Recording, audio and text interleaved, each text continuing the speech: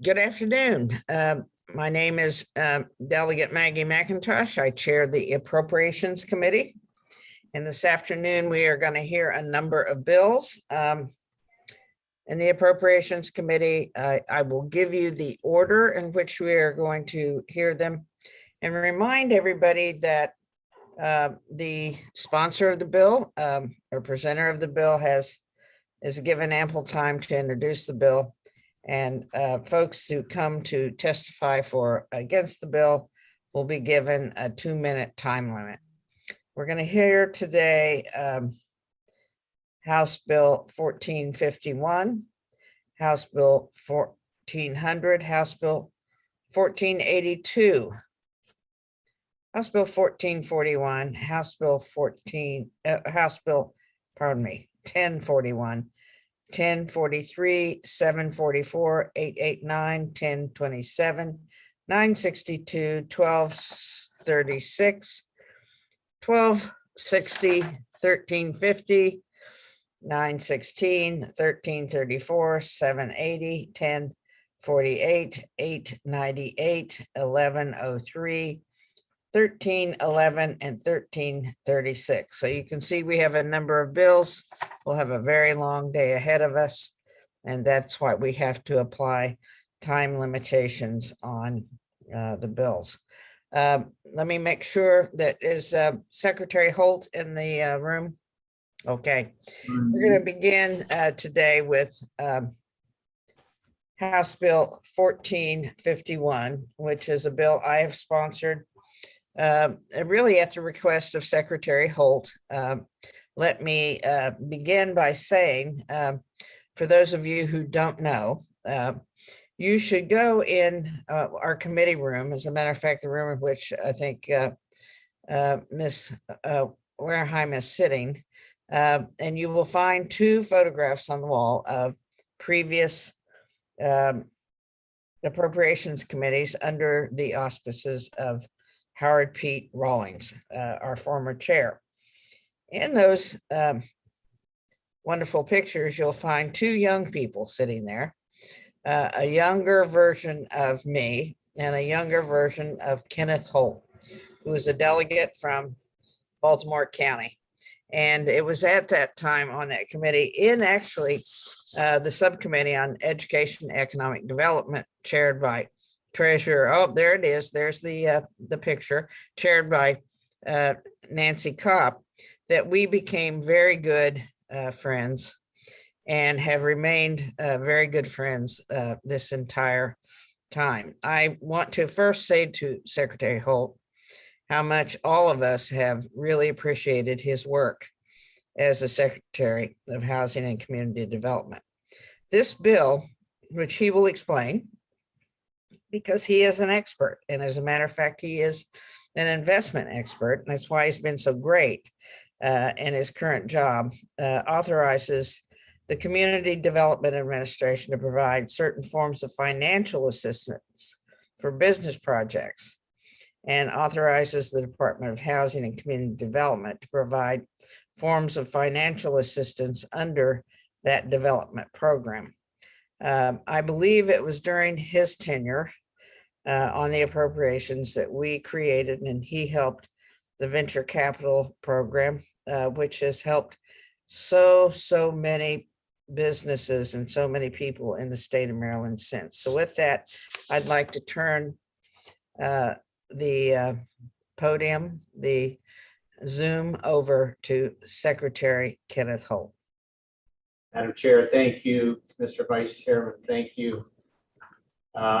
In addition to the Venture Capital Fund, that small little subcommittee of maybe 6 people also created, under Maggie's direction, the 529 program, which has educated thousands of young Marylanders. So it was a very dynamic group. And if you look at how Nancy Kopp ascended and Maggie McIntosh ascended, and it's really, it was just one of those perfect storms of talent that came together. So Maggie's, I guess, in the final innings of her service. I'm in the final innings of my service.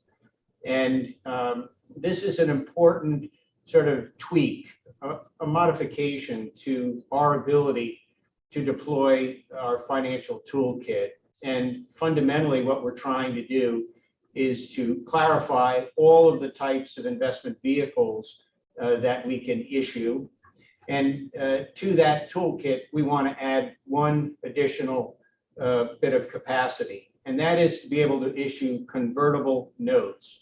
And a convertible note is something that can convert into a security, frankly, a stock. And in doing that, there could be a sharing of upside appreciation by the state of Maryland. This would be sunsetted in 2026. And the reason it's important to do it now is because we have a couple of initiatives. The Opportunity Zone, which was created a few years ago by the federal government, has been very dynamic for the state of Maryland. We have over $500 million invested of state and private sector money in the development of small businesses in opportunity zones. And the second important driver is the state small business credit initiative coming from the federal government as a result of the American Rescue Plan. And that program will provide $258 million through this department for business lending, both equity as well as venture debt lending. And it's very clear to us here, I think because of our success with our Neighborhood Business Works loan program, that the state of Maryland is in an ideal point of time where deploying all of this capital to small businesses could result in significant growth and appreciation of the value of those businesses, and also in the employment workforce and the development of products and services. So in a nutshell, we think the time is now, and we should be given that additional authorization and capability to issue convertible debt that could, if we have a success and a windfall opportunity, be converted into an equity that the state could then capitalize on. And I'll just finish by saying that that venture capital fund that Maggie and Nancy Kopp and a few others created in concert with the Senate and Senator Cade deployed $10 million in the late 90s and reaped a reward of over $100 million within 2 years. And I think we're in a position to do the same kind of thing today. So with that, my thanks, and I'll address any questions, and we encourage a favorable report. Thank you. Any questions? Any questions? You all trust this secretary, don't you? I do too. Thank you very much. I said I spoke too soon. Delegate Proctor has a question. What's the name of that hedge fund? Hi there. She said, what's the name of that hedge fund? It's not a hedge fund. Oh, no, it's not a hedge fund. No. No. Yeah. Well, multiply like that. I just want to know what it was. No, it's basically a debt instrument, and it requires of the borrower to pay the state of Maryland back principal and interest over a period of time. It's just like a mortgage. So She wants to know the hedge fund that got the 10x return, 10 million. well, that was the Maryland Venture Fund. Yeah, I'm sorry. But in this instance, what we're effectively doing is giving one additional benefit to the state, and that would be if the underlying business that we have a loan to, if that prospers tremendously and the value of the business increases, then we could convert the debt instrument, the convertible note, into an equity instrument, liquidate it for a much higher return than basic principal and interest. Okay. All right. Thank you very much, Secretary. Have a great day. Thank you so much. Appreciate it. You're welcome. We're now going to move to House Bill 1400, Morgan State, increasing the bond principal amount. That too is a bill that I'm presenting. It basically provides an aggregate principal amount of bonds outstanding and present value of capital lease payments to Morgan State in the amount of $140 million. I will say that the reason we have this in bill form is that the Capital Debt Affordability Committee had made this recommendation for Morgan State University, and it was not included in any other bill. So I've introduced it in bill form to give them that authority that has already been approved by the Debt Affordability Committee. So that concludes my testimony, and I would entertain any questions. I see none. I think we had, and I'm not sure if she's in the room, former Senator Joan Carter Conway. Is she in? Unfortunately, Madam Chair, I think she was in transit and was having some connectivity issues, so she is not. Okay, but she was here, she was signed up, just FYI, to testify in favor of the bill. Okay, that concludes the bill testimony. We're going to move now to House Bill 1482. Delegate Learman. Thank you so much, Madam Chair and members of the Appropriations Committee. Delegate Brooke Learman. I'm here as the chair of the Joint Pension Committee to present HB 1482. This is a bill to direct the pension system to divest from Russia. So a little bit of background: the system's current total exposure in Russia is now around $10 million.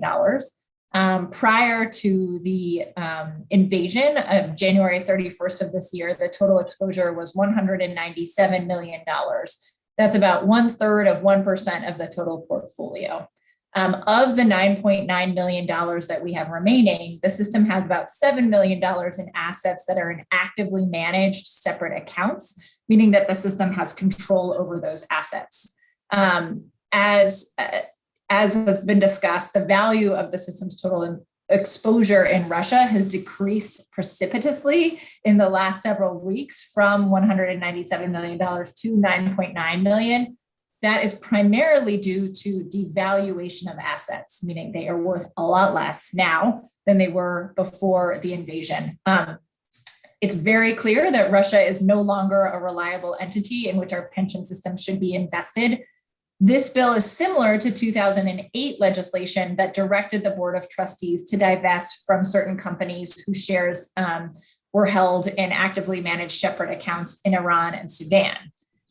So when we passed that divestment legislation, that actually ended up coming in very handy in this situation as well, because as a result of divesting from companies doing business in Iran and Sudan, the board was also able to divest some of the majority of the actively managed assets that were invested in Russia by the same company, because they were in both places. So without that 2008 legislation, we would have had more assets in Russia that would have been devalued. So we would have lost more money.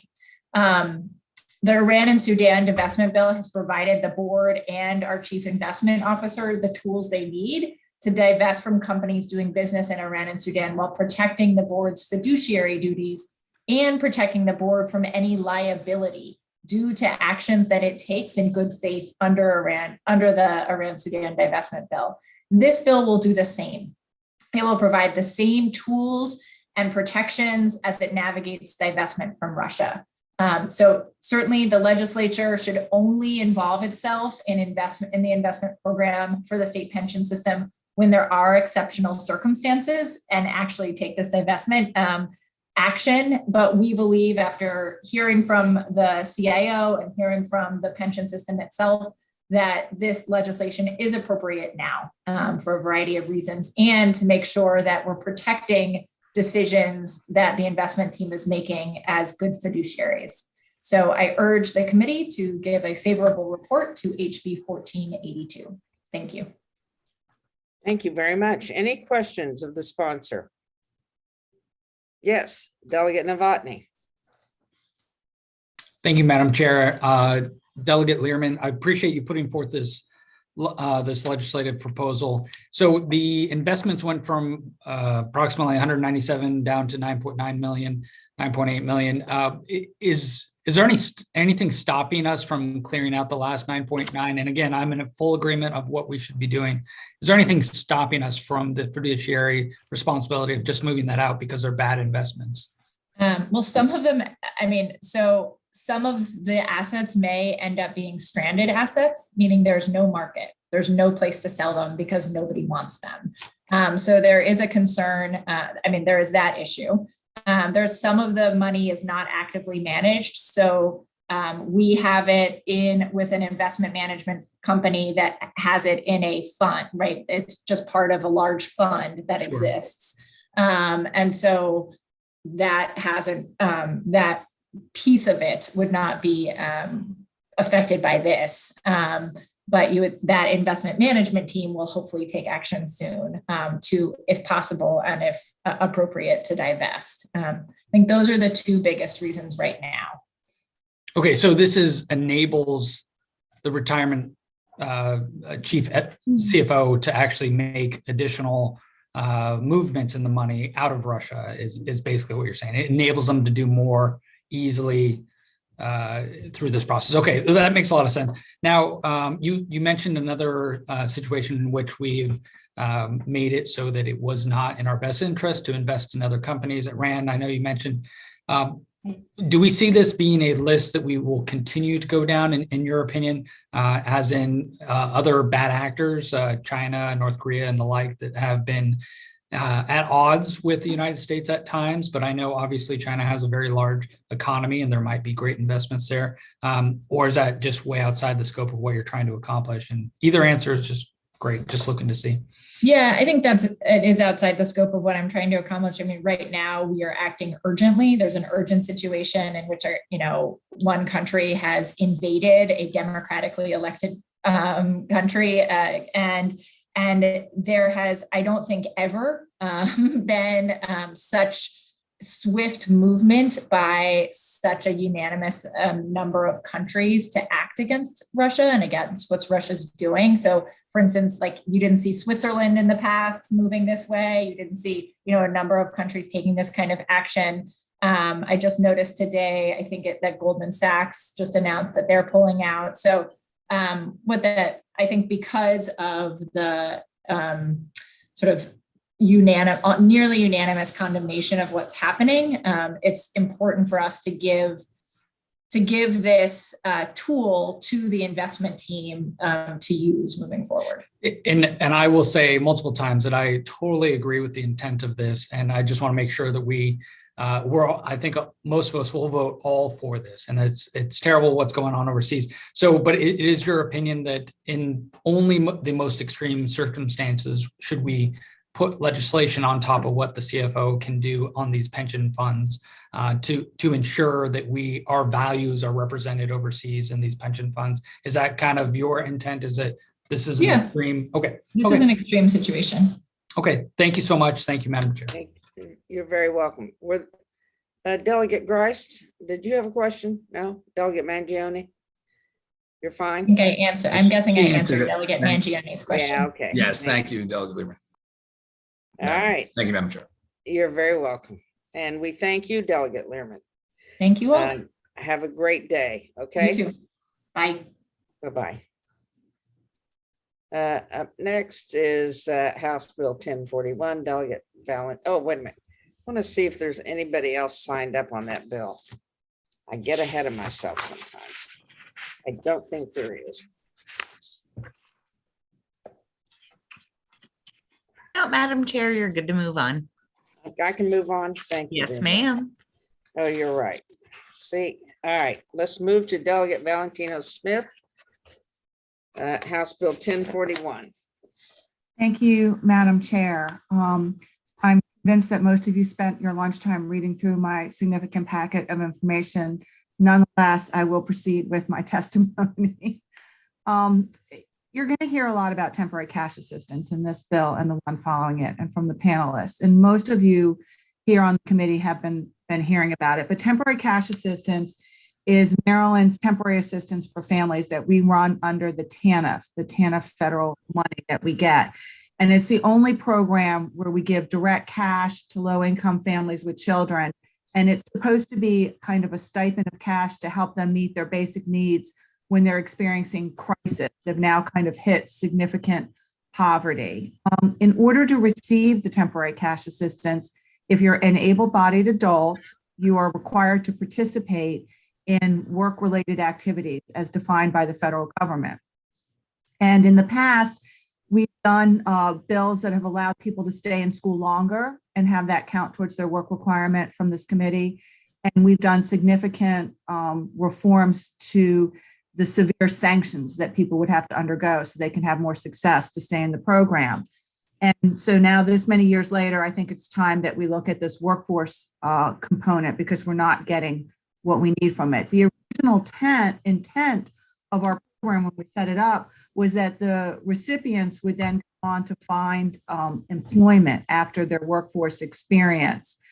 But that's not happening. Our program's not working. It's not a bridge out of poverty. We have evaluated the data that was supplied by the department, and we have an overwhelming number of participants in what we call unpaid work experience, and that is not leading to long-term stable employment. We've got to take measures now to fix the effectiveness of this program. So 1041 requires DHS to hire an outside consultant to look at our program and make suggestions on how it can be improved. And we've seen other states do this, invest the money in a significant review to get information back on how the policies can be equitably put into place and how they can achieve the outcomes that we want. And it's really critical so that we can move forward and stop. What data really shows us is a history of oppression for this population and an application of some very systemic racist policies. It will also help improve the contracts that we have with these vendors. Obviously, locals and the department hire vendors to show that we're meeting this workforce requirement. And we spend about $300 million in this. Some of the vendors anywhere from $100,000 to $4 million. So the bill is an attempt to really refocus the contracts that we have with the vendors and have the vendors be more responsible for high quality placements and with people exiting with a chance to make wages.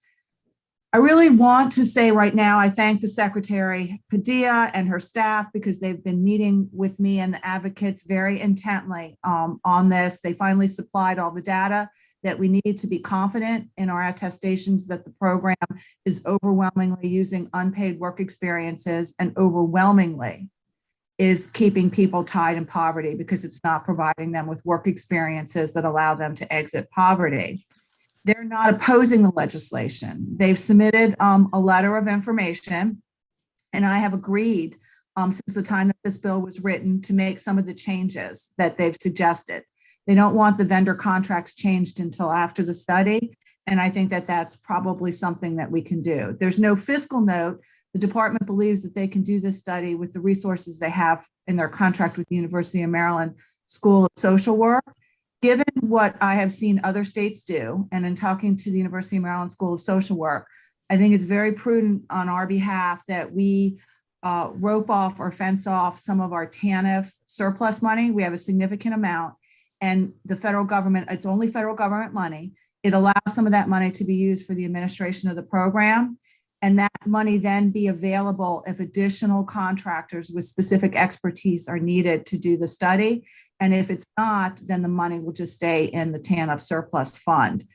With that, I really implore us to move forward with a study so that when we come back, whoever the administration is, we've got significant review and recommendations on how to change this very important program so that when you take the work experience, it actually is something that's going to allow you to get a job and get yourself out of poverty. Thank you, Madam Chair. Thank you. Are there any questions of the sponsor? Delegate Grist. Thank you, Madam Chair. I did look at that letter of information from DHS, and it said that the workforce participation rate wasn't considered, and they said that that's the only measure that really determines the success of a program. Did you guys address that concern by the? So I think what they were trying to say, Delegate Christ, is that the WPR, this workforce participation rate, is what the federal government looks at to decide whether or not they're going to continue to give the money. That's not an indication on whether people are getting jobs and the types of salaries that they're getting in the program. So what we have agreed you'll hear in the next bill is to address some of their concerns about work participation requirement and the changes. But that is only the measure on whether you still get the money from the federal government. It's not the measure on whether your program's really working or not, as we see. In the information, you'll see a bar graph that shows how far we've been above the work participation rate. And then you'll see how few of the families are really succeeding in a quality work placement. So they're kind of shoving people in unpaid work experiences with vendors to say to the federal government, guess what? We met our work participation rate, but it's not resulting in outcomes. Thank you. Thank you. Any other questions? Okay, let's move on to those who are signed up on this bill. Remember, you have 2 minutes. Lisa Klingenmeyer. Thank you, Madam Chair and members of the committee. My name is Lisa Klingenmeyer. I'm here today representing Welfare Advocates, a coalition that works to make sure we have an adequate safety net and programs that move families into economic stability.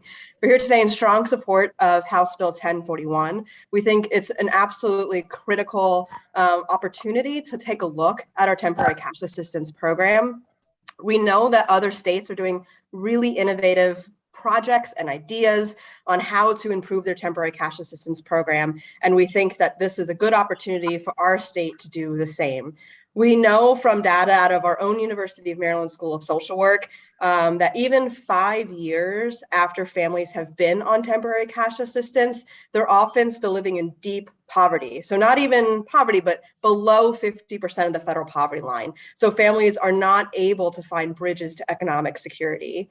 I think a lot of us probably share a vision that we want temporary cash assistance to be there when families need it, to help them when they're in a crisis, but to provide skills and training and opportunities for the adults in the household to gain marketable skills so they can move into meaningful career opportunities so they don't have to come back to temporary cash assistance in the future. And unless we study and figure out how to do that, we're just going to keep having the same data over and over again that these families are just churning in deep poverty.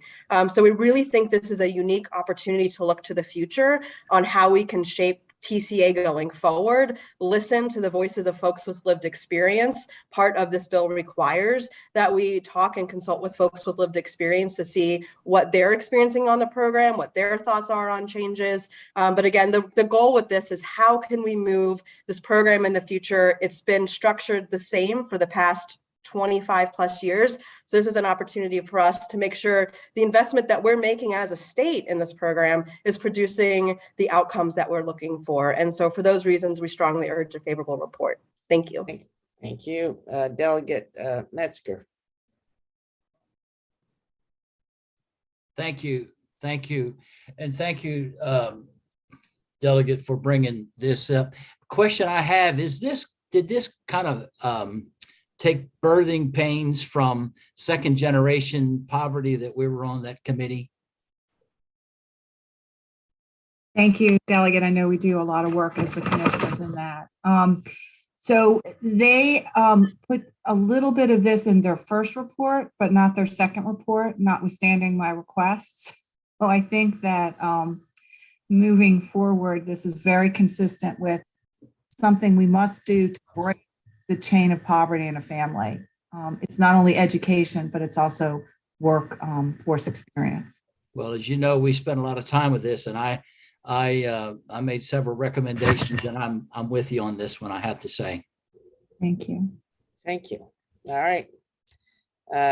We've got homeless persons representation. Michelle Matteo. Hi, good afternoon. Michelle Medeo. I'm Director of Economic Justice Program at the Homeless Persons Representation Project. The TCA program in Maryland, the federal term is TANF. The federal TANF program has a long history rooted in false stereotypes, and racist ideas and policies that came to shape the program and still linger and define how the programs run today, with strict work requirements, behavioral requirements, harsh penalties, and time limits.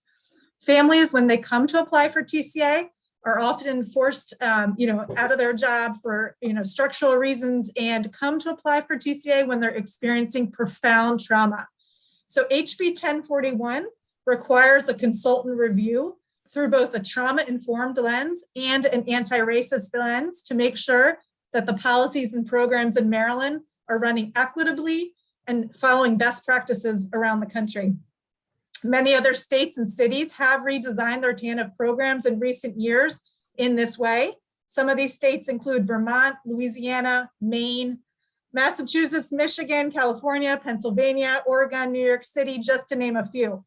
HB 1041 also requires the department to redesign its contracts with work vendors to improve the employability and earnings of folks who are completing these programs.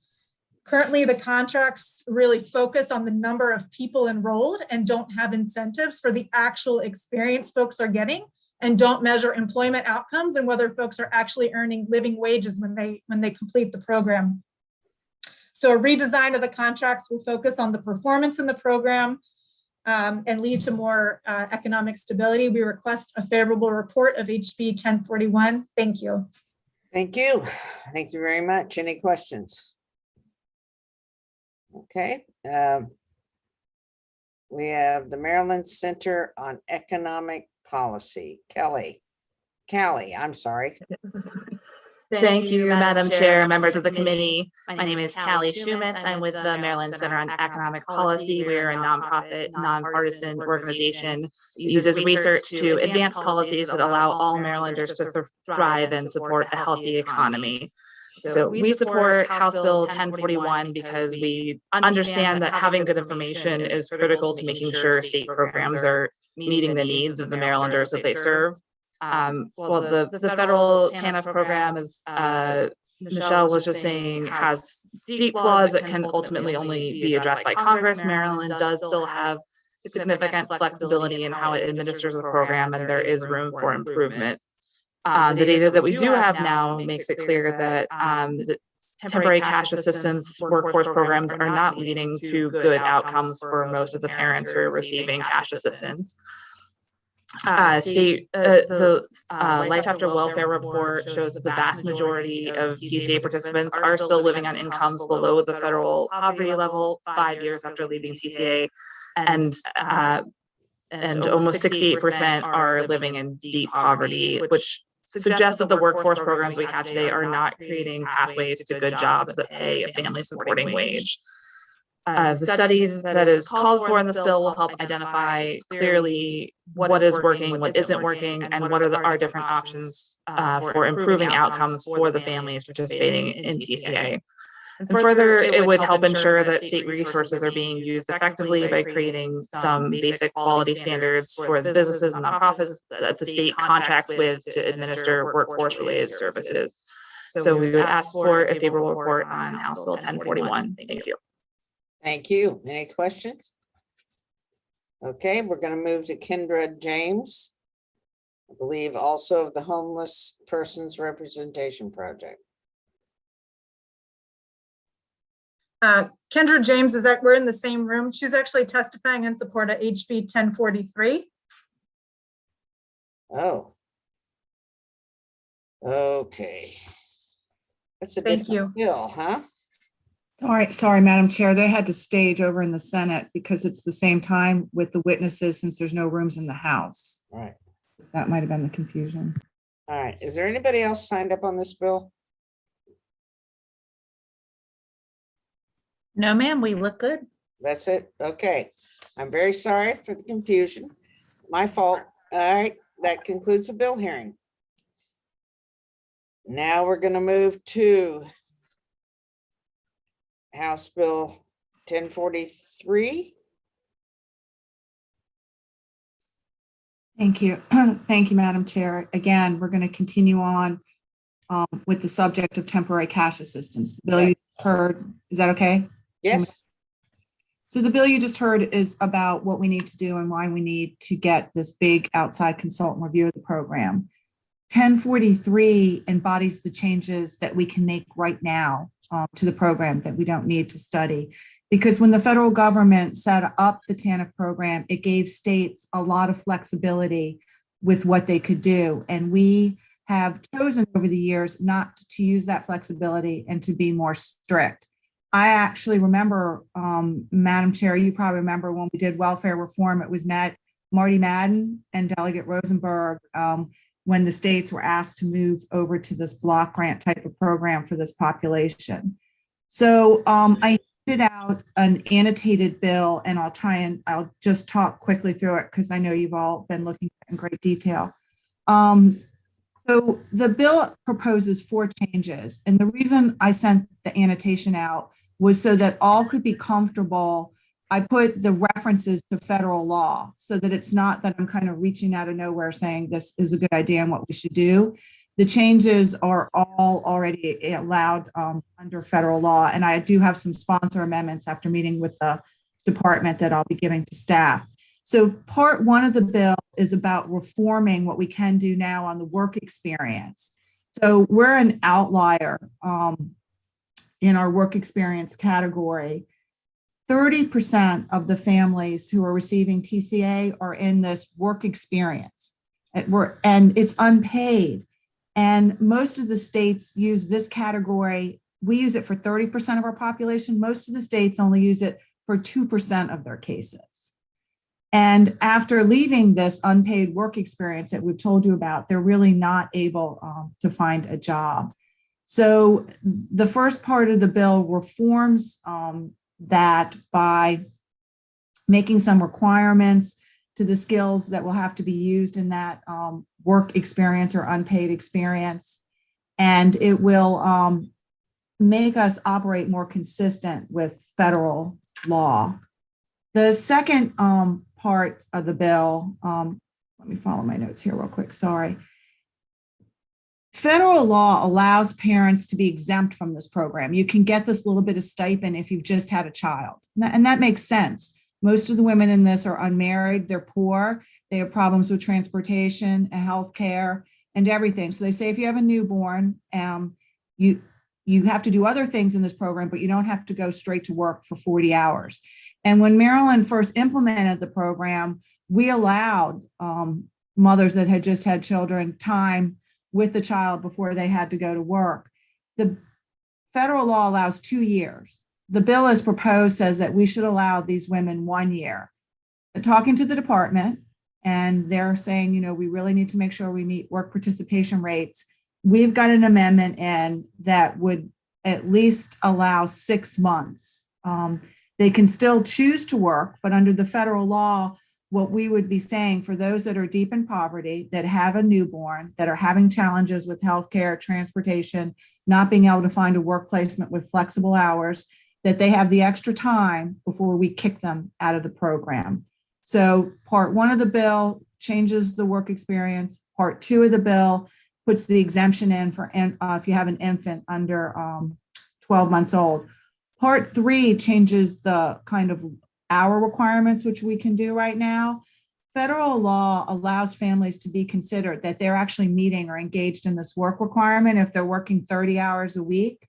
And in Maryland, we've insisted on a 40-hour work week as the standard mandatory time. And this has caused many families to fail in the program because it's too aggressive for some people in deep poverty that don't have transportation or they don't have a job employer that's going to allow them the flexibility. So even employers can succeed more in this program if they have the flexibility to say the recipient's meeting the work requirement with 30 hours. And so more people would stay in the program and they would not fail out of the program. So consistent with federal law, the amendment is to establish a 30-hour minimum work week. They can work more if they want, but they can still stay in the program if they're meeting. And the majority of the states do this. Part 4 of the bill gives families an exemption. As soon as you get in the program, you have 6 months to find your job, or that gives you time to figure out whether you can get in school and use school to qualify for your work requirement. federal law allows families to be exempt for up to a year. And so we're going to say you have 6 months in the amendments that we do in the bill. And in the beginning, in the 1990s, we went back and Maryland used to allow that. And then some transmittal somewhere along the way took it away from the families. So this is a thing. I also have sponsor amendments, and I've been working with the department for many months. And I appreciate the department's willingness to discuss their concerns with us. So I'm going to offer an amendment that allows or requires recipients to continue to report their internship, what we call work experience, where you're not getting paid, to still keep their timesheets and still submit them. So be assured, this bill has the same safety valve in it that we put in the TCA sanctions bill that we passed a few years ago. So when the department screams or cries, the sky's falling, and we're not going to meet the work participation rate, the safety valve is written right into the statute so that they can initiate it. I put in the packet that I gave you how long it takes for the federal government to sanction a state. If they're not meeting their work participation requirements, we would submit a corrective action plan. We would have years to fix it. Nobody has lost their TANF or their TCA monies, and other states have been doing this successfully. So I think the DHS is being a little bit overreactive, but nevertheless, I've provided some amendments to address their concerns. And you can see the flow chart that's in there. So I think the combination with doing the study and the amendments in this bill to being pregnant and not having to meet the work requirement, to be given a couple of months to decide if you can get in school and get the job, and to work a little bit more on the requirements for free internships or changes we can make right now. This bill is heavily supported by the Black Caucus and the Women's Caucus, and it really is going to allow us to take this program in a different way and affirm the dignity of these families, increase their economic mobility, and really get us out of some of the anti-racist sentiments that have stemmed from the federal government. Thank you, Madam Chair. Thank you very much, Delegate Valentina Smith. Are there any questions for the bill sponsor at this time? This afternoon, we have joining us several witnesses who are going to provide testimony. First, we have Lisa Klingenmeyer with Welfare Advocates. Ms. Klingenmeyer. Thank you, Mr. Vice Chair, members of the committee. Still Lisa, still representing Welfare Advocates. We're here today in strong support of House Bill 1043.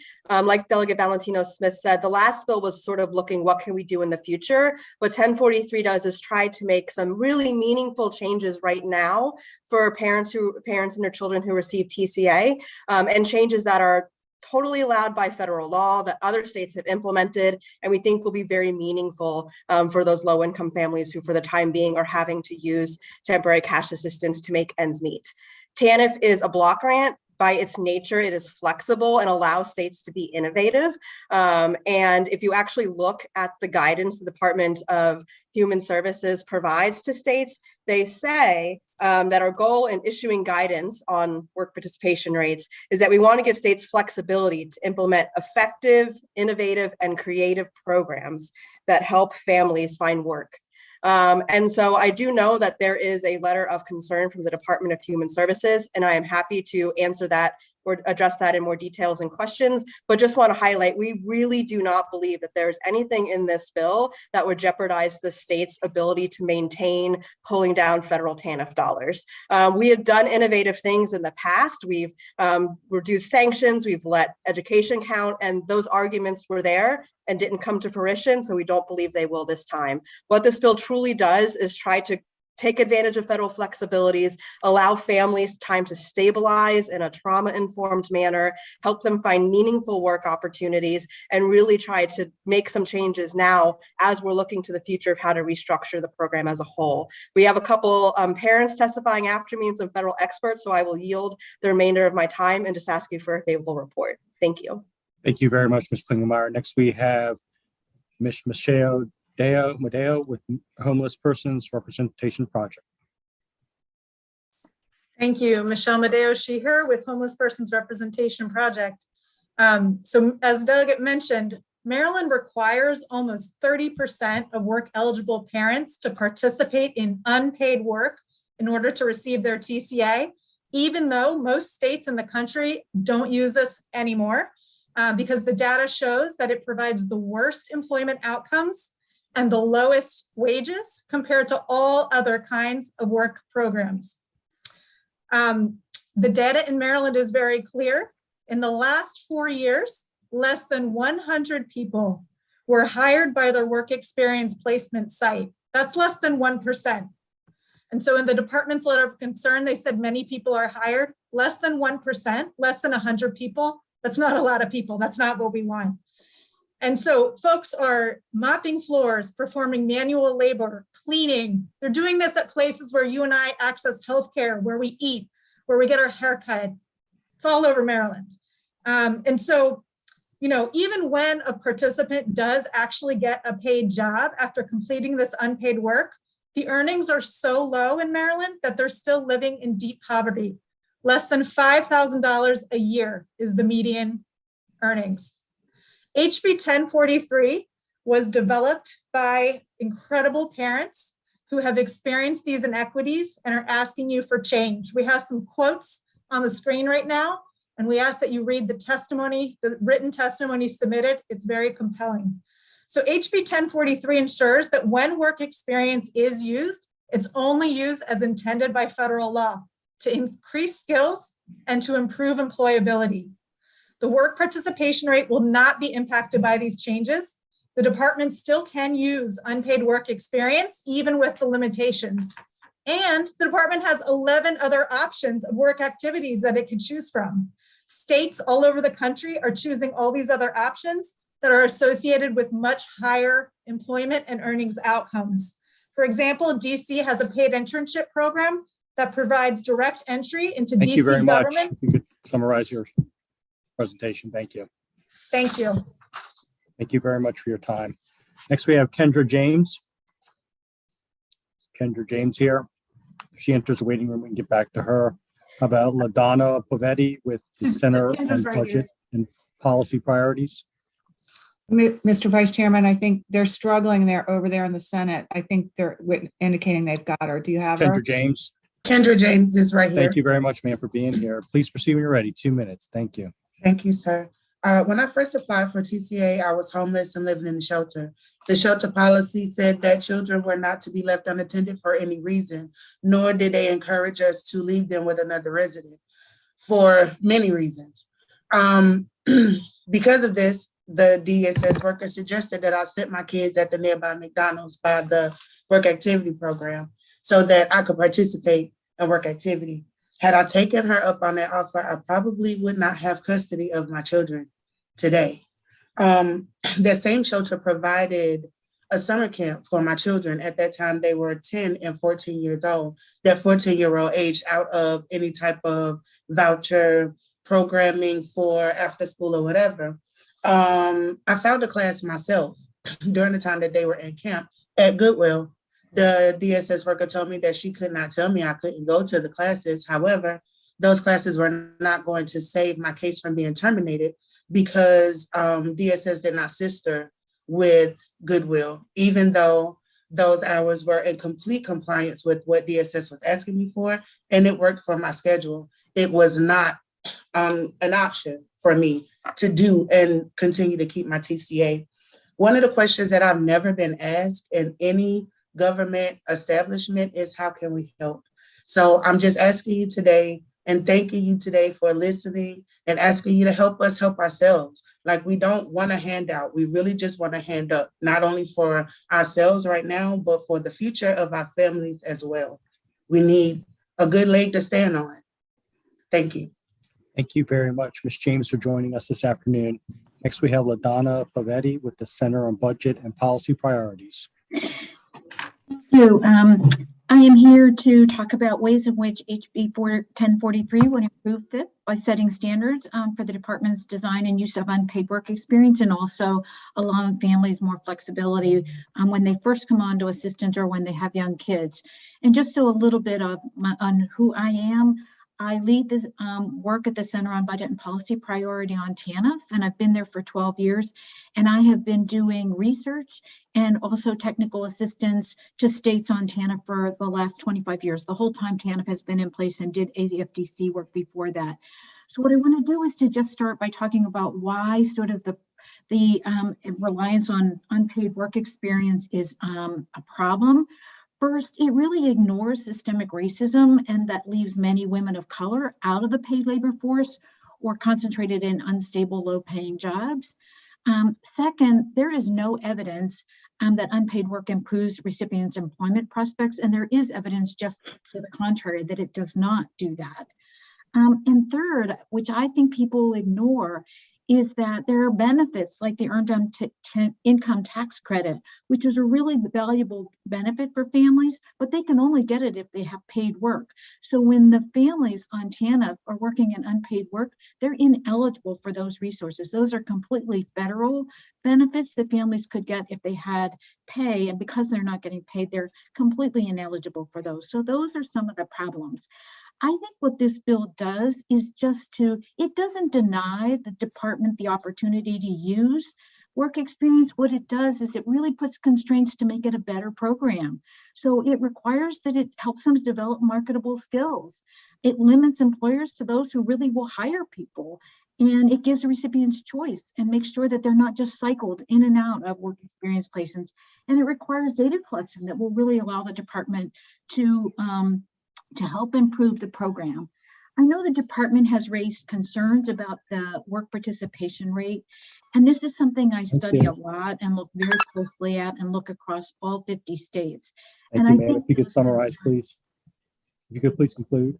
Yes, I'll just sort of those are unfounded. Maryland has what is we refer to as a zero rate, which means they could have nobody in a work participation or any activity, and they would still meet the rate. So there is room for them to improve the program. And while they have that flexibility, the best thing for families is to actually use that flexibility. So thank you, and I'm happy to answer any questions. Thank you very much for your testimony. Next, we'll hear from Erica Young.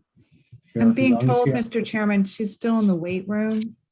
Can we see if we can get her in? She's one of the people with lived experience trying to participate. Sure, we can come back to her. We'll go on to Kaylee Shumanitz with the Maryland Center on Economic Policy.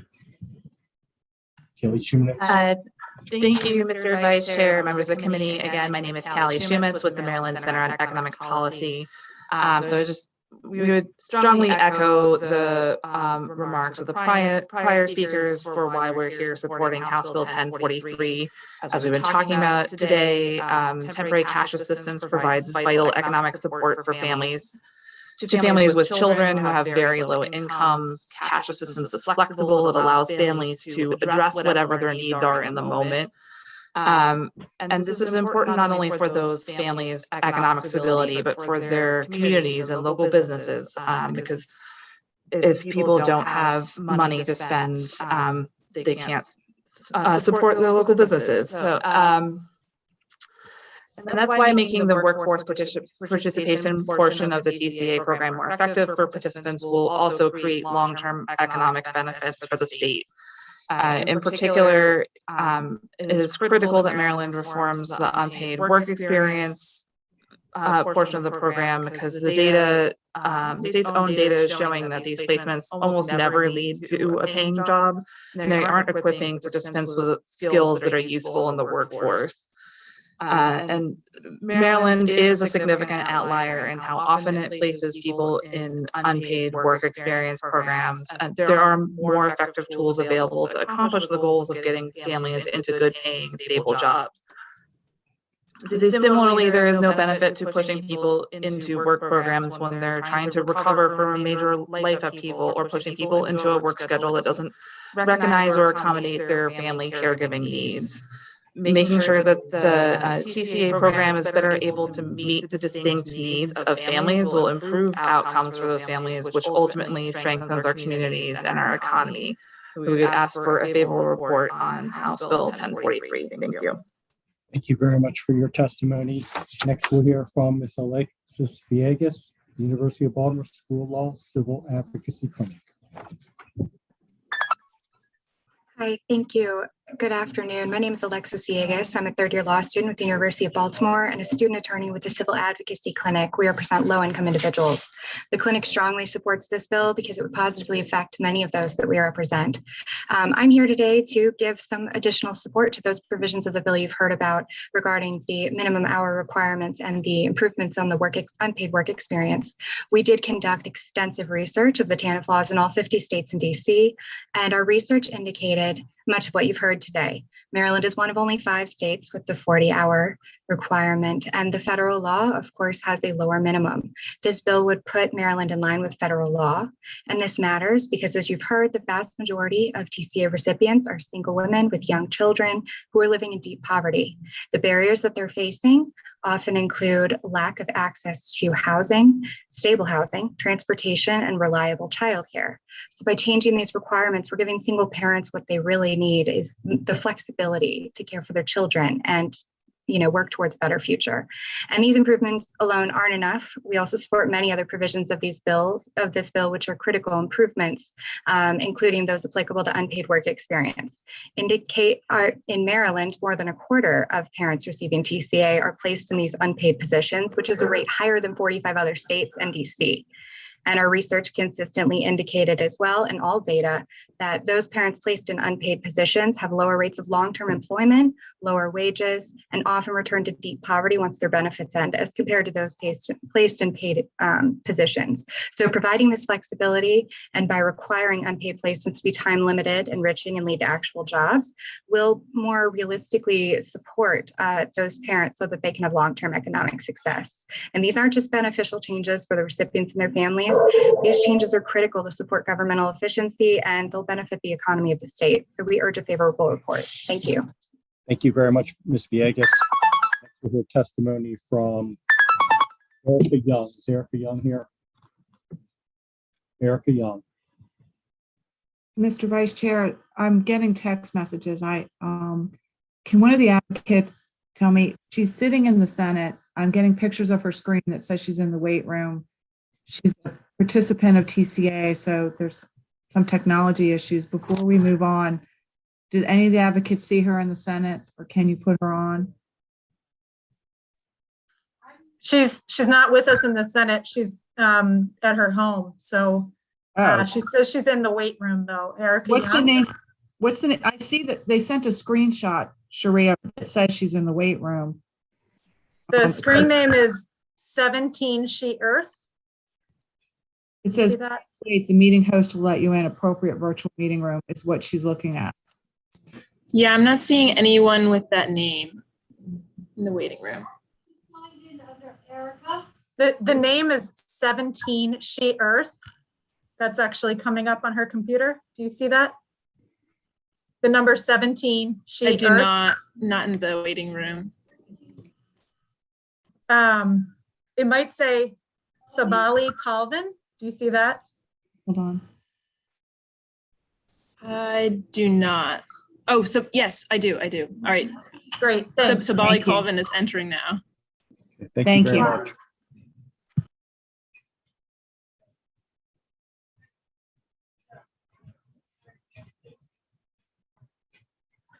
Ms. Erica Young. Yes. Hi, how are you doing? I'm doing well. I'm sorry, that's my son's name on there. I'm not sure how to change the name on No here. worries, that's okay. Well, Ms. Erica Young, we're glad that you could join us. 2 minutes for your testimony. Please proceed. Okay, I'm Erica Young. I'm from Baltimore City. I'm here in support of House Bill 1043. Temporary cash assistance recipients have a lot of responsibilities and expectations that they must meet in order to receive benefits. And the Department of Social Services and their third-party vendors also have a responsibility to ensure that TCA recipients have the skills and experience to be better equipped for long-term financial independence and stability.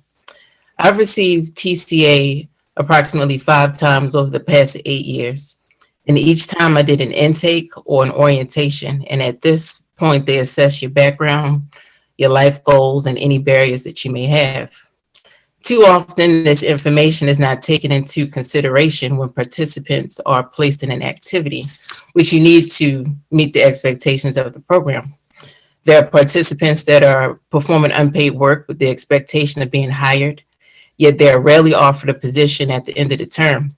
There's also career training and positions that are considered high demand, but oftentimes these positions don't offer a livable wage and also don't provide the ability for career growth and development.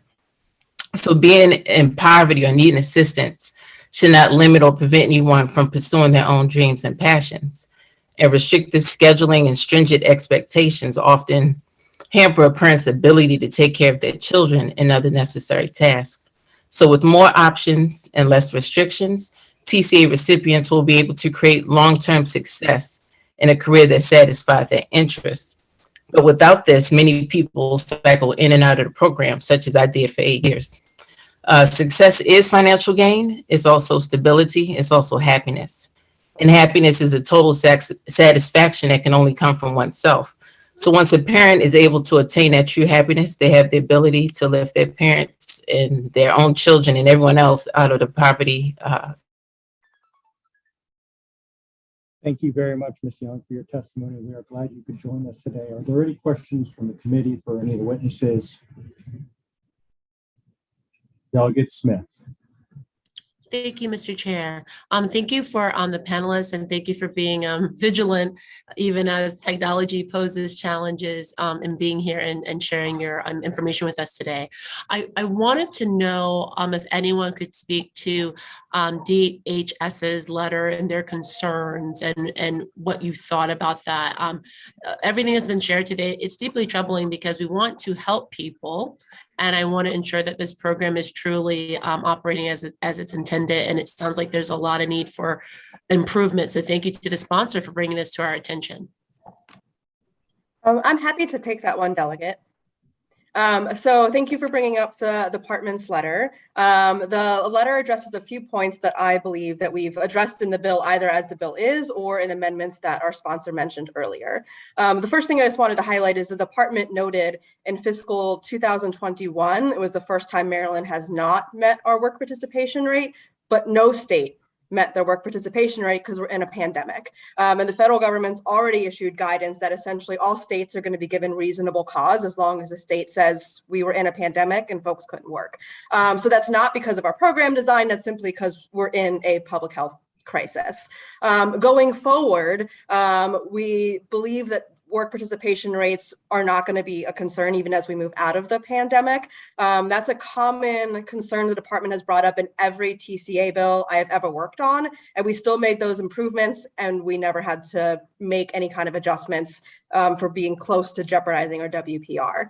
But being responsive, we are going to make some sponsor amendments. So one thing we are going to do, the bill as written said that we could only count certain types of work towards our work participation rate. So we're going to amend that out so the department can still count all 12 things to meet their work participation rates. And we're also reducing from 1 year to 6 months the amount of time a family has when they first enroll in temporary cash assistance to stabilize before we transition them into the work requirement. So we are making some concessions, but overall Maryland has never been in jeopardy of not meeting WPR. And even in some unforeseen future where we were, it's a multi-year process where there are many opportunities for the state to tell the federal government how we'll make changes and we won't lose any money. So we don't believe there's any financial jeopardy for the state in adopting these changes. Thank you so much. Thank you. Delegate Henson. Thank you, Mr. Chairman, and thank you to the bill sponsor for bringing the bill. I wanted to ask a question of the sponsor. If memory serves me correct, we've heard a lot of testimony in our budget hearings about the staffing concerns at DHS. And when I looked at the bill, it seemed to me to be some things in there that would streamline processes, like having the work requirement hours not be verified by a caseworker there. What you just mentioned about having the 6-month transition period where you're not bringing people in to verify documents, but giving them the opportunity to really work in the program and get back on their feet. Is there anything in the bill that you think would streamline some processes there at the department and maybe allow the staff to catch up on some of the loads that we've heard about? No, thank you, Delegate Henson. You are, as always, so astute and sharp to the details of what is going on at DHS on our subcommittee. So yes, the intent was there to say, we know DHS is short-staffed, and by taking away a lot of the bureaucracy, their case managers then should be better able to spend quality time with the recipient and not have to spend time chasing the paperwork. Other states have made these changes, streamlined the process, and taken it away from strict requirements to documentation, or you cut out the program, because then you only have to re-enroll the person again and spend a lot more time on documentation. So you are precise, and thank you for pointing it out. A lot of the changes in the bill were to make sure that even in working with the vendors, a lot of time, whoever sits on joint audits in here with me knows these contracts are disastrous between the state and vendors at times. And this is a chance to say, let's streamline processes so you're asking your vendors to have better outcomes, not just push volumes of people into unpaid work experiences to meet your contract. So thank you. Thank you, Delegate. Thank you, Mr. Chair. You're welcome. Are there any other questions from members of the committee regarding House Bill 1043? That concludes the bill hearing for House Bill 1043. The committee will now move on to House Bill 774. Delegate Acevedo, Human Services Universal Basic Income for Transition Age Youth Establishment. Delegate Acevedo, please proceed. Thank you, Mr. Vice Chair. One moment, and I'll trying to get my camera to work here, but I will proceed with my testimony in the interest of time. But colleagues, House Bill 774 is, I believe, a very timely piece of legislation, considering that we've had a lot of discussions over the past couple of days about kids, about caring for kids and for children. A focus was placed on the unborn, but as I've said and continue to say, we have a broken foster care system that are full of kids that know they are unwanted by virtue of the policies that we either pass or do not pass, by virtue of how we communicate as a society about kids in our foster care system. And it's time that, we not only start looking at policies that would show foster kids here in Maryland that they are seen and they're valued, but that they have a place in our society. And so House Bill 774 is really an extension of the work that I'm doing around universal basic income. As we know, kids aging out of foster care system have a really difficult time, transitioning, not just providing for themselves, but really getting a good footing. And so this bill is designed to provide our kids aging out of foster care system with $1,000 a month to meet their basic needs. It is not considered income for the purposes of it being taxed or being considered as a disqualification for any other benefits, to include federal benefits. And the goal here is to ensure that kids that are turning 18, that are aging out of our foster care system, that do not necessarily have the familial or the financial support, that we as a society can see them, and we can ensure that they're taken care of and that they're able to provide and to give back and to better themselves. Because the goal, I would hope that we all share that goal for all of our kids, but particularly those who are continuously left behind by our foster care system, our broken foster care system. So my hope is that this will start the conversation, that we would look at this and look at policies around foster care kids. And we already know from studies the benefits of direct cash assistance, and what that does, not just for people, but what it could potentially do for kids aging out of our foster care system. And so with that, I urge a favorable report, and I thank you, Mr. Vice Chair. Appreciate it. Thank you very much, Delegate Acevedo. Are there any questions from members of the committee for the bill sponsor? Seeing none, that ends the bill hearing for House Bill 774. The committee will now move on to House Bill 889. Delegate Saab, Public Assistance Programs, Data Sharing and Review, Welfare Program Integrity Act of 2020-22. Delegate Saab, please proceed. Thank you, Mr. Chairman, and good afternoon, Mr. Vice Chairman, members of the committee. For the record, I am Delegate Sid Saab, testifying House Bill 889. This bill is simple. It's just good governance.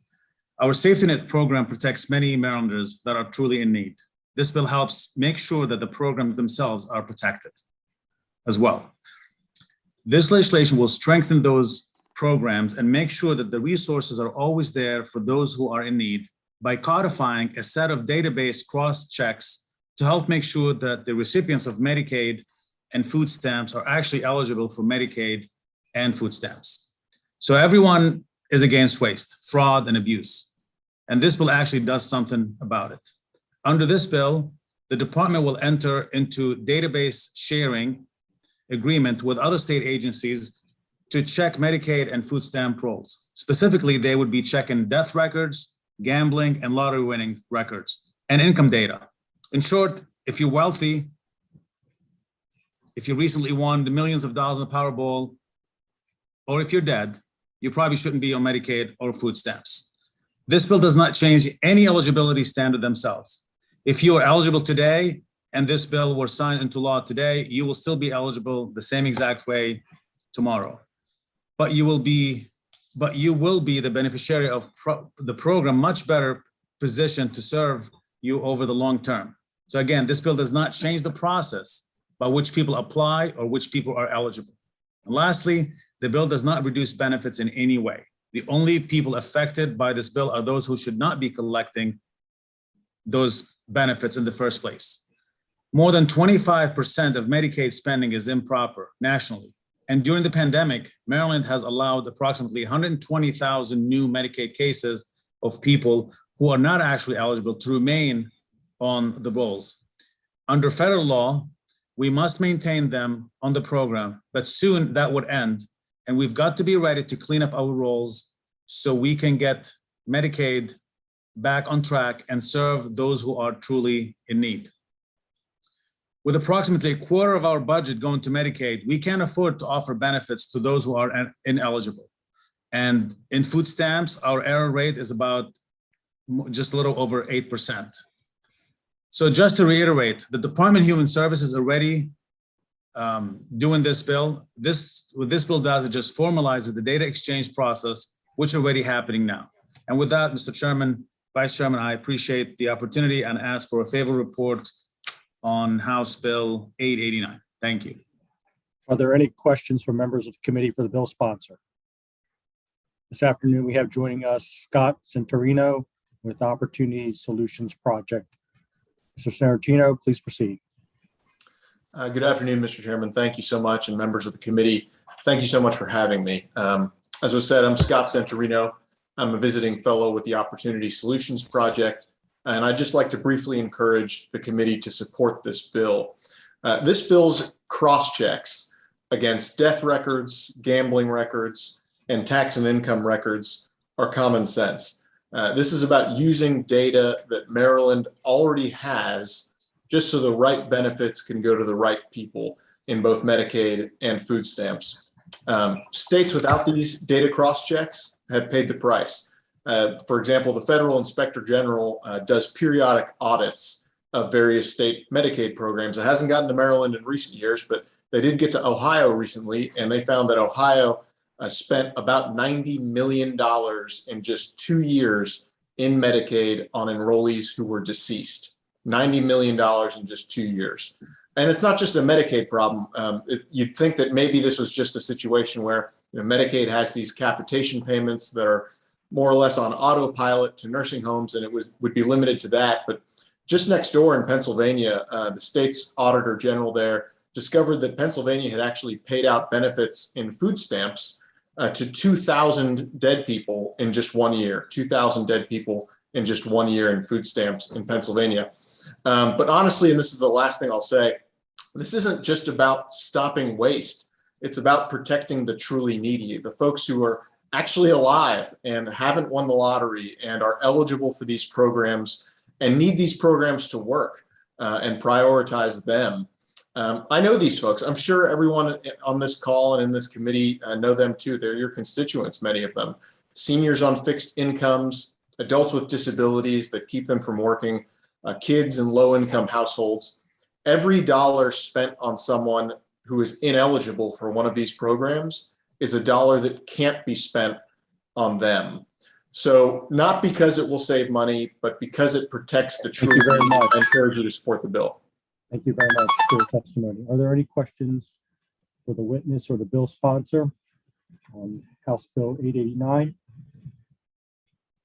Delegate Valentina Smith. Thank you. I'm concerned about the generalizations or comparisons between what you see in other states and our state without a really in-depth knowledge of the MOUs that we have in place and the computer systems that we already have in place. So do any of the other states that you are kind of trying to do an analogy to us? We have an MD Think system platform now that this administration's put $1 million into to ensure the kind of exchange of information between the departments. And the governor has really made this the gold standard for the sharing of information on the types of recipients. Do any of the other states do that? Some states, there's so many data cross checks that you can incorporate. Thank you for the question, by the way. I assume it was directed toward me, ma'am. Yeah. Okay. So some states do have these kinds of similar system. Nobody knows your department like you do, and I don't pretend to be an expert on Maryland's particular department. I can tell you that the audit in Maryland, just from a few years ago, did say that you needed more data cross checks along these lines. So I would defer to the legislative audit that was produced in Maryland a few years ago that recommended things like this. Well, thank you. And I just want to be clear then that the analogies that you make between percentages in other states in no way reflect what's happening here because of the instrumentalities that the governor has been putting millions of dollars into already in our system called MD Thanks and the MOUs. Thank you. Are there any other questions from members of the committee? Delegate Saab. If I can just add, response. Yeah, I just wanted to add, and I think I said that earlier, but I also wanted to share with you an email that I got from Department of Human Services, just basically saying that obviously they don't have concerns, and I'm happy to share this with the committee, but they don't have any concerns. And all this bill does is formalizes data exchange process that's already happening. Are there any other questions from members of the committee regarding House Bill 889? Seeing none, that ends the bill hearing for House Bill 889. We're going to digress. Thank you, Mr. Chairman. You're welcome. We're going to digress from the set schedule. We're going to go to House Bill 1236, Delegate Anderton, Law Enforcement Officers Pension System Membership 911 Specialist. Delegate Anderton.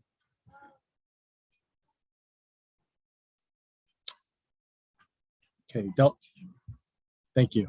Delegate Solomon, are you in?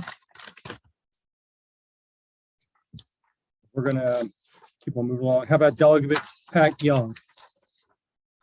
Delegate Young, House Bill 1260. 1260. Sorry, I got it. Did not. We're going to digress from the schedule. Bill sponsors are in a different bill hearing. But I believe I pulled that one. Mr. Chair, I just got back, so sorry about that. We had some Going back to overlap House- with E&T. Thank you, Delegate Young. So House Bill 1260 is withdrawn. Yes, sir. Thank you very much. All right, going back to House Bill 1027, Delegate Solomon, Food Supplemental Benefits Student Eligibility SNAP for Students. Thank you, Mr. Chair and colleagues. Thanks for your indulgence. Of course, our bill hearing in E&T literally landed at exactly the same time. So appreciate the opportunity to present this bill, the SNAP for Students Act. And before I get into the nuts and bolts of the bill, I want to just kind of lay out a little bit of what the problem is and what we're hoping to address here. So the Hope Center for College Community and Justice released a report last March, about a year ago, that surveyed about 200,000 students across colleges in the United States. What they found was almost 40% of students at two-year institutions at our community colleges and almost 1/3 of students at four-year institutions were at one point or another food insecure. And we know that students of color were much more likely to be food insecure or to lack access to basic needs while in college. You're going to hear from Julia Wolfson, who's a professor at the Bloomberg School at Johns Hopkins, about some of the other work and additional study that she's done. But we know that food insecurity can be a substantial barrier to graduation, can stand in the way of not only getting graduate and professional degrees, but is also much more likely that if a student does graduate, that they're more likely to graduate with an associate's as opposed to a bachelor's degree. To bring this a little bit closer to home, there was a survey done at University of Maryland, College Park, that showed about 20% of students at College Park were food insecure as well. That's a pretty substantial number when you think about the size of our classes at College Park. We know that addressing food insecurity not only benefits ultimately students, but it ultimately benefits the colleges as well. So now that we've sort of set the scene a little bit, what our bill does is essentially piggyback off of really smart policy that was enacted at the federal level during the COVID pandemic and is actually currently ongoing. So if you're a college student, you already can qualify for SNAP or food stamps as we most commonly know them as. But there's a lot of hurdles that are in the way. There's really, I think the best way to describe it is almost sort of a work for food program. So if you're a college student, you can qualify for SNAP, but only if you work 20 hours a week. So what we're saying is basically if you are already low income and struggling to meet your basic needs, when you should just be focused on your academics and being successful, in your education, we're saying in order to be able to get that food assistance, you need to work 20 hours a week. Or you can work with a federal work study program, which sounds great, but the federal work study program is incredibly oversubscribed. You're going to hear from folks across the university system today who will tell you, most schools would love to give work study out to their low-income, first-generation students, but they get, pennies on the dollar from the federal government to be able to actually do that. And so even if you qualify, it doesn't matter. You have to actually be participating in the program. So what the federal government did during the COVID emergency was they essentially waived those provisions. They said two things. As long as you qualify for federal work study, which is again for some of the most needy students attending our institutions, or if your expected family contribution, which is how the federal government determines whether you're eligible for Pell Grants, if your EFC is 0, which again are the most neediest students attending our institutions, you are automatically eligible for for food stamp benefits. And that provision has been in place for a little bit more than a year now. It is slated to expire 30 days after the federal COVID emergency expires. What that means is over the course of the last year and a half, 8,500 college students in Maryland have qualified for food aid. 8,500 students. That is literally, we got from DHS a list by zip code. There is a student in almost every section of this state who is attending an institution in Maryland who is able to afford food, not go hungry because of this program. But again, the problem is that expires 30 days after the federal COVID emergency is up. So as soon as that happens, we'll be right back to where we were before, which is severe food insecurity among our college students, which we know has probably only gotten worse over the course of the pandemic. So what this bill would do is basically just take the really great policy that we see at the federal level right now and codify it at the state and say if Congress doesn't fix it. And I know there's been a lot of talk about updating the SNAP requirements at the federal level, but if that doesn't happen, we will step in as a state and make sure that our students do not go hungry, which I think is incredibly smart policy. Again, will pay dividends. Before I turn it over to the panel, I did just want to address, the fiscal note on the bill is pretty large. And we're going to be working with DHS and the folks at DLS to sort of sift through some more of the data that they may have that we haven't gotten access to. But I will just say this, that there's a lot of models, frankly, that we've used and this committee has used before that we think could really scale the price tag down. We could cap the benefit. We could say, we're going to start out by giving a certain group of students $30 or $50 a month. We could limit it to students at community colleges where the need is greatest. We could limit it to students only attending schools in Maryland as opposed to Maryland residents. So there's a lot of different ways that we think we could scale the fiscal note back. But again, the most important thing is to step in and make sure that we're helping our college students. And this builds, again, off the work of the committee when we passed the hunger-free grants for hunger-free campus grants last session, which, we see a lot of universities already beginning to do really important outreach across their campuses to make sure that their students can actually enroll in SNAP who are eligible. And so again, I think it's pretty clear that we have incredible need across our state. We know that students who are hungry, again, do not do well in school. And so this is really just making sure that we're protecting the investment we're already making in our institutions and in our students and making sure that they can focus on what's most important. So with that, I would urge a favorable report, and we'll turn it over to some of the distinguished witnesses that we've got with us today. Thank you very much, Delegate Solomon, for presenting the bill. Are there any questions from the committee members for the bill sponsor? This afternoon, we have joining us 9 witnesses. If the witnesses could limit their testimony to 2 minutes, we very much appreciate it. First, we have Caitlin Silver Negron with the Anne Arundel Community College. Hi, everybody. I just want to extend my deepest gratitude to Delegate Solomon for sponsoring this bill. It is so important that you all hear what we have to say, and I hope that you'll take it to heart. I work over at Anne Arundel Community College, where I oversee our campus pantry program. So I work directly with those students that are experiencing food insecurity at the community college. Food insecurity is incredibly complex. It does not just look a certain way, right? It does not just come in the form of chronic hunger, but it also comes in the form of lack of access. This bill would help tip the scales and even things out. It would give students that are balancing, full-time coursework in addition to likely working at least a part-time job, if not more, especially with my students, and give them access to food that they otherwise would not have. In our pantry alone, I served over 100 students just this academic year, while our college is operating on a limited schedule. So that's not even at full capacity. We're still serving hundreds of students at any given time. And that's just in a small scale support. That's not something like SNAP benefits that would provide more ongoing and consistent support to students, which is why this bill is so critical. Food insecurity is completely avoidable, right? This is an issue that exists despite the fact that we're such a wealthy nation and a wealthy state. The food is here.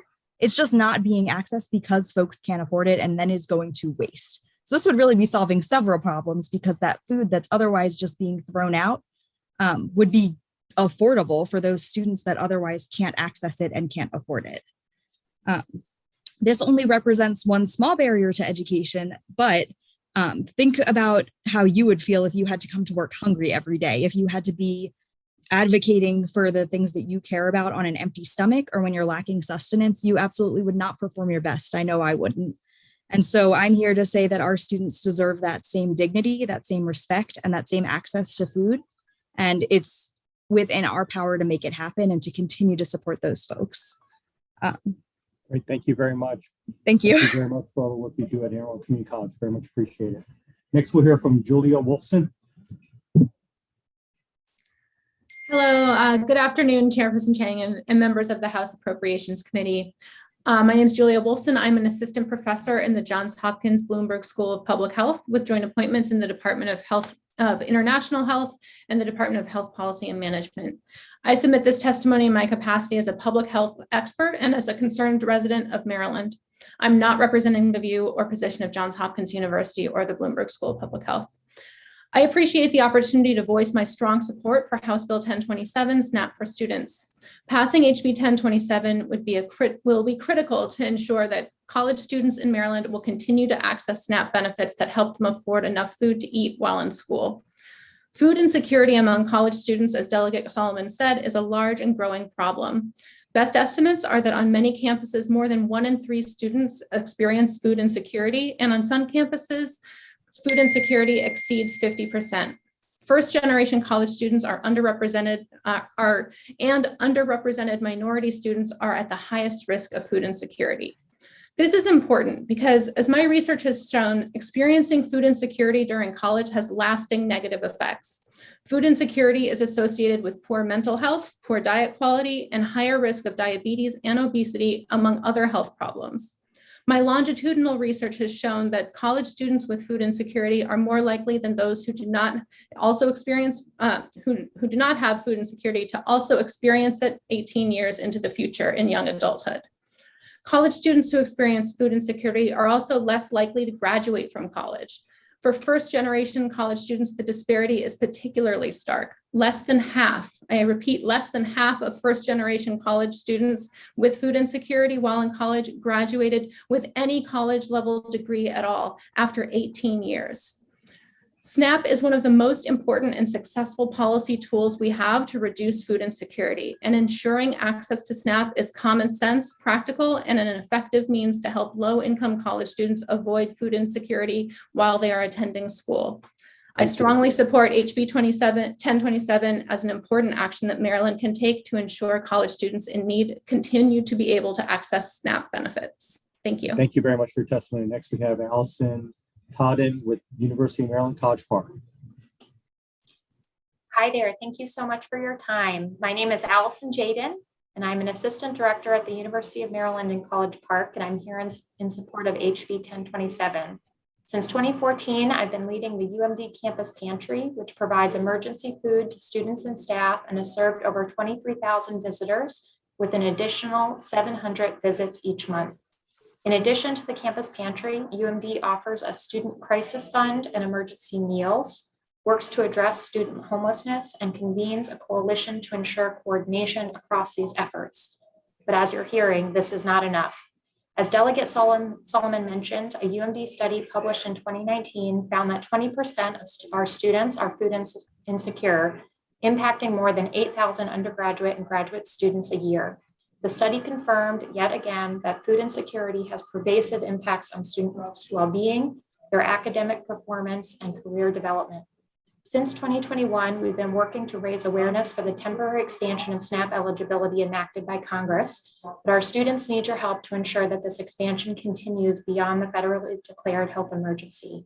We continue to find that food insecurity and its associated impacts require multifaceted solutions, including a permanent expansion of SNAP for students in Maryland. Elliot Shepard, a UMD senior, shared with us, and I quote, "I am homeless and I attend school with the help of financial aid. Without the extension of SNAP benefits, I'd be unable to properly care for my health and nutrition and would be forced to limit my food intake and cut out the healthiest parts of my diet. Student status often comes with a certain expectation of external support from family, but students are in a variety of situations, and it's just as necessary to eat. On behalf of the University of Maryland, our current and future students, I thank you for your time and support of House Bill 1027. Thank you very much, Ms. Jaden, for the work you do at University of Maryland College Park. Next, we have Sadeh Menhifar with Identity Inc. Hello, everyone. I want to thank you for taking the time to be here today. Just to clear up, my name is Sadeh Menhifar. I'm currently at Identity Inc., which is a nonprofit organization that provides advocacy for youth and newcomers. As of today, I want to talk about my personal experience and how SNAP has helped me and why I am in support of House Bill 1027.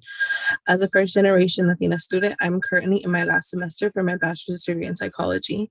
I have worked very hard to fulfill my parents' dream and succeeding in a profession that I love.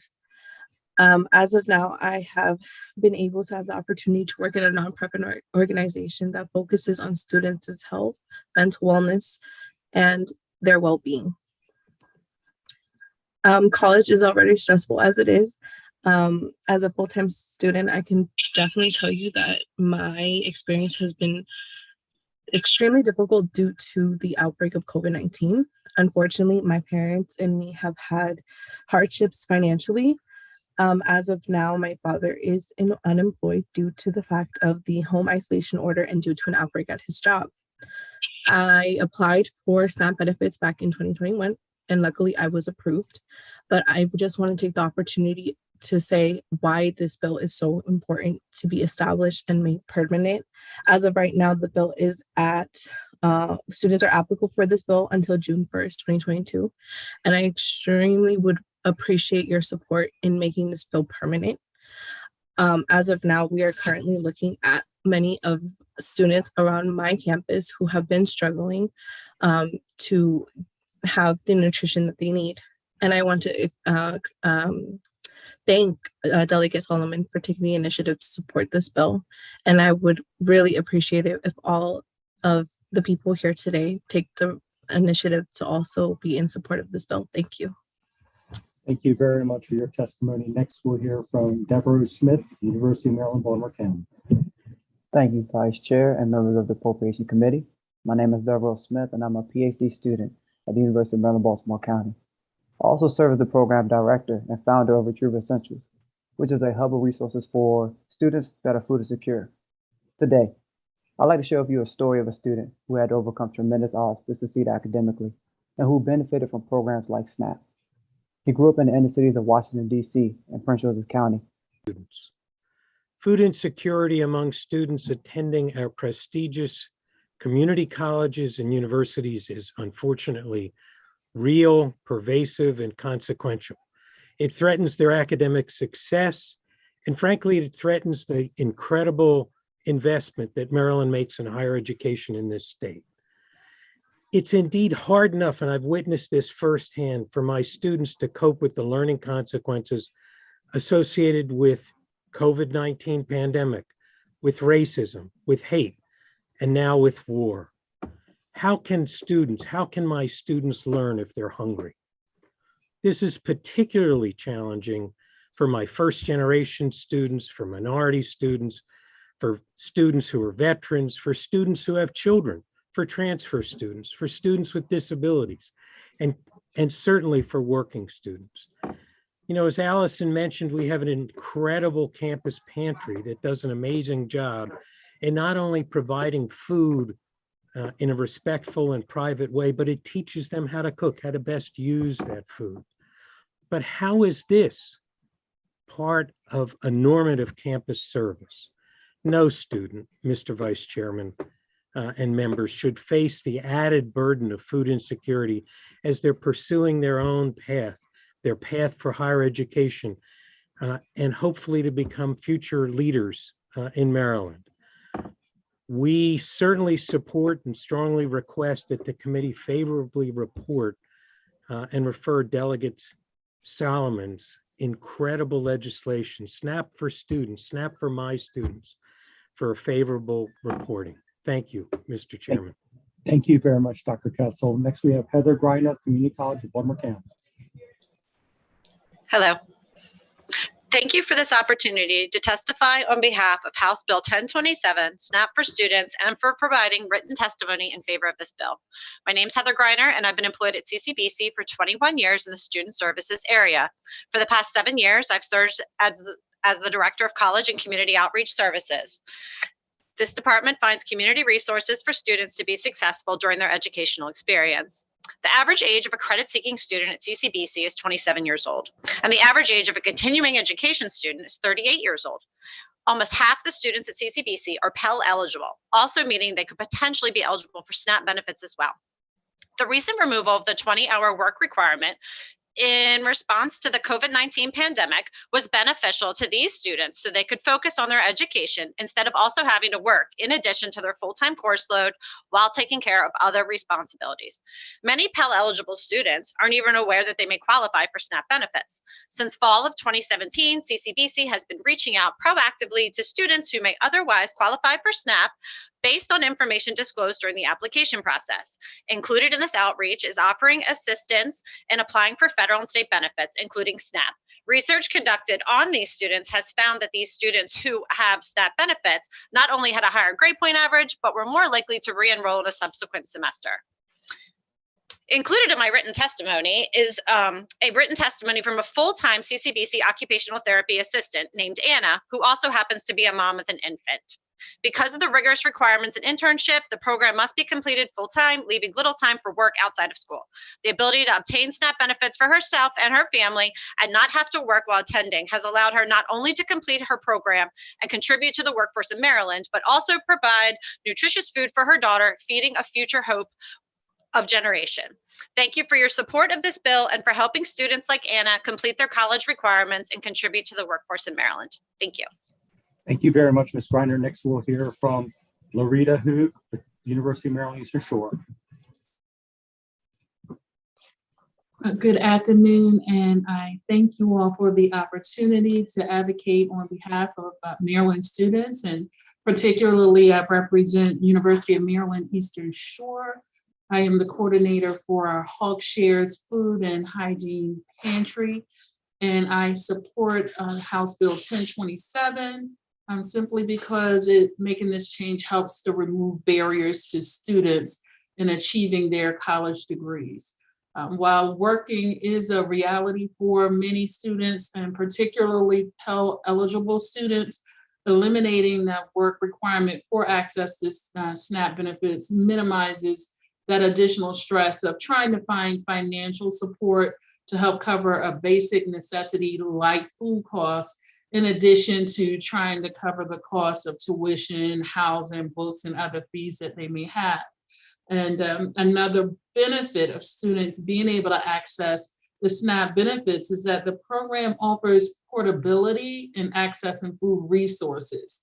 So we have that food and hygiene pantry here at UMES, but that is only available to the students while they're here at campus, or can quickly access the campus to that pantry.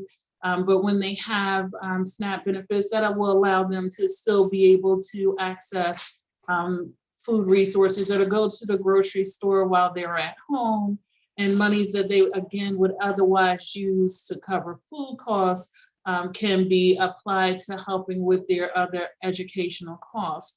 And again, here at UMES, many of our students are first generation students. There's just so many challenges that already exist for them to be able to succeed. According to Pew Research, 20 adults ages 22 to 59 who do not have a college educated parent, only 26% of those will get a bachelor's degree. And if they've started that and they don't complete, that means likely they've incurred some type of school debt that they're going to still have to be accountable for, and they're going to be more statistically likely to need governmental assistance anyway. So if we can support those students to getting a college degree, U.S. Bureau of Labor Statistics say that college degree students will. Thank you for your testimony.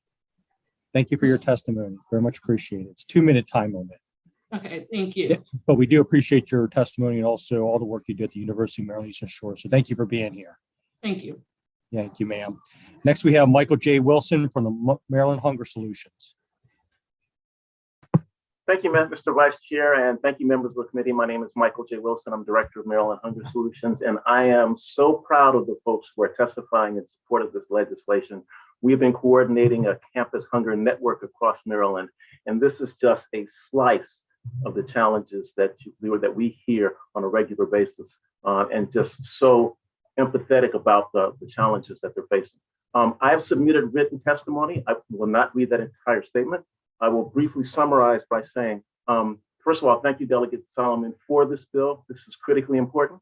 The numbers that he cited, 8,500 students in the state of Maryland, is very important. That brings an additional $1.7 million a month to the state of Maryland, to our food system currently. Students are not all ages 17 to 21. They are often parents, they are veterans, some of them are homeless, and they need this assistance. There are 16 community colleges in the state of Maryland, 55 colleges. There are folks in all of your districts who will be impacted by this. And so I hope you will support it, and we support it fully. We also know that the legislation that was passed last year, the campus matching grant program, is a critical component of this. And so we know that college students face hunger, but so do other folks who are on the campus, whether they are security guards, whether they are maintenance folks, other folks. And so funding campus hunger in a comprehensive way is so important to addressing this. So I would encourage you to add additional funding to the campus matching grant program. $150,000 doesn't cover very much for 55 colleges across the state, and also support this bill. Thank you very much, and I appreciate your support. Thank you very much for your testimony. Are there any questions from members of the Appropriations Committee for any of the witnesses? Delegate Valentina Smith. Thank you, Mr. Chairman. I think probably maybe for Mr. Wilson or maybe the sponsor, one, Thank you for the bill. Obviously, I think here in this committee, we understand that with all the money in the state budget, food is probably one of the most basic human needs that there is, and our responsibility to address making sure people have that basic need of food. And that education and success completing your education really trajects you out of poverty. And if you're hungry, all the investments that we put in these colleges and universities aren't really fulfilled with good teachers and good buildings if the students don't finish. So looking at the fiscal note, wanting to make sure we move forward, Mr. Wilson, this money just doesn't eviscerate into the air, right? Doesn't it funnel right back to the retailers and right back into our economy? And don't we get, or aren't we going to be eligible for some portion of it to come from the federal government?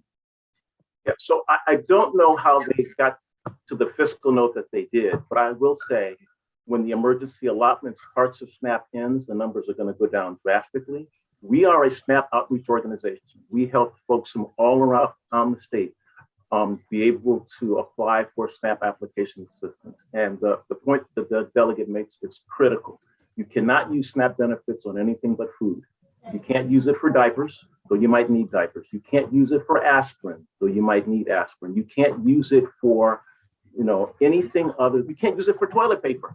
And all of us need toilet paper. Being able to use it for food and the way this supports our entire food system, grocery stores and farmers markets and corner stores, it's a critical part of our economy. And it's really helpful, not just to the folks who use SNAP, but to our entire food system.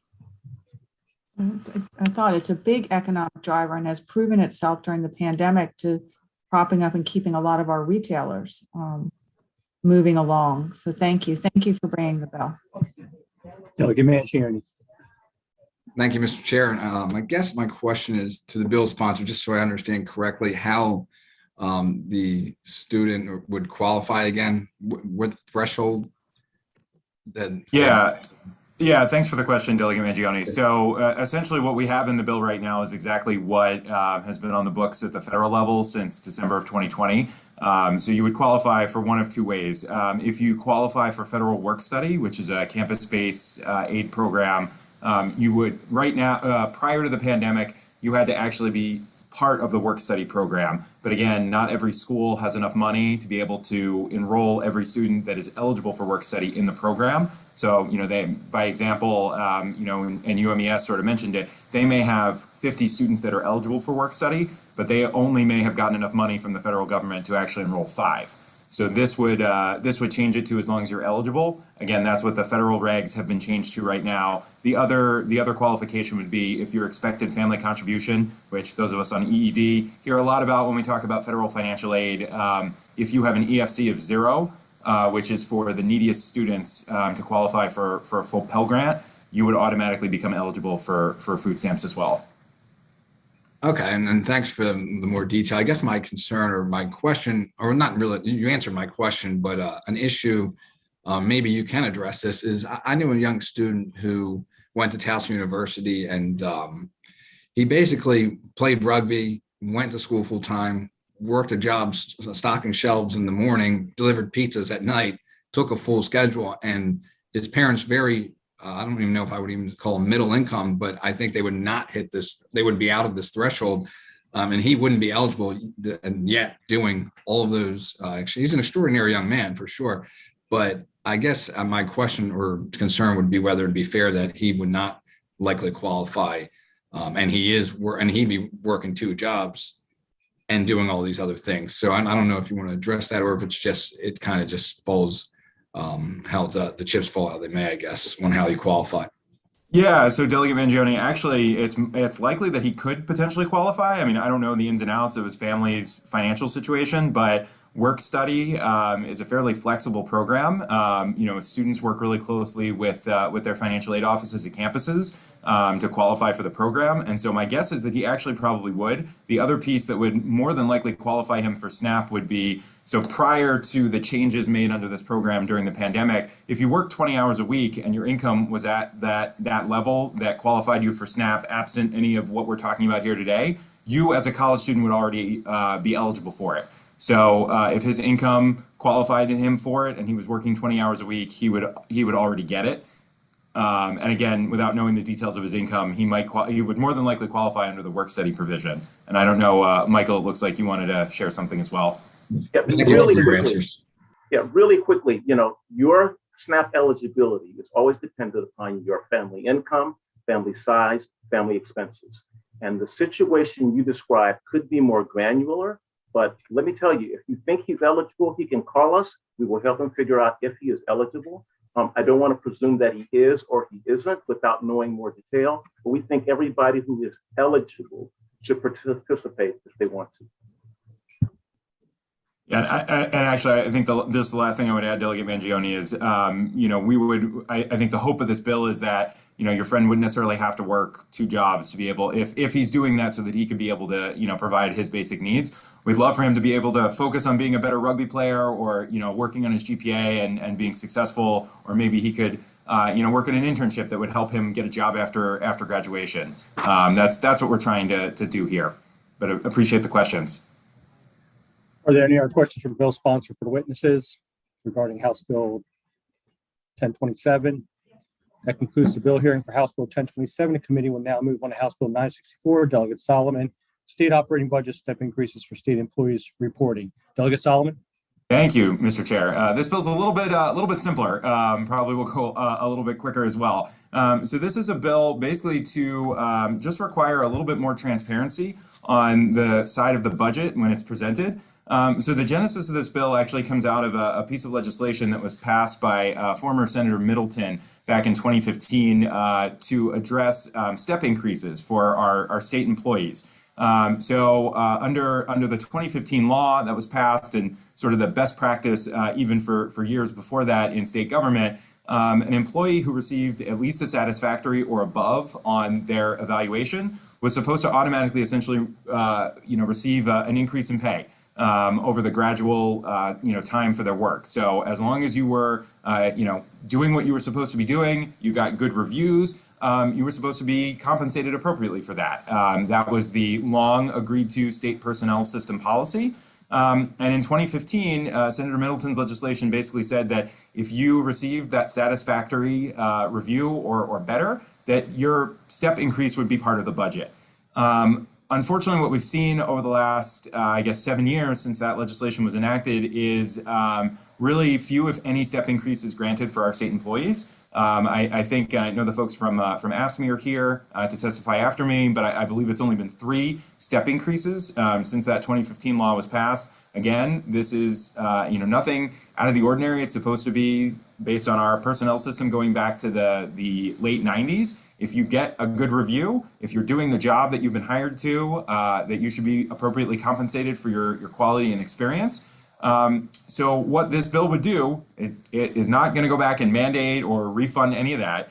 This bill would simply say that if the governor, regardless of party, no matter who it is going forward, submits a budget that does not include funding for those supposed to be automatic step increases, they must submit a reason for it. They must tell us why they chose not to put the money in there. That's literally all this bill does. It's just about transparency and additional information as to why something may or may not be included in the budget.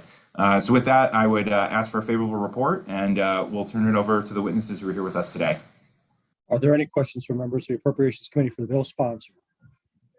This afternoon, we have 3 witnesses providing testimony. First, we have Lance Kilpatrick, AFSCME Council 3. Mr. Kilpatrick.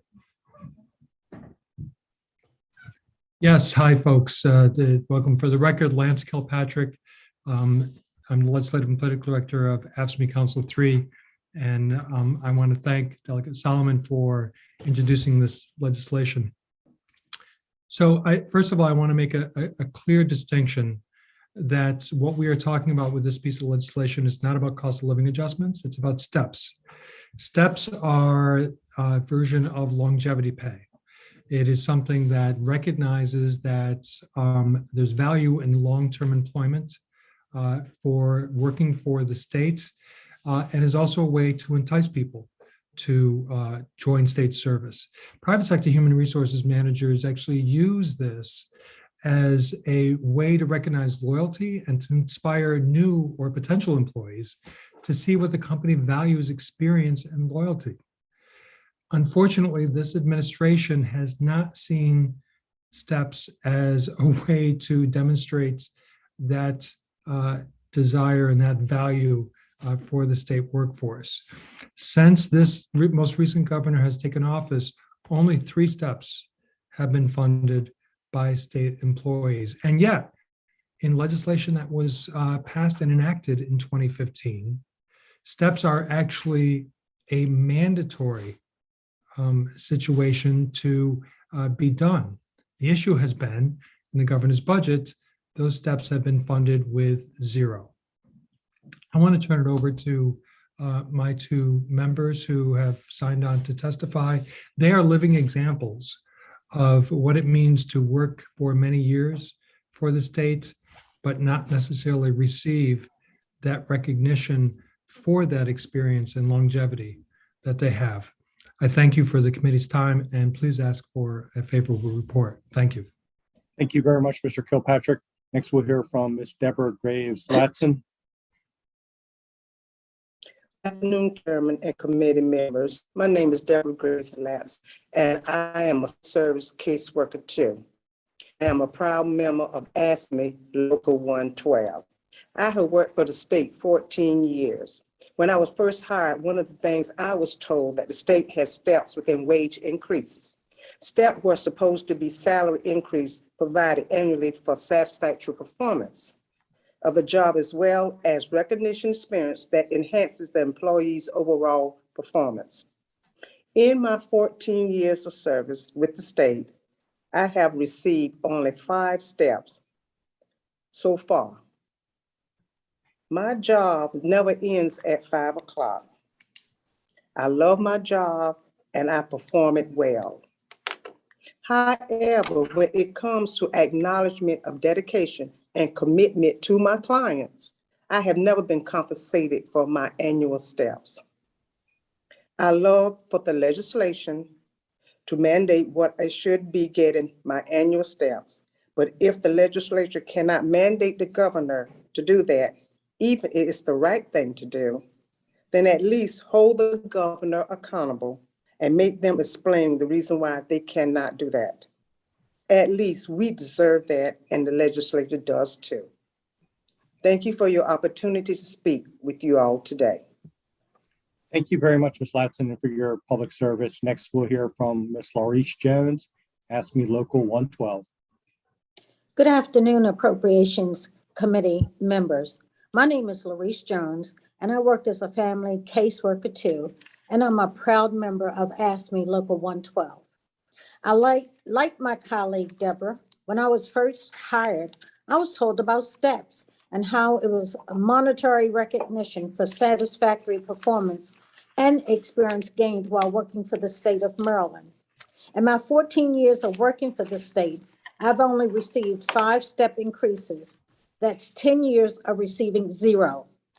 It seems to me if we're supposed to get annual steps, then we should. I work hard.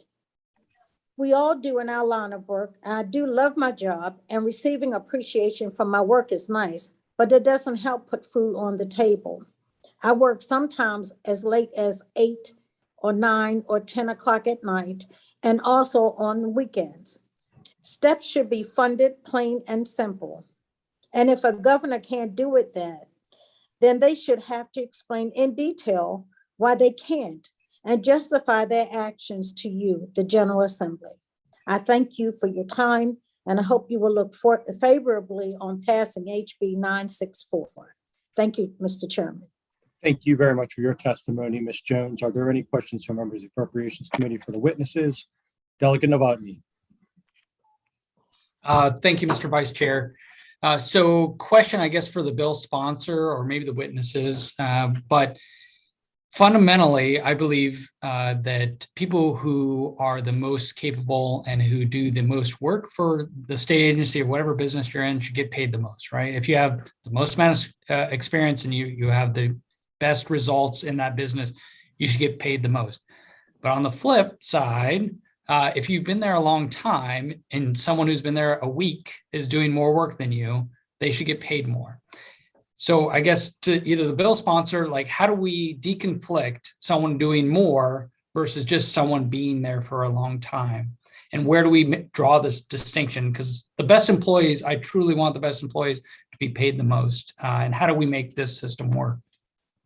Well, Delegate Novotny, I'll take a first crack at the question, and then I'll turn it over to Lance. So this bill has absolutely nothing to do with the overall compensation system or the way in which our employees are rated or evaluated. That is incredibly beyond the scope of this bill. This bill just merely says, we want to know if you're not following the law that's been on the books now for 7 years and you're not submitting a budget that comports with state statute, you've got to at least give us a reason. That's all this bill does. I will turn it over to Lance to talk more about, how our state employees negotiate their evaluation system, if he wants to talk about that. And thank you, Delegate. And thank you, Delegate Novotny, for the question. So just to be clear, this specific piece, when we talk about steps, actually can only be given to those who have achieved a satisfactory or higher assessment through the employee review process that's done annually, right? So in actuality, what we're talking about here is a situation where that combination of satisfactory or higher job performance, along with longevity, right, is the enticement to keep good employees working for the state and delivering services and supports for Marylanders. So it's a completely different process, obviously, if people are not performing satisfactory work, and there are different processes and procedures to address that. I don't disagree with your general assessment in terms of those who are performing the job should be paid. In fact, what this legislation actually argues is that those who are doing the job and doing it well should be paid. And that hasn't happened nearly often enough. Going forward, we hope that this is something that would be done on a regular and annual basis. But as Delegate Solomon said, you guys should at least know why that isn't happening going forward. Yeah, thank you so much. And Delegate Solomon, I completely understand what this bill is. Maybe my consternation is just the fact that we actually have to put this in legislation. I truly wish that our frontline supervisors would reward those people doing the most work and have the greatest amount of flexibility to ensure the people who have been there and deliver every day on behalf of our citizens are getting paid appropriately. So thank you, Mr. Vice Chair. Are there any other questions from members of the Appropriations Committee regarding House Bill 964? That concludes the bill hearing for Bill 964. The committee will now move on to House Bill 1236. Delegate Anderson, Law Enforcement Officers Pension System Membership 911 Specialist. Delegate Anderson, thank you for being here. Please proceed. Hey, thank you, Mr. Vice Chair. Thank you, committee members, for letting me stop by and hang out for a moment.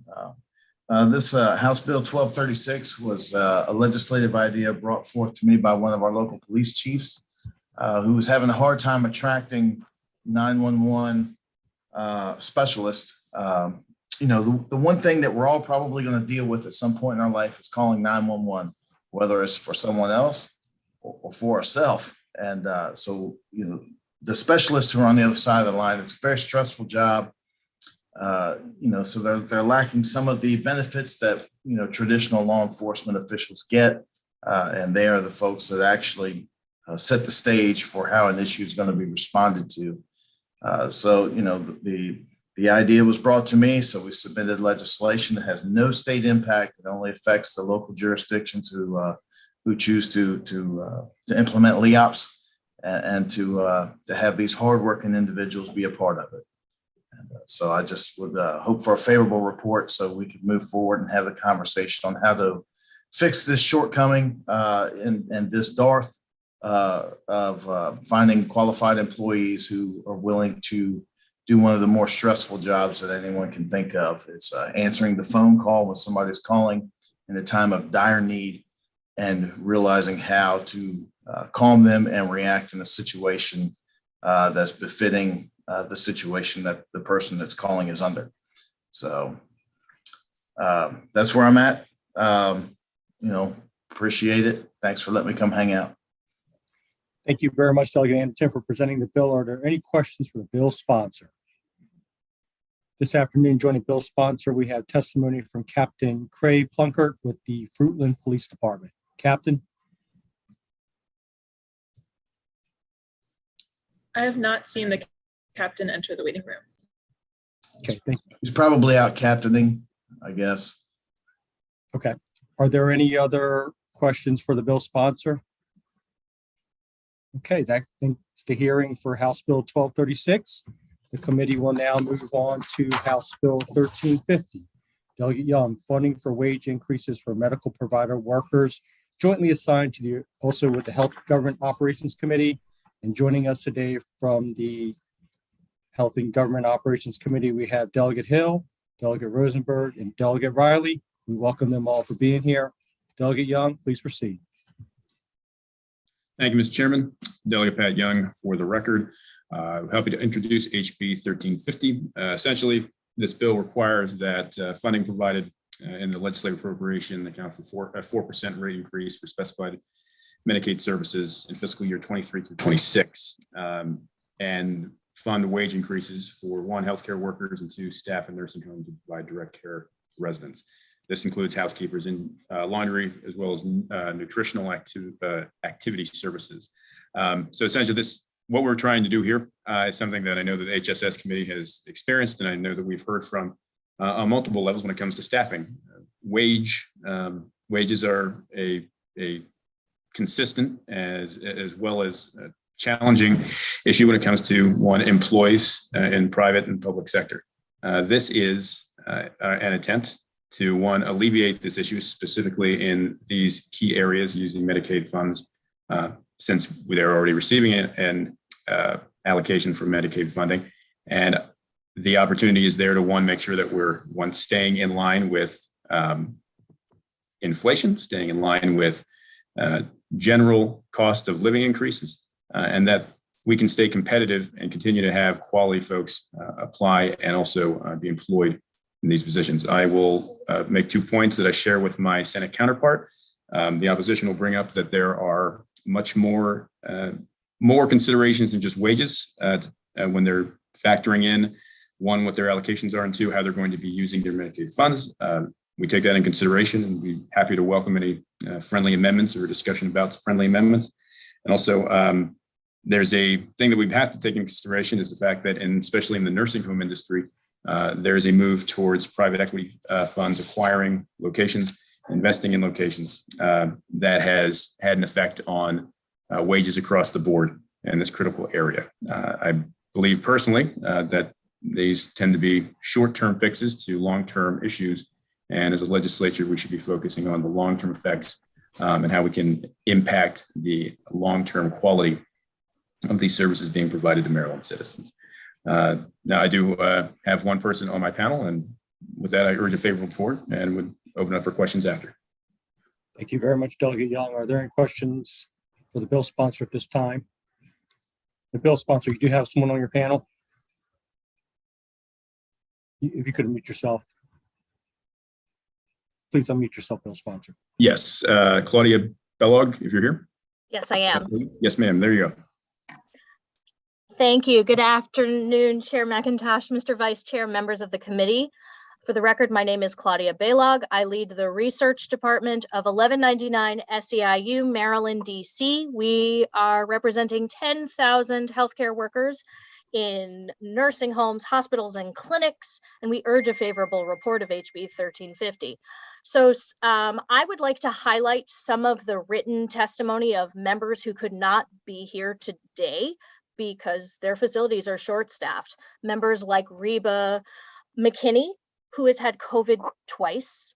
Members like David Sosedo, whose workload has doubled. David called the Union Hall a few days ago to report that all of the GNAs he works with have quit. The staffing crisis is not new. This predates COVID.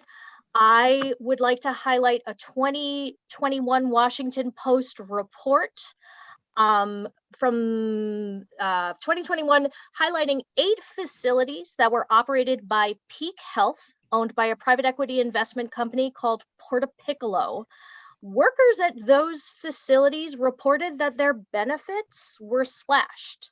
I'm raising this to note that not all operators will dedicate their resources to workforce. So I'd like to pivot and turn to the states who are responding to our staffing crisis. It's a national crisis with massive investments in healthcare infrastructure and worker infrastructure. My written testimony focused on 3, New Jersey, Massachusetts, and Michigan. Many states are using ARPA dollars to jumpstart worker wages. Actually, as many as 14 states have some kind of wage pass-through mechanism built into the system. They're not all appropriations bills. Massachusetts, I want to highlight, they've been appropriating money for wages since 2001. In 2019, they tweaked that language to expand it to not only cover CNAs in nursing facilities, but also all of the staff, housekeepers, cooks, the people who keep nursing homes running. I want to close with this. We have a state hospital rate setting system that requires reduced hospitalizations. It won't work otherwise. In order to meet the goals of what's called the Maryland total cost of care model, we have to address short staffing in nursing homes. So with all of this, we urge your favorable report. Thank you. Thank you for your testimony. Also, we have listed Rhonda White with 1199 SEIU United Healthcare Workers East. We have Rhonda White. How about Bridge Dumay with 1199 SEIU United Healthcare Workers East? Can you hear me? Yes, ma'am, we can hear you. Ms. Rhonda White? Yes, good afternoon. My name is Rhonda White. I am a certified medicine aide at the Forest Haven Nursing Home in Baltimore County and a delegate for 1199 SEIU.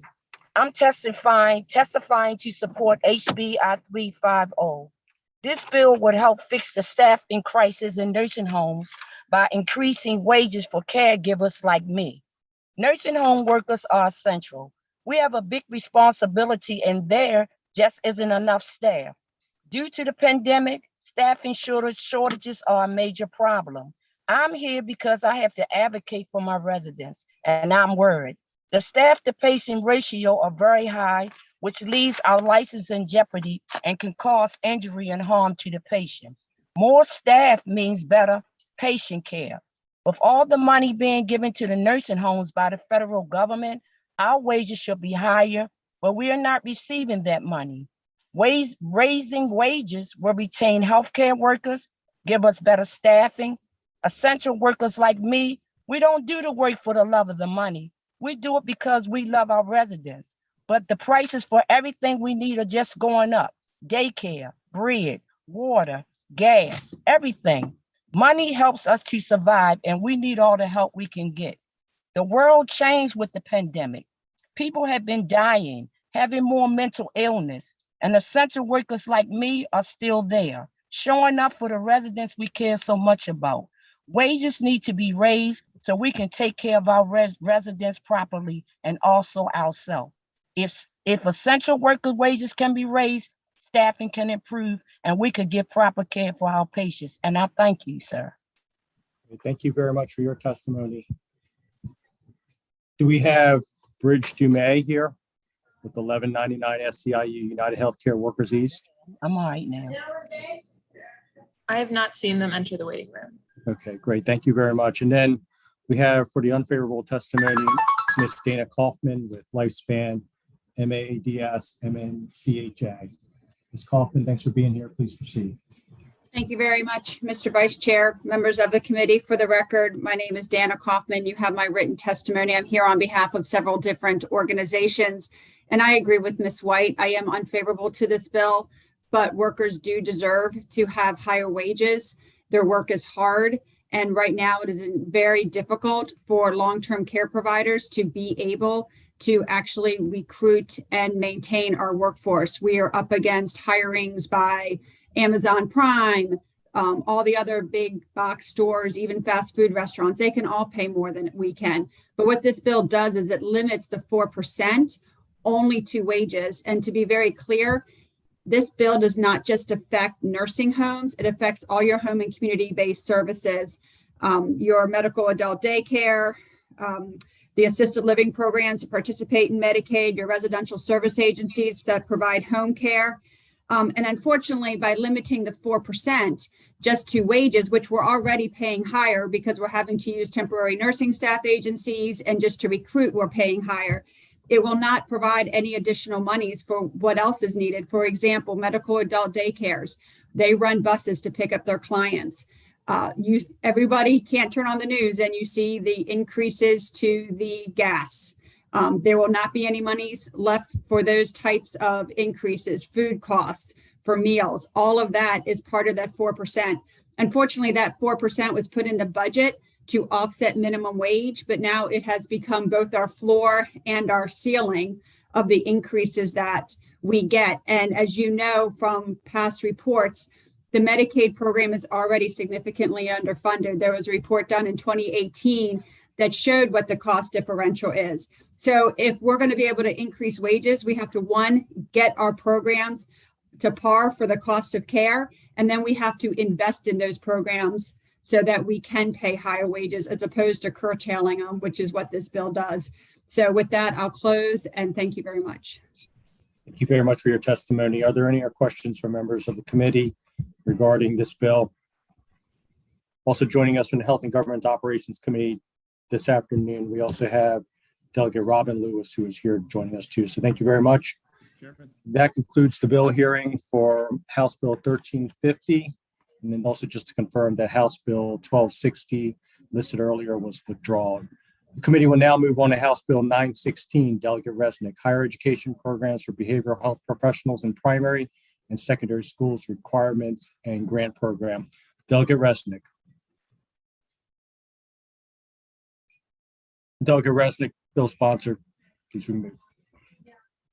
Sorry about that. I was on mute.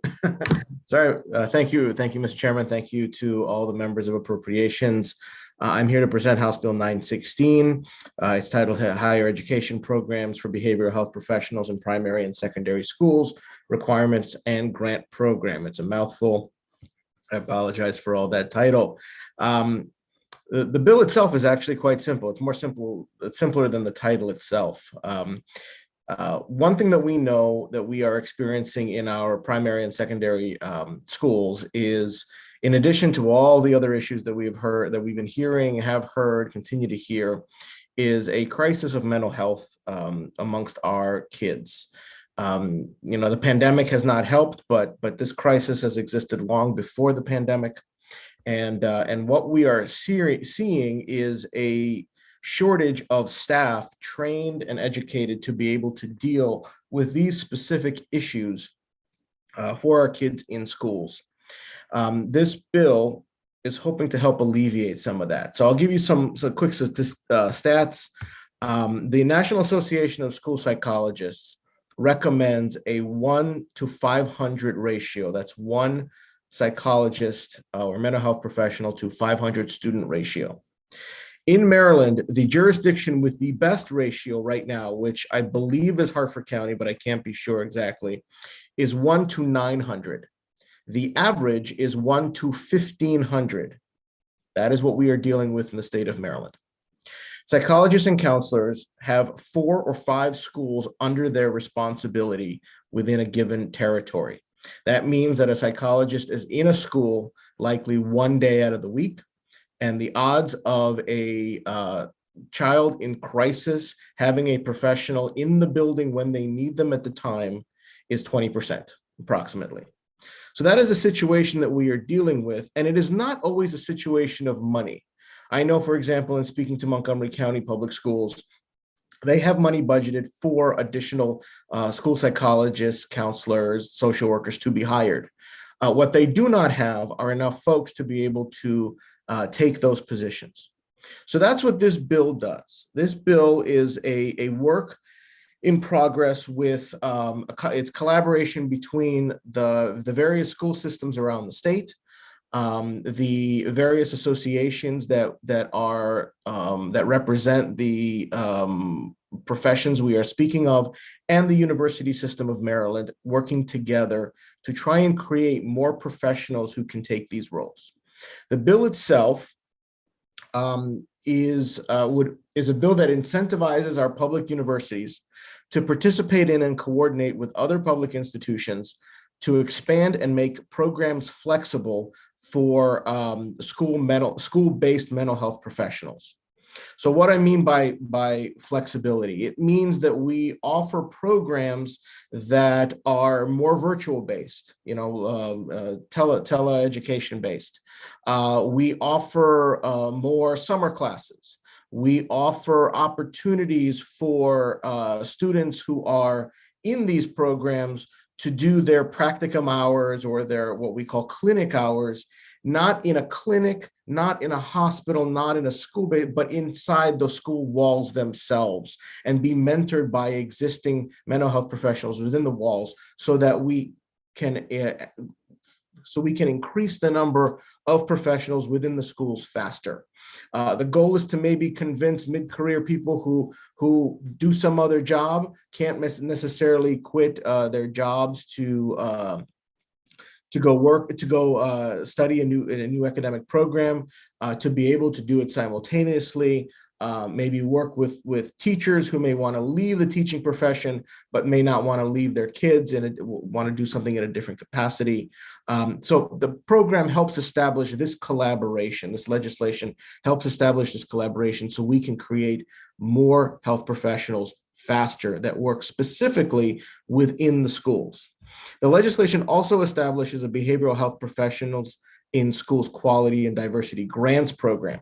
The grants program has a dual goal of preparing students to provide these behavioral health services and providing aid to students from historically underrepresented populations in their pursuit of a career in the behavioral health sector, specifically focused on school-based behavioral health. Mental health issues can affect anyone, but our kids are the least capable of dealing with the negative repercussions. Assisting our institutions of higher ed to incentivize students to pursue these careers is a first step on our path to rectifying this problem. So that is the bill in its entirety, and I thank you for the time the committee has given me, and I ask for a favorable report. Thank you very much, Delegate Resnick, for presenting the bill. Are there any questions from members of the Appropriations Committee for the bill sponsor? This afternoon, we have 5 witnesses who are joining Delegate Resnick to provide favorable testimony. First, we have Jaylene Bridgeforth with the Aspiring Educators Association. Please, 2 minutes for your testimony. Thank you for being here. Good afternoon. My name is Jalen Bridgeforth. I'm a junior elementary education major at Morgan State University here in Baltimore, Maryland, and it is my pleasure to testify on behalf of Bill 916. This bill is especially important in the Baltimore community where Morgan State is located, because as I'm going into schools with my education program, I'm realizing more and more that students are struggling. The pandemic has caused major rifts in mental health. Children have lost parents, grandparents, loved ones, and they do not have the resources to help them. By favoring this bill, we have the ability to make sure that there are people that have degrees in mental health, people that can help them in school systems. We need to ensure that our children are getting the help that they need. They're getting the services that they deserve, rightfully so. We have to support the mental health of our students because they are the future generation. They will be the next doctors, lawyers, delegates. And if we don't support them now in this time, then we will have no future. We need to support psychologists in underrepresented communities such as HBCUs, which Morgan State is, to ensure that children in underrepresented communities, specifically children of color, are able to hear from people that look like them, get support from people that share their culture, share their background, and all things of that nature. I urge the committee to issue a favorable report on the House Bill 916. Thank you so much for your time. Thank you very much for your time. Next, we have Scott Tiffin with MSPA, NASW, MOTA.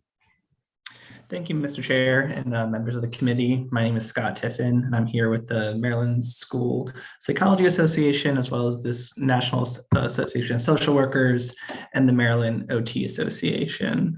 I really want to kind of give our strong support for, I think, this fairly creative bill that really helps get at the pipeline problems that we're having attracting behavioral health providers to our schools. And I also wanted to build on something Delegate Resnick had said in talking about how there's national ratios out there, recommended ratios for behavioral health providers, and our state isn't at those ratios in really any school system. in addition to these national groups making these recommendations, the Kirwan Commission also recommended that we be at these ratios in order to adequately support the efforts of the blueprint. If you look in the 2019 report from the commission, it actually says that one of their assumptions going into making their recommendations on fundings was that our schools were going to be at national ratios for our behavioral health providers. They list the ratios in their report as well. Delegate Resnick already talked about, but none of our counties are at ratio right now. And it's the only way we're really going to get the success out of the blueprint that I think we all really want, and a lot of work was gone into, is if we have those providers that are going to ensure that all of our students are being able to have mental health issues addressed. In other committees, we're working on legislation to help funding for behavioral health providers who is interested in being a behavioral health provider, especially those from non-traditional backgrounds or underrepresented communities, are able to get the education they need to become providers. So appreciate your guys' support, and I'm happy to answer any questions. Thank you very much. Next, we have Allie Jacobus with MSPA. Allie is actually not going to be able to make it today. Thank you very much. Next, we have Lauren Lamb with the Maryland State Education Association. Thank you for having me. I am here representing the Maryland State Education Association in support of House Bill 916.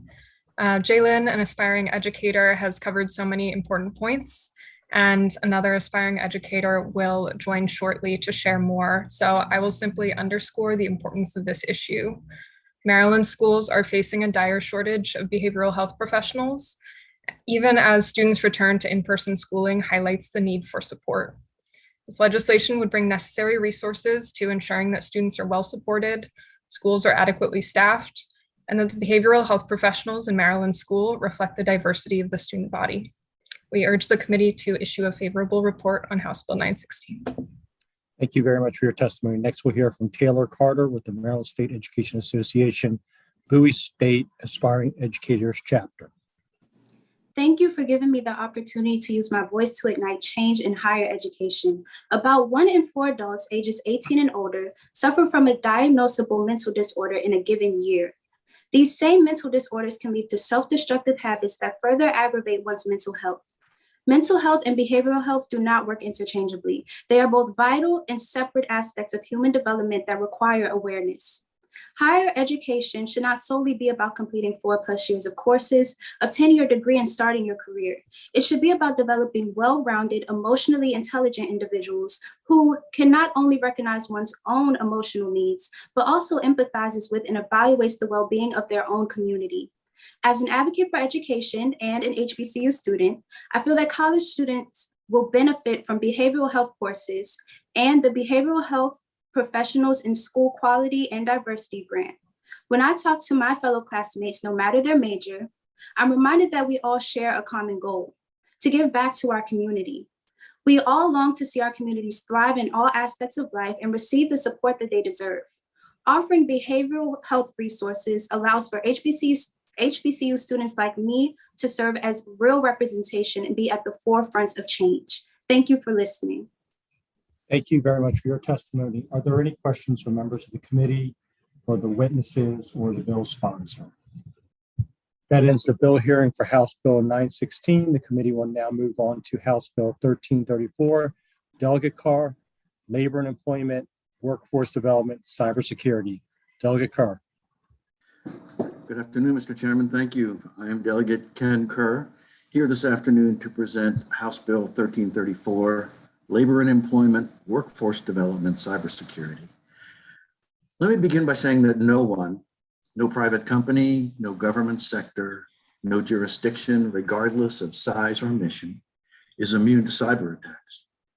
Just this past year, Baltimore County spent nearly $8 million to recover from a cyber attack against their schools, and the state will spend an estimated $50 million to recover from the cyber attack against the Department of Health. This bill establishes the Cybersecurity Workforce Accelerator Program at the University of Maryland, Baltimore County, UMBC, and the Cybersecurity Workforce Accelerator Fund which will be administered by that program. The purpose of the fund is to support innovative approaches to protecting critical infrastructure and essential data through cybersecurity. To add to the urgency of this effort, let me point out that there are 500,000 vacant cybersecurity jobs in the United States. There are 20,000 vacant cybersecurity jobs in the state of Maryland alone.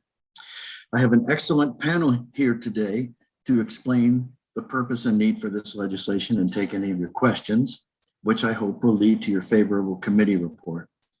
If the chair has no objection, I now ask that you call upon Katie Nash and then Tasha Cornish on behalf of the Cyber Association of Maryland, followed by Jack Seuss, the Chief Information Officer at UMBC. Thank you, Mr. Chairman. Thank you very much, Delegate Kerr, for presenting the bill. Ms. Nash. Yes, good afternoon. On behalf of the Cybersecurity Association of Maryland in support of HB 1334, Katie Nash, thank you to our sponsor, Delegate Ken Kerr. CAMI has taken a leadership role on the issue of cybersecurity workforce programs in our state. In fact, CAMI has created the Maryland Cyber Jobs platform to make important connections within the space. Tasha is the executive director of that organization, and she can speak to what we are seeing from our membership, the experts in this industry. I'd like to use my time to simply highlight some of the economics related to the importance of establishing this program. We've worked with our sponsor to advocate for the Cybersecurity Workforce Accelerator Program to be established at UMBC. In our preparation, I have learned a lot about the programs offered at UMBC. They're doing incredible work, and their partnership has been invaluable to our organization. In fact, I brought home some of those materials to my 14-year-old to consider establishing a career path as part of my own personal retirement plan.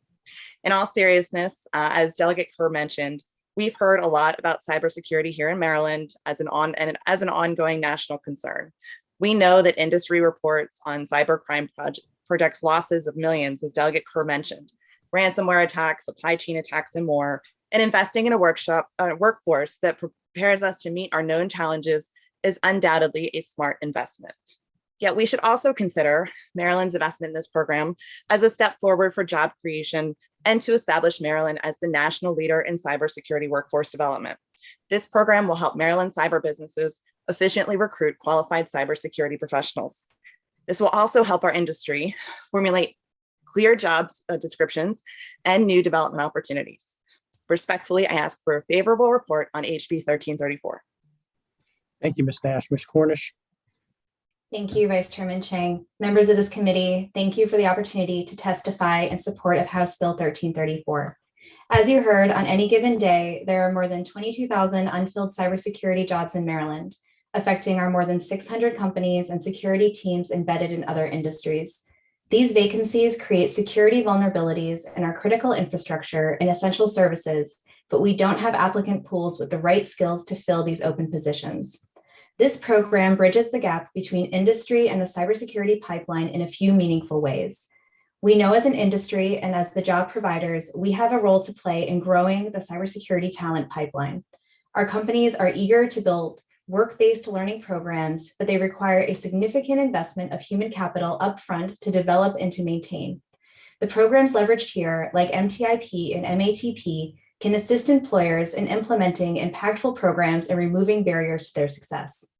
Furthermore, our companies are passionate about creating diverse and inclusive workplaces, but we know that there are systemic challenges to overcoming issues for our workforce to reflect the demographics in our beautiful state. Investments in K-12 outreach programs and the Cyber Warrior Diversity Program at HBCUs can inspire the next generation of cybersecurity professionals to learn and grow here. Cybersecurity is an impactful economic driver for our state, but without the workforce to sustain the growth, Maryland will be left behind.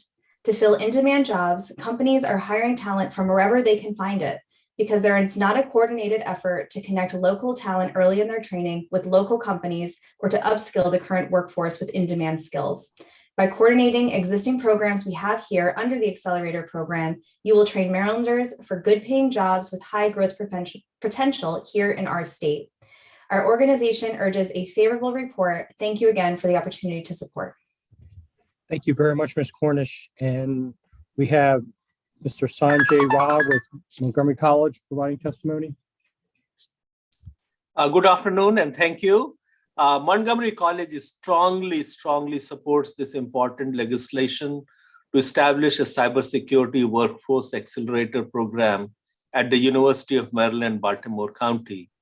But we offer 2 amendments to affirm the role of the participation of Maryland's community colleges in this very important endeavor.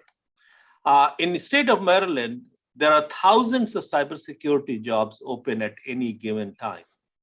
And Maryland Department of Labor also indicates that there is going to be 32% more increase in these jobs in the next coming years. So involvement of 16 community colleges in this endeavor will be extremely important because a large number of students are studying at our community colleges, especially in cybersecurity program. Few years ago, Montgomery College and all community colleges in the state of Maryland were very fortunate to receive a $15 million TACT grant from Department of Labor. This grant created capacity and infrastructure, state-of-the-art facilities at our community colleges in the state. So we strongly support this bill. We offer this amendment to include community colleges so that we can create the workforce that is needed by our cybersecurity industries.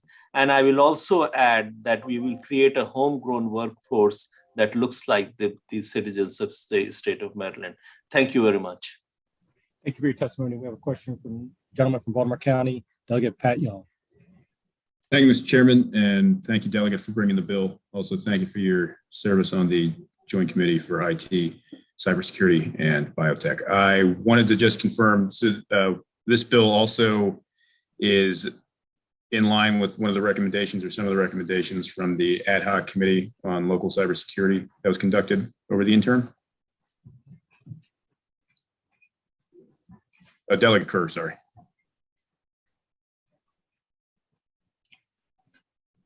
Delegate Kerr, if you're going to mute yourself.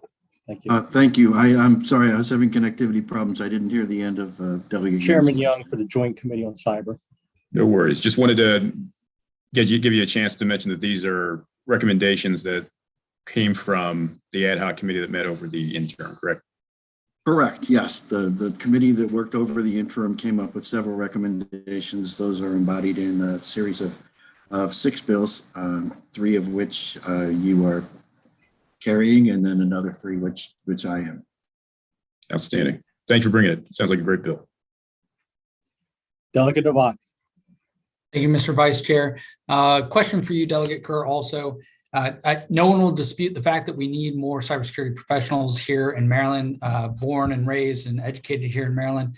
My question is more around the bureaucracies of starting a new program. So although I love University of Maryland, Baltimore, UMBC, they do great in cybersecurity. Why would this not just augment the current programs that are at the Department of Commerce or the Department of Labor in their internship and other types of programs through there? And I guess the question mark is that, you know, would the state get more bang for the buck just augmenting current programs versus trying to establish something new? Because the fiscal note is $9 million and then $7 million in the out years. It seems like a lot of money that could be spent and more wisely used in existing programs.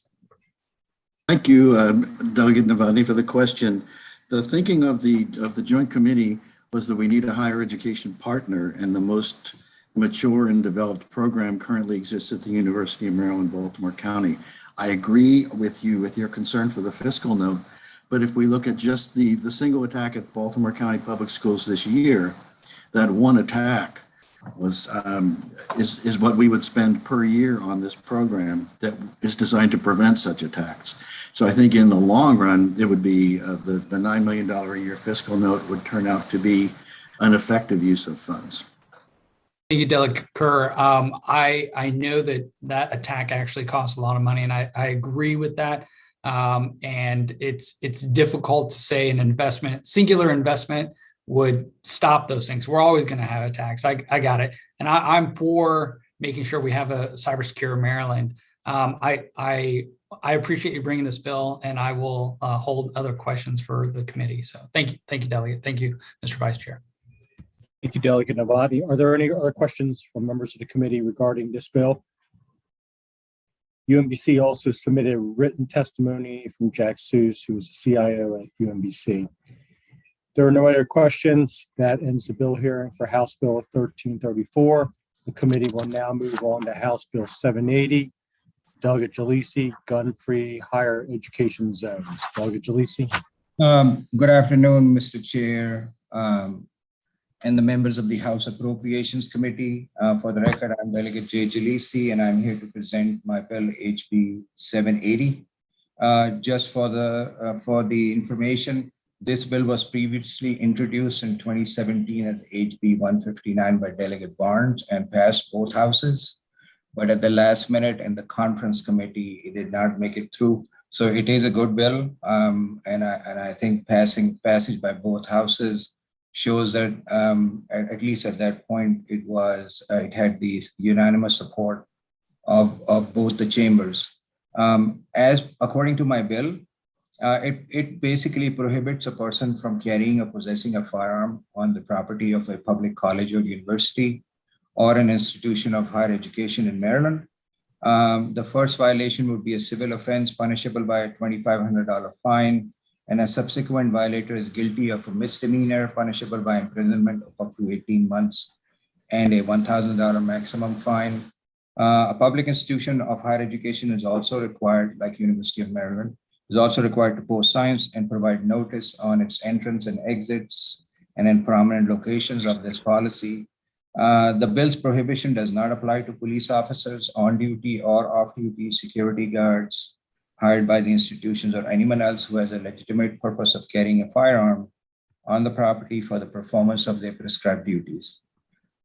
Thank you for your time, and I request a favorable vote on this bill. Are there any questions for the bill sponsor from the committee?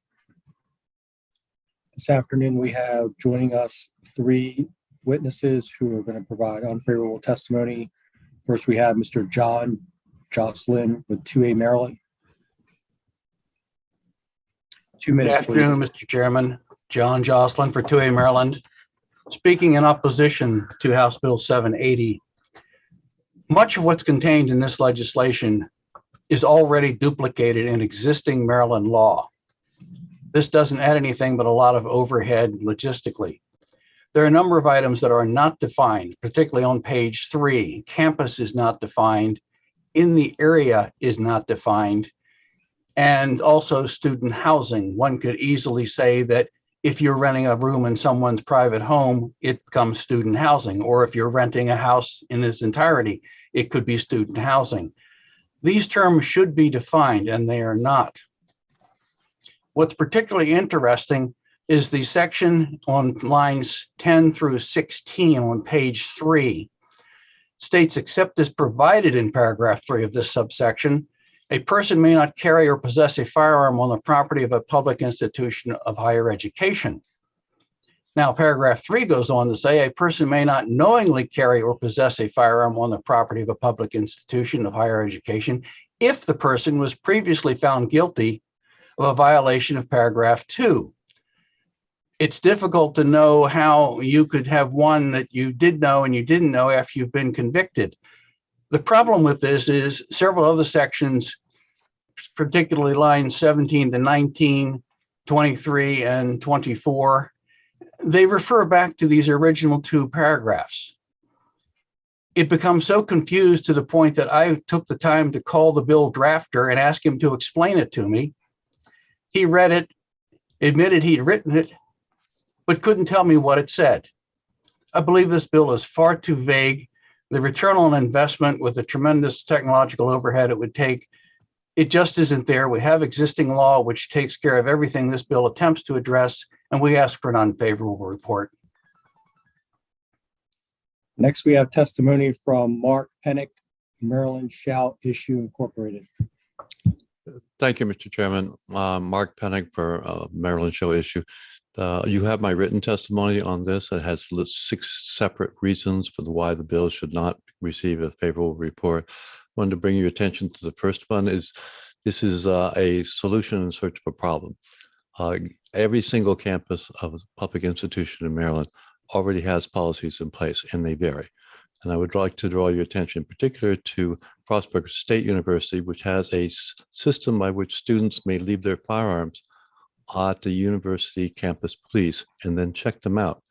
That allows the student to go hunting or make other recreational use of firearms off campus and then return them to the campus police when they're done. This bill would ban that because you wouldn't be able to get onto a college property with it and you wouldn't be able to take it off. The current system allows university campuses to make these determinations on their own, and they all have. And there's been no showing that I know of that those policies have not been effective. But more importantly, and as Mr. Jocelyn mentioned, this actually attacks, bans possession of a firearm in the home.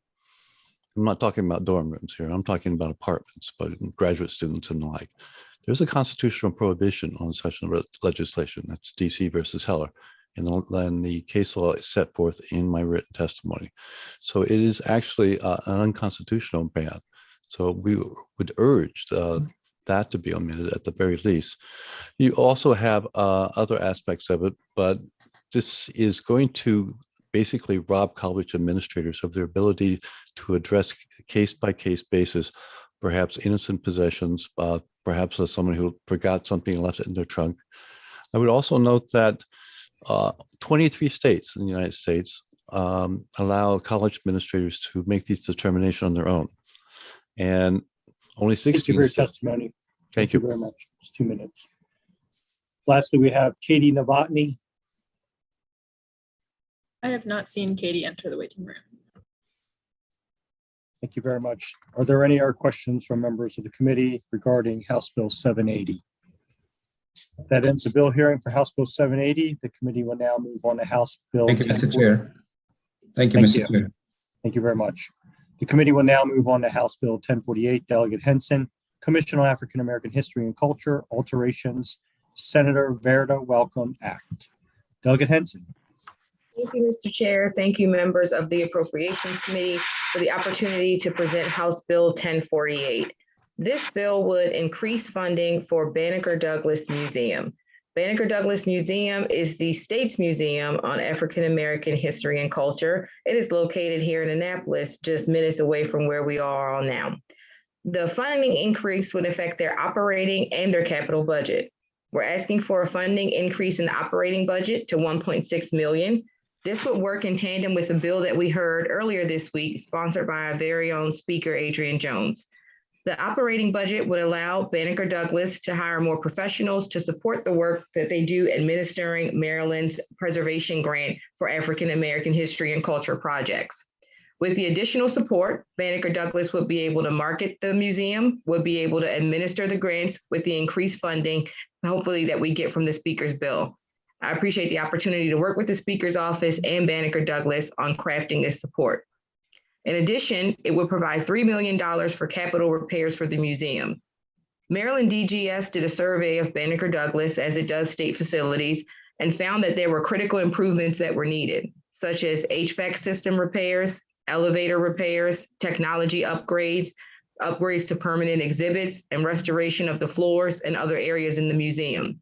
This is truly a unique and historic facility that exists here in the state of Maryland for the preservation of all African American history and culture. And this bill would give us the opportunity to keep that preservation and the maintenance commitments that we have to this institution, and also support its mission with additional operating budget. Thank you for the opportunity to hear this bill. Thank you very much, Delegate Henson, for presenting this bill. We have a question from Delegate Kittleman. Yeah, I apologize. I think you made the distinction before, but just so I understand it completely, could you explain the Speaker's bill and your bill, what the difference is and how they both work together? Thank you, Delegate Kittleman, for the opportunity to further explain the relationship between the two bills. The Speaker's bill is an increase to the appropriation for the preservation grant that's administered by the Maryland Commission on African American History and Culture. That commission is supported and is housed in the Banneker Douglas Museum, which is the state's museum on African American history and culture. So when we increase the appropriation, the amount of money that's available for awardees to access, we also would like to increase the staff that's there to administer the funds and oversee the grants. And that's what the operating portion increase represents. Thank you very much. Thank you. Are there any other questions for the bill sponsor at this time? This afternoon, we have witnesses joining us to provide favorable testimony. First, we have Ms. Chanel Compton, Maryland Commission on African American History and Culture, Banneker Douglas Museum. Ms. Compton, thank you for being here. Thank you so much. I'm actually outside of our museum programs director wedding reception. So excuse me, I'm in my car. Greetings, Chair McIntosh and Vice Chair Chang and members of the Appropriations Committee. My name is Chanel Compton, Executive Director of the Maryland Commission on African American History and Culture and the Banneker Douglas Museum. Thank you so much for all that you do for the great state of Maryland, and for Delegate Henson for your work and leadership with Speaker Adrian Jones to advance our mission. I served as the executive director of the Banneker Douglas Museum and the commission for over 4 years. The museum, as many of you know, is a truly magical place where great speakers such as Frederick Douglass and Rosa Parks once spoke.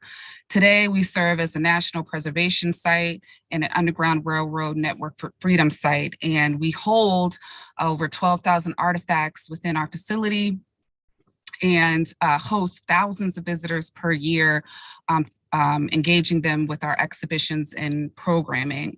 As Delegate Henson and my esteemed colleagues will mention, the Maryland Commission on African American History and Culture has been severely underfunded for years.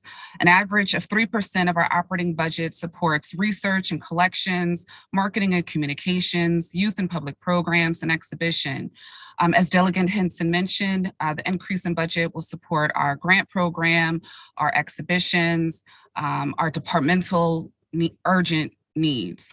As it relates to the capital repairs, just to further illuminate what those repairs, really to illuminate what our facility looks like and our needs. The historic wing of the museum was built in 1874. And like I mentioned, it is a national preservation site and it was renamed as Verda Welcome Hall. The modern wing, which holds our permanent exhibit, our staff offices, our gallery, our workshop spaces, our mini theater, our collections facility is also need of repairs. Delegate Henson beautifully laid out what those urgent repairs are. And so it's really important to mention that when it comes to the state's museum, consistent maintenance is vital to the operation and public usage of the facility. Therefore, I humbly ask that you vote in favor of the Senator Verda Welcome Act, which uplifts our state's museum to operate as a fully functional and viable institution for today and future generations. Thank you. Thank you very much. Thank you very much. We very much appreciate your testimony, and on behalf of the Appropriations Committee, we do thank you, and also the museum, for hosting past visits for the Appropriations Committee to the museum. We look forward to future visits in the near future. Next, we have joining us David Faconley. That gentleman is here. I have not seen them in the waiting room. Okay. Next, we have Ms. Tamara Wilson with MCAHC. Good afternoon. I'm Reverend Tamara Wilson. I am the chair of the Maryland Commission on African American History and Culture. The commission provides oversight of the Banneker Douglas Museum. You have my written testimony. The commission has been dedicated to its mission of preserving and celebrating African American history and culture in Maryland since Senator Welcome wrote legislation for it over 50 years ago. During my term as the chair, our focus has been to increase the visibility of the commission around the state through partnerships that inspire community building, support anti-racist practices, and promote a more equitable society. The Banneker Douglas Museum plays a significant part in that effort by attracting tourists, young and older, from around the state and beyond the state, who travel here to view its outstanding exhibits. They also come to participate in conferences and symposiums that address a number of topics that are designed to allow for open dialogue about race and social justice, and to learn how to work collaboratively together to tear down barriers that divide and to build new entities and design new programs that are inclusive. The Banneker Douglas Museum is for the commission and those who support its work a source of great pride and accomplishment. And it symbolizes the very essence of what Senator Welcome sought to do when she risked her own life to establish this work. And it continues to promote Black pride, display Black resiliency, strength, and ingenuity. And so I asked you today, with all of the great work that it's doing at the Banneker Douglas Museum, which is the state's museum, that the state will increase the commission's annual budget with this appropriation for the capital repairs, because it is so critical this time. Your support will allow the commission to ensure that the most critical needs at the Banneker Douglas Museum are met and continue to document Maryland's Black history. Thank you so much for the opportunity to speak with you today. Thank you very much, Reverend Wilson, for your testimony. Next, we have Miss Margaret Davis with the Banneker Douglas Museum. Yes, sir. I'm a volunteer with the Banneker Douglas Museum, and I'm here to state that this is a critical, underfunded asset for the state of Maryland. You and your constituents can be incredibly proud of Banneker Douglas Museum's impact, particularly given the last 3 years under its direction of Director Chanel Compton. Banneker Douglas Museum is a vital public-private partnership. The demand for the museum's free programs is huge and growing, reaching thousands of new audiences incredibly rapidly and in spite of COVID. The Banneker Douglas Museum programs have grown leaps and bounds and have created needed bridges and incredible education. It's a positive resource for our community, and it welcomes all of us for the state of Maryland who are committed to working together to build a new and brighter future between our races and strive for equity and inclusion and justice. This is why I volunteer. This is why we contribute in our family, and it's why we ask others to do the same for the Banneker Douglas Museum Foundation.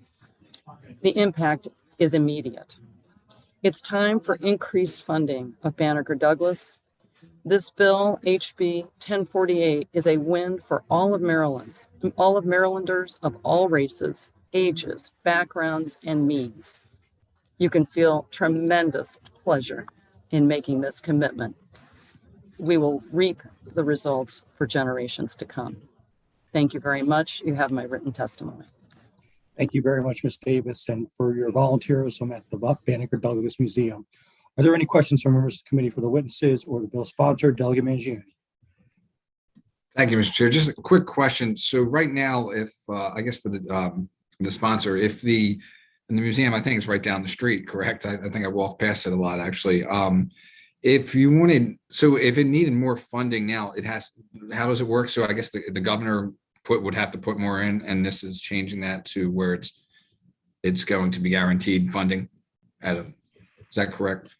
That's correct, Delegate Mangione. The museum has consistently requested the additional funding that's needed to support their operations and their capital equipping as well. And for reasons that are not clear to me, for whatever reason that is, the administration has not saw fit to include that funding, even though we have the study from DGS, which shows the clear need for the capital improvements there at the facility. So we're hoping that with this bill, we will take the opportunity for the General Assembly to show our support for the commission's work and for the museum.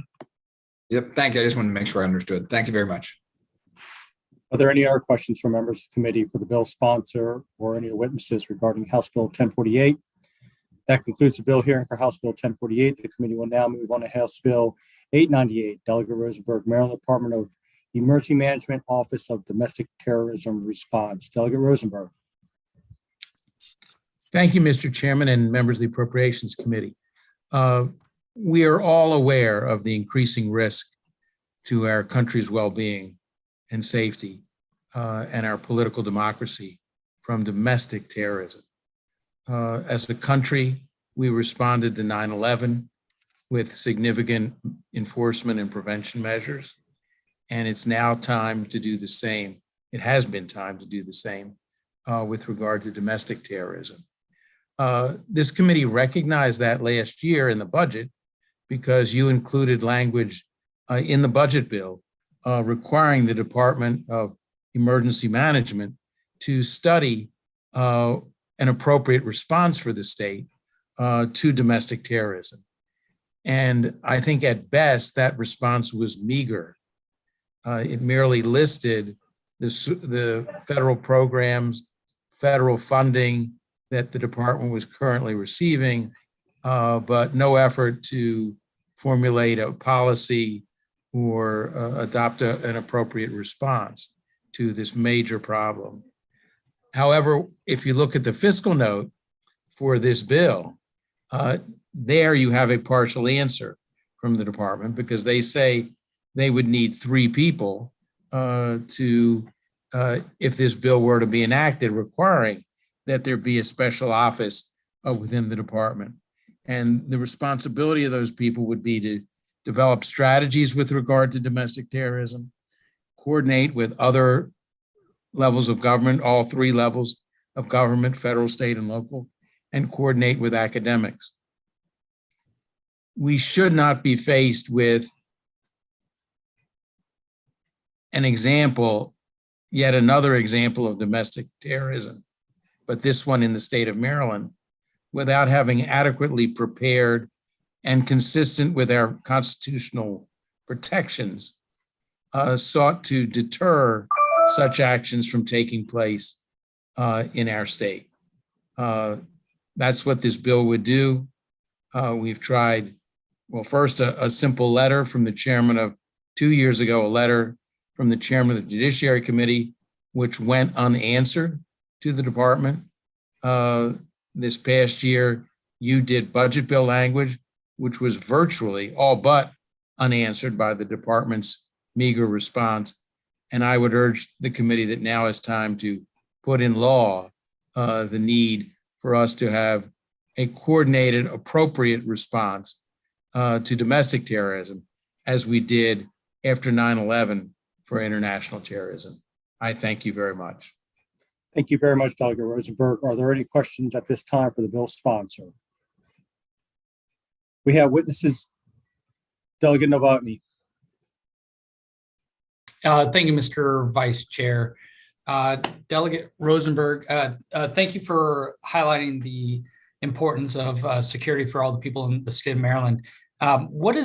Do you have a specific example that you're basing this off? You keep on referencing domestic terrorism. I saw there was cybersecurity in there, and is it just we need to, or is there a specific example you're basing this need for this bill?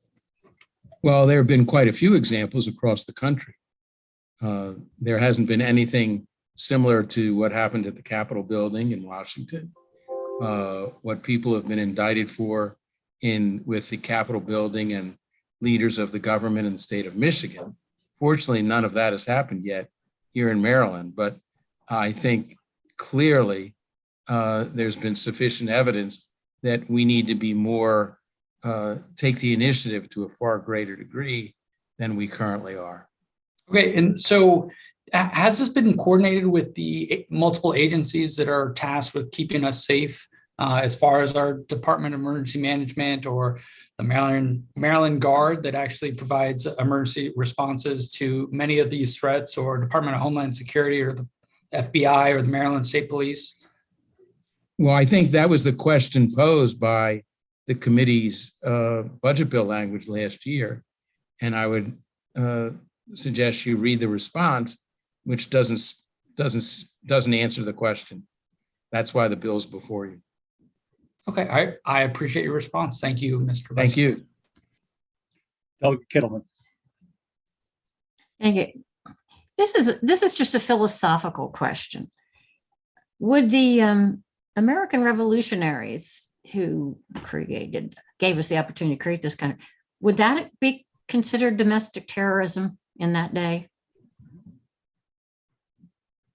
I think we are getting off topic here. I don't think so, Sherry. I think that's Okay, Delegate Kittleman. Pardon? You keep your questions pertinent to the bill. And that's not, we just asked what are some examples. I think that's a perfect example to get an answer from. Well, I would think the more recent example of an insurrection I don't know, is I what want took that. I want place. an answer to whether or not you think that what the revolutionaries did would qualify as domestic terrorism. And They the sought reason a I- redress of their grievances. And I'm not going to quote Jefferson directly, but when in the course of human events it becomes necessary, they felt it was necessary. They did not, they were first fired upon by the British at Lexington and Concord. So there were peaceful protests by the American citizens. They weren't American citizens yet, but there were peaceful protests by the colonists. But at Lexington and Concord, they were fired upon by the British. That's not what is happening now in this country. Yeah, To the bill sponsor, to the gentlelady. I asked Okay. that because I am concerned over the differing opinions as to exactly what constitutes domestic terrorism, and I worry that it could be misused. So Prior that's just a to the concern I have. Maryland, the gentlelady, prior to the Maryland Department of Emergency Management, it was considered MEMA. And recently, through legislative action, became a separate agency. The Speaker of the House actually appointed myself to serve on a task force during the interim with regard to domestic terrorism. So I think what we're trying to do here is help this organization, this we're fairly new agency, help evolve and also address issues with regards to terrorism, domestic terrorism. And during that time in the interim, we actually had several agencies, Homeland Security, and actually other agencies surrounding us on a national level meeting and trying to discuss to try to strengthen and also build that collaboration within this agency. So if we can, we'll move on to witnesses who are here today joining us. And actually, we have several witnesses who did serve on that interim commission. And we have first Mr. Howard Libet with the Baltimore Jewish Council. Mr. Libet. Hi, thank you, Mr. Chairman. I'm Howard Libet, Executive Director of the Baltimore Jewish Council. It was a pleasure to serve on the task force with you, Mr. Chairman, along with some others who are here. We met, we had a robust conversation, and I think one of the key takeaways those of us who served came away with was the idea that we do need to have better coordination of particularly thinking about federal grant opportunities and learning best practices from what's happening elsewhere in the country and other states.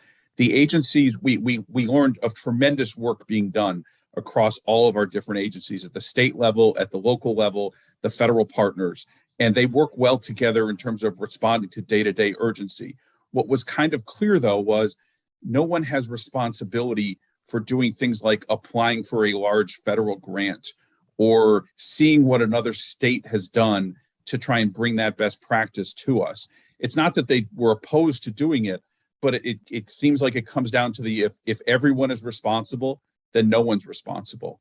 So this legislation, in my view, seeks to direct the responsibility to this new agency with a small group of people to kind of continue to bring together all the partners, make sure they're all talking to each other. We also learned of some tremendous academic resources we have in this state at the University of Maryland and other resources who aren't necessarily being tapped into by the various agencies. And these are also experts. And so we all kind of came away saying, we need to talk more, we need to collaborate more, we need to look for more opportunities to bring dollars to our state to better combat this, what is this growing threat? And that seemed to me to be a takeaway. And this is kind of an outgrowth of the brief task force we had that was created by this committee in last year's budget language. I urge support for this bill. Thank you, Mr. Libet. And to the gentlelady, Delegate Kittleman, we can also forward to you the JCR report that was recently issued. So we'll make sure your office gets that so you're briefed on what was done thus far. Thank you. Next, we have Meredith Weisel with ADL. Thank you, Mr. Vice Chairman and members of the committee. For the record, Meredith Weisel with the Anti-Defamation League. I'm the regional director for our Washington, D.C. office, and we're here to support House Bill 898. I also served on the task force, and ADL has actually been one of the organizations who has been pushing nationwide, and we're very grateful to Delegate Rosenberg, who has worked with us for something along the lines of creating an Office of Domestic Terrorism Response. And part of that is ADL is a leading anti-hate organization that specifically investigates extremist threats across the ideological spectrum. We have been working against fighting bigotry and anti-Semitism specifically. And part of it is, and the reason why this is so critical in all states and not just at the federal level, is that we've seen a lot of volatile rhetoric that, you know, has been online that also has been bleeding into explicit calls for violence. January 6th, the attack on the US Capitol was just one example, but prior to that, we saw a lot of that happen in certain state capitals. We've seen a lot of continued violence. We're also seeing a huge increase in militia and anti-government groups that are becoming very active. And we're talking a lot about people who have been following conspiracy theories, conspiratorial views that have fueled a lot of violence that we are continuing to see. Not just attacks on Jewish institutions, but attacks on, we've seen it on Black churches, we've seen it in other types of buildings. And this is all related to domestic terrorism, which is something that we have been working on. We believe that, you know, it's important to have a whole of government approach to address the threat at the federal, state, and honestly, the local level too. To counter domestic violent extremism is exactly what we're talking about. We have an entire plan. It's listed in my written testimony called Protect. And this is one of those examples of something that can help them more of the coordination, which is what the task force was supposed to be looking at. It's in consultation with things like academic and public health professionals, looking for ways to prevent and prepare for domestic terrorism, to look at all aspects of it, including things like ending explicit, you know, complicity of social media and helping facilitate some of the extremism that we've seen. And what I would just say is that, you know, related to all this, Maryland actually has had issues of domestic extremism. We have seen people arrested in Maryland who were on their way to certain rallies and stuff in other states. And so there are examples of people who are part of some of these extremist groups, and there's a whole list I could give. And with that, we'd ask for a favorable report on 898. Thank you. Thank you very much, Ms. Weisel. Next, we have testimony. Is Vince McAvoy here? Yes, thank you, Chair and Committee. I appreciate this. The sponsor, I'm going to have to go off script a little bit on some of the things I just heard from the testimony, but I want to say that the judiciary left him unanswered. The House, a list of federal agencies that do this for their daily bread, their living. They didn't give him an answer. And delegates, I just offered that some people just can't take no for an answer. This bill is about fear mongering. So please vote against this bill. This is nothing more than communist style suffocation. People have to vocally disagree. This is why you're hearing these things of social media. People that vocally disagree with certain people's statements or the way that they, ADL and the rest of them handle their affairs, where an outrage of words. There's no violence. I mean, I used to live in Sandy's district. If we want to deal with violence, please, I used to go shopping there, go to church there, take buses through there. Take care of that. That's where violence is happening. This is drummed up fear mongering. I disagree with the entire approach. It should not be funded. We have federal agencies that do this. And onto the technical aspects of the bill, you're looking for federal funding. You don't even have a plan. And you're reaching out to other states. It shows you don't really know what you're seeking here. But I'm very concerned about the proponents of this and where they're coming from, that spoke for his bill, where they're coming from for this, because we're not seeing this in Maryland. This is not a Maryland issue. Again, it's an insult to the Maryland State Police. It's an insult to the alphabet soup of agencies that we have looking into this, and to the National Guard, as was previously mentioned. And to Delegate Kittleman's point, this is a suppression of our liberties. We have a right. We have rights to speak Mr. the way we McAvoy, want to. please up to a level. summarize. You have 30 seconds. Thank you so much. You're So do not suppose to tread so carelessly on people's rights. We have the right to assemble. We have the right to speak. Thank you, Mr. McAvoy. Anything beyond that could be Thank you, is Mr. within the McAvoy. purview of America. Time Thank is you so up. much, committee. Thank you very much. Mhm. Are there any other questions from members of the committee with regard to this bill? Again, I do want to say this, that over the interim, serving with Mr. Libet and Ms. Weisel, we did hear from various agencies all across the state and also on the federal level in academia. And what we did notice was that we tended to operate in silos. So it's really a comprehensive way for all of us to work together and to collaborate with this agency that has just started and to work in a comprehensive way to address domestic terrorism. Some of the things we talked about during that time was with the situation in Great Mills. For those of us who served during the last term, we remember that situation with the school shooting. We also talked about other incidents, unfortunate incidents, and the Maryland Center for School Safety. That was another organization that was in the roundtable and the discussions there too. So we really do need to look for a comprehensive way for all the agencies all across the state and also within the federal government and academia to work together to make sure our communities are safe from domestic terrorism. Delegate Grice. Thank you, Mr. Vice Chair. And obviously, this is going to be a very contentious issue. I think I would suspect that that's going to be the case, and I would hope that whatever bill we pass, wherever we move forward, it's going to treat both ideologies the same across the board. That we're going to be consistent in our approach here, because there are extremist groups on both sides of the political spectrum and ideological spectrum as well. I mean, there are groups out there that actually did violence to innocent people over the last several years. They should be treated exactly the same as what happened on January 2nd. There were groups that took over entire city blocks in major cities. They should also be considered in the same group as being domestic terrorists as well. So I hope that we're going to have an open mind when we're going to develop this policy, because this is a big deal if we're going to move this out of committee. I can assure you that. Thank you. Okay, that ends the bill hearing for House Bill 898. The committee will now move on to House Bill 1103, Delegate Hill, Transportation, Maryland Aviation Infrastructure Impacts Commission. Delegate Hill. Thank you very much, Mr. Chairman, to Madam Chair, Mr. Vice Chair, members of the committee. I'm Terry Hill, and I'm here before you to present House Bill 1103, which would create the Maryland Aviation Infrastructure Impacts Commission, designed to evaluate community health impacts of commercial aviation growth, particularly with respect to the noise and exhaust, and particularly focused around BWI, Thurgood Marshall BWI Airport.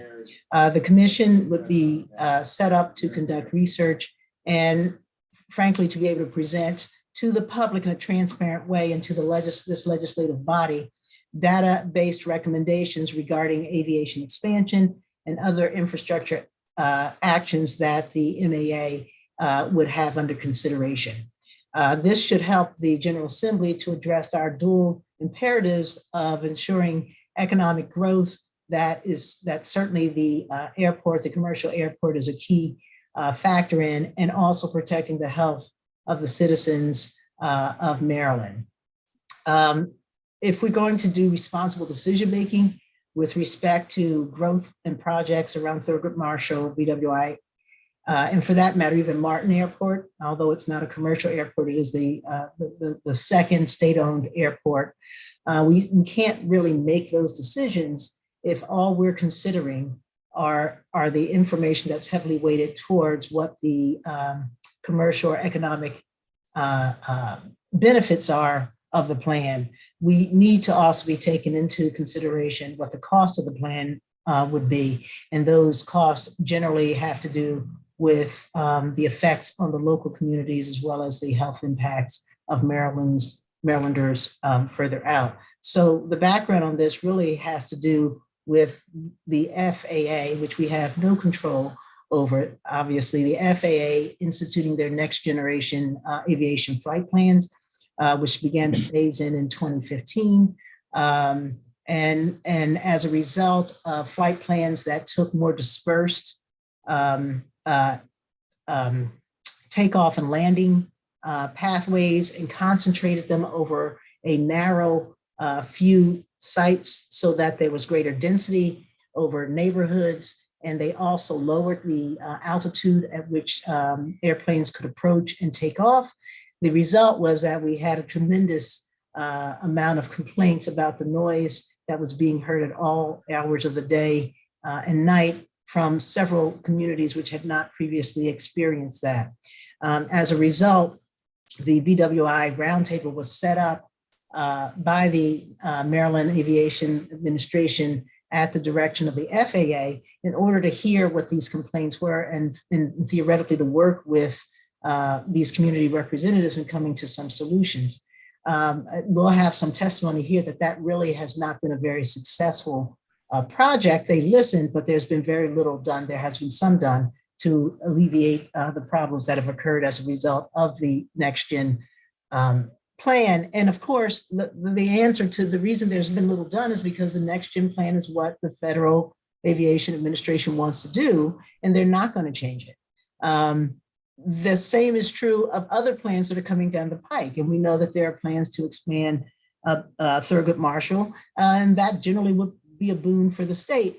But what we're doing here is learning from this recent past experience and saying, as we move forward, let's be a little bit proactive and set up an organization that will look at the plans while they're in the development stage, can do the research, and frankly, we'll have some staffing, so not depending on volunteers, to then advise the General Assembly as we're making our decisions about what the whole picture looks like so we can make better decisions, hopefully for our community and moving and how we should move forward. So with that said, I'm going to stop there and lead it to the panel. And if I have any time remaining, I would ask that you would allow that time to be given to the panel. Thank you. Thank you very much, Delegate Hill, for presenting the bill. Are there any questions for the bill sponsor at this time? Okay. We have 9 witnesses who are joining us. Delegate Proctor. Thank you, Mr. Chair. I do have one concern, Delegate Hill. It's my understanding that there are well over 10,000 employees and a multitude of businesses at BWI Thurgood Marshall Airport. And I've been contacted by these employees with concerns about HB 1103. They do believe that this will eventually lead to a decrease in the population using BWI, and in turn, the jobs will be lost and businesses will be closed. How would you respond to that concern? Okay. Thank you very much, Delegate. I had not heard those concerns, and I find it interesting that they're reading that or been told to read it into this bill. This bill is simply saying that when the airport is considering expansion or any other significant infrastructure changes, that the General Assembly has some say in, that we should get some balanced opinion.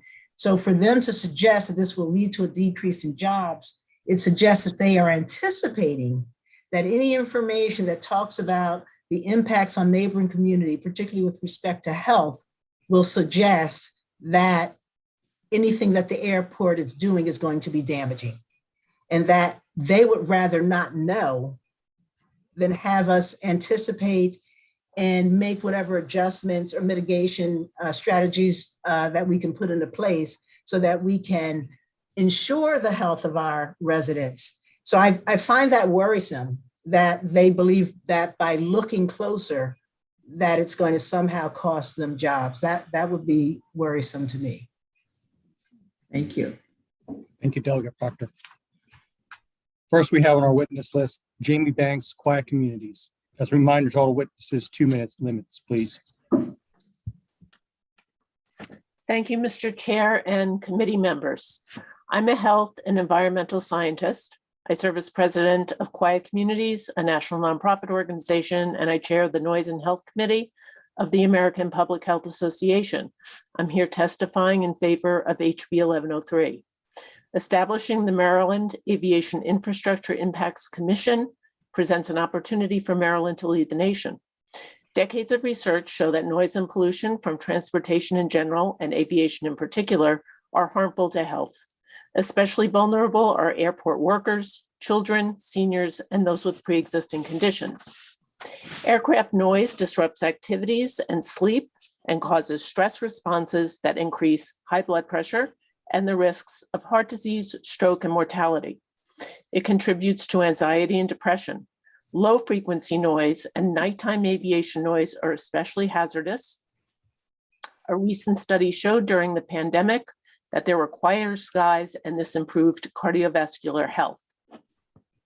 Aviation noise impairs children's learning and cognitive development. Sound insulation in affected schools and airport relocation away from schools have both been shown to reverse those effects. Aviation noise also impairs work productivity. Aircraft emissions contain fine and ultrafine particulate matter. Fine particulate matter is a human carcinogen known to cause diseases ranging from lung and heart disease to cancer, reproductive and developmental disorders, and premature death. Emissions in communities under concentrated flight paths are of particular concern. Noise and particulate matter air pollution have been associated with the development of dementia. Noise and pollution are also environmental stressors, diminishing environmental quality and contributing to biodiversity loss. All of these impacts come with substantial economic costs. An independent commission free of vested interests is needed to determine local impacts to inform solutions that protect health and environment. Thank you. Thank you very much. Thank you for your testimony. Thank you for being here. Next, we have Nilikisha Huda. Good afternoon, and thank you for this opportunity. I am Nilakshi Huda. I am a research assistant professor in civil and environmental engineering at Tufts University. I submit this favorable testimony for HB 1103 in my personal capacity, but drawing upon my own decade-long research experience and my knowledge of the field, namely air quality impacts of airports on neighboring communities. Airport-related emissions impact air quality in neighboring communities adversely. The environmental impacts can range from visible black soot to harmful, invisible, but vastly abundant nanoscale ultrafine particles. These particles can translocate throughout the body and to the central nervous system and may cross the blood-brain barrier. They have also been linked to systemic inflammation. Close-in communities, as well as airport employees, can experience tenfold or 900% increase in concentrations of ultrafine particles that originate from aircraft. But communities even as far as 10 miles, especially under flight path, may experience a doubling or 100% increase in concentrations, as my research at LAX has shown. Further, homes do not offer a safe refuge from this air pollution. Inside a home under flight pathway near Logan International Airport in Boston, I measured that up to 70% of outdoor ultrafine air pollution was also found indoors, and the concentrations inside the house were comparable to pollution levels on busy roadways during overhead flight activity. These exposures have negative health consequences. Exposure during pregnancy to aircraft origin ultrafine particles was recently linked to increased risk of preterm birth or premature birth in communities downwind of LAX. And as a mother of a preemie myself, I know this can have lifelong consequences for children. In another study at LAX, an increased risk of malignant brain cancer was identified in people exposed to aviation origin ultrafine particles. There is compelling evidence for studying the local effects of aviation operations on the affected communities near BWI because each airport is unique in its operations and its meteorology and its communities. Thank you very much Thank for your you. testimony, Ms. Huda. Next, we have Safari. Dear Chairman and dear committee members, thank you for the opportunity. For sake of record, my name is Zafar Zafari. I'm an assistant professor at University of Maryland School of Pharmacy.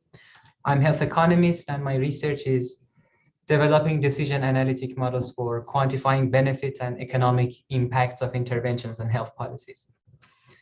The expansions of the airport infrastructures potentially lead to economic prosperity and create jobs. Nevertheless, the public health and environmental impacts of noise have been reported in the literature multiple times. We have data in the published studies that aircraft noise have been linked to cardiovascular diseases, mostly coronary heart disease and hypertensive heart disease, anxiety, annoyance, reduction of quality of life, sleep disturbance, cognitive function impairment, low birth weight, and so on. Therefore, the public health and environmental impacts of noise should be quantified, especially in those impacted communities who live, those people who live beneath the noise corridors of aircraft. In addition, the trade-off between the economic growth and public health threats should also be quantified. We have this recent study published in the the American Journal of Preventive Medicine that showed 5 decibel in noise, the economic burden of that could be as high as $3.9 billion every year in the US. Another point I would like to mention is that the vulnerable and health disparity population that are directly affected by such noise should be identified, and their voice and concerns over noise should be heard and prioritized and quantified into decision analysis process for any aviation expansion. As you all know, before the pandemic hit, every year there was a growing number of complaints and annoyance due to noise. And this is particularly important because these vulnerable communities think that authorities are dismissive Please of conclude, Mr. Zafari. Thank the you. importance of public health sciences. Thank you. Thank you for being here. Appreciate it. Next, we have Arlene Bronzoft. Arlene Bronzoft. Ma'am, if you could unmute yourself. I am Arlene Bronsaft. Thank I'm you. a researcher and writer on the impacts of noise on health, and I've done this extensively. I'm a professor emerita of the City University of New York, and in New York City, I serve on GROW NYC, overseeing its noise activities, and it's a board appointed by the mayor. I've been appointed by 5 mayors. I'm not going to speak about the research and the link between noise and health, because other speakers have already addressed that. And the article that I have cited in my written testimony, I point you to a writing I've done in which I've looked at the research and noted the policies that are lacking. I believe that the Maryland Aviation Infrastructure Impacts Commission will undoubtedly familiarize itself with the research and apply this knowledge to set up policies that will indeed lessen the deleterious impacts of aircraft noise and health.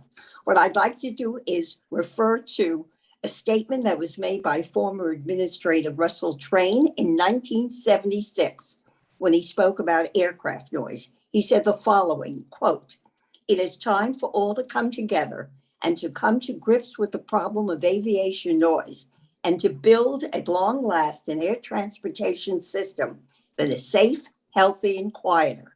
We have simply lacked the will to do it. Let's get on with the job." That was 1976. This is 2022. The research linking noise to deleterious health effects is stronger, and the ways to lessen aircraft noise are more plentiful. However, unfortunately, the will is still lacking. Passing the proposed legislation will say loud, excuse me for that word, and clear that we have the will to get on with the job. Thank you very much. Thank you very much, Professor Ronzaf, for being here today and providing your testimony. Next, we'll hear testimony from Mary Reese, who is with the DC Metroplex BWI Community Roundtable. Hi, good afternoon, Mr. Vice Chair, members of the committee, and Delegate Hill. I'm Mary Reese, District 30. I'm in my 5th year of work with the BWI Roundtable. Our congressional delegation has secured $158 million for the MAA to expand and enhance Maryland's airports. This spending will have major impacts on Maryland communities and businesses. Why? Because we have a well-documented and expanding airport noise problem. The national airspace was overhauled in 2015. The result and effects are permanent. There is no legal redress. In fact, the Supreme Court's ruling in Griggs v. Allegheny County places liability for aviation noise on airports, not the FAA or the airlines. So talking about what the FAA should or shouldn't do is moot. It's not productive, and it's not why we're here today. Our airport authority affects frequency and number of flight operations, presence of nighttime operations, noise ratings of aircraft it allows to operate at BWI, and the types of cargo and passenger carriers it does business with, and all plans and decisions to build additional capacity and runways. The MAA generates its revenue by assessing per passenger head fees. Considering potential negative impacts to communities in its decisions would place it at odds with its own sources of revenue and its charter, which sees it to promote aviation interests. The Airport Noise and Capacity Act of 1990 allows airports to assess those passenger fees, and it prohibits local governments from doing so. Current policy goes a long way towards protecting airports from communities. To achieve balance, we need policy to protect communities. We need this commission. Right now, communities don't even have a seat at the table, while hundreds of millions of our tax dollars are poured into our state-owned airports. There are mitigations to the noise problems we have: establishment of nighttime quiet hours, caps on maximum noise levels and the number of operations, and noise-based landing fees may be pursued through the FAR Part 161 process. The commission can drive this process. Thank you, Ms. Reese. It's not a federally Thank you initiated for your process. testimony. Let me ask some, Ms. Reese. I'm looking through the bill here, and you serve on the DC Metroplex BWI Community Roundtable. How long have you served on that roundtable? I'm in my 5th year. Your 5th year. Let me ask you this: how, looking at the bill, the current posture of the bill, how would that relate to the Metroplex Community Roundtable? What kind of relationship would that be if those two existed? I think it would be a symbiotic relationship because they really would have complementary but very different roles. The commission will have, it will be out from under the M.MAA and their interests, and it will have the legal standing to make vetted recommendations with its budget and consulting with researchers to the legislature. The BWI Roundtable will still be a very important entity to listen to the concerns of the community and the noise that they're experiencing, and then it would be able to work to report that essentially to the commission, who could actually do something about it. Look at policy, look at Code of Maryland regulation, and make really good, sound recommendations to the legislature. Okay.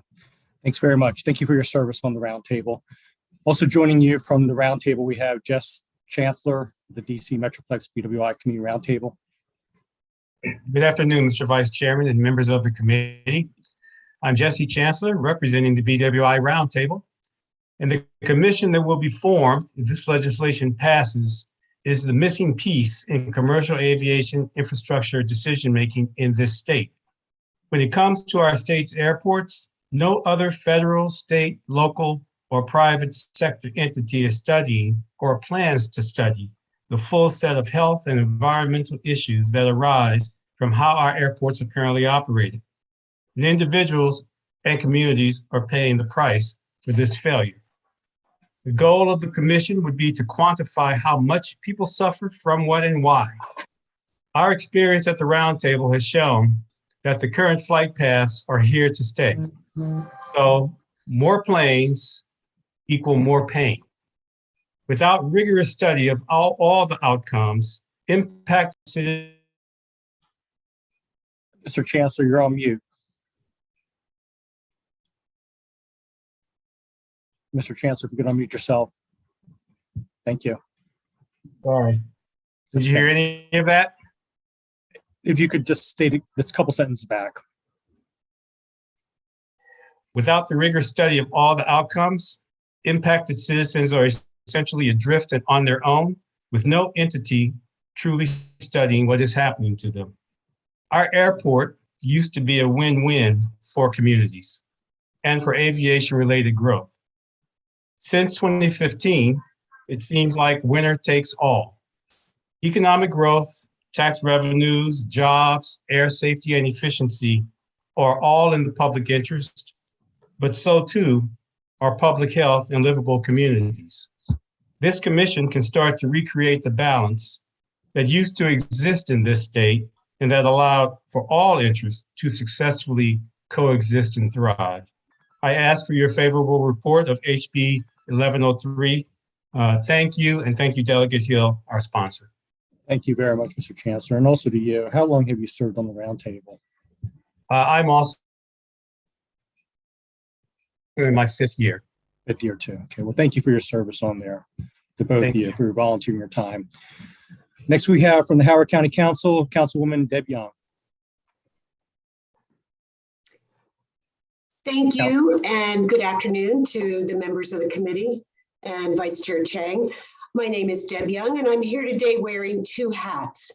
I am a member of the Howard County Council, and I am a member of the BWI Roundtable, where I represent all 5 councilmanic districts, and I have done so for the past 3.5 years.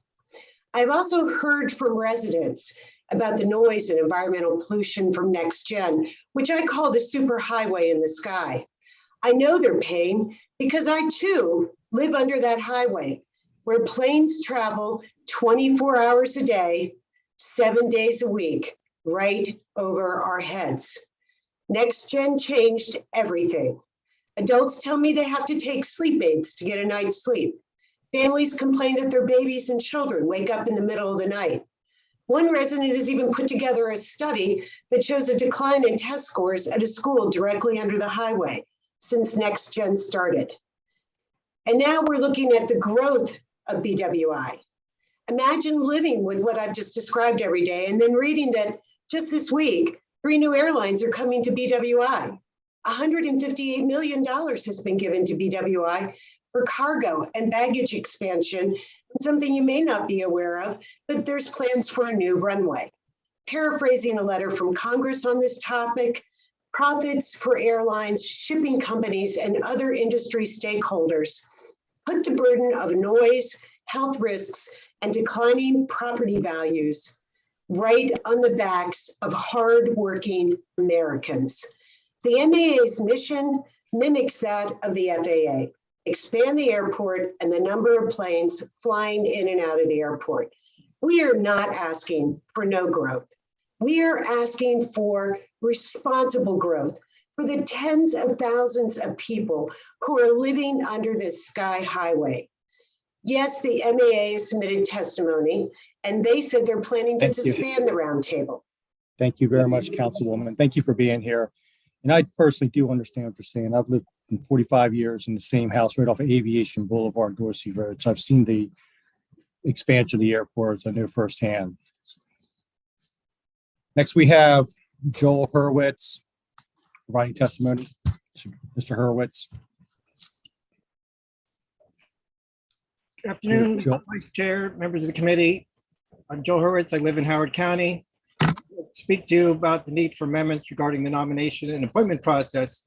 Last month, I happened across an opinion from the Open Meetings Act Compliance Board. The January opinion was in response to complaint that the Washington County delegation was having non-public meetings regarding their quixotic plan to secede to West Virginia. The Compliance Board found that the delegation was not a public body when they were meeting because delegations only considered public bodies during session when considering legislation assigned to it. And additionally, it would appear that it would not apply to considering nominations. The county delegations will be holding public meetings during sessions, but not at other times of the year. And while Howard County has a tradition of holding public meetings, the same might not be true with the other counties. Thus, the bill should be amended to require the delegations to hold public meetings at all times when considering the nominations and filling any vacancies on the commission. In addition, I have concerns with the appointment process, which consists of the 13 members of the commission. The president and speaker each appoint one community advocate from each county. This would be 8 persons. And unless they were to appoint the same, it is not clear how could it ever be 7 as stated in the bill. In addition to the community advocates, the speaker and the president, we each have what I would call an at-large appointment. The governor will have 3. Thus, there are 5 at-large appointments. Mathematically, they could come from just 2 counties. And the composition could be as unbalanced as 5-4-2-2 or as balanced as 4-3-3-3. And while the roundtable would consider a list of the nominees, when there are vacancies, there's no list and there's no review by the roundtable. The bill states the county delegation that nominated the vacating member shall nominate the individuals to fill the vacancy, and the appointing authority shall appoint that person. Over the course of the 5 years of the commission, an increasing number of commission members will most likely be filling vacancies. It is thus not clear why a delegation would essentially own the seat for the at-large members of the commission for the full term of 5 years. Thus, I urge appropriate amendments to address the details of the nomination and appointment process. Thank you. Thank you very much, Mr. Hurwitz, for your testimony. Are there any questions from members of the committee or any of the witnesses? That ends the bill hearing for House Bill 1103. The committee will now move on to House Bill 1311. House Bill 1311 is presented by Delegate Mounts, Chesapeake Bay Restoration Fund authorized uses, Chesapeake Bay Restoration Fund Lockbox Act of 2022. It's also jointly assigned to the Environment Transportation Committee. And joining us from the Environment Transportation Committee today, we have Delegate Boyce, Delegate Anderson, and Delegate Ruth. Delegate Meltz, please proceed. Thank you, Chairman and colleagues. It's great to be with you. Johnny Mounts for the record, District 37B, Talbot, Caroline, Dorchester, Wacomico counties. HB 1311 is commonly referred to as the Bay Restoration Fund Lockbox Act of 2022. I'm sorry, one second.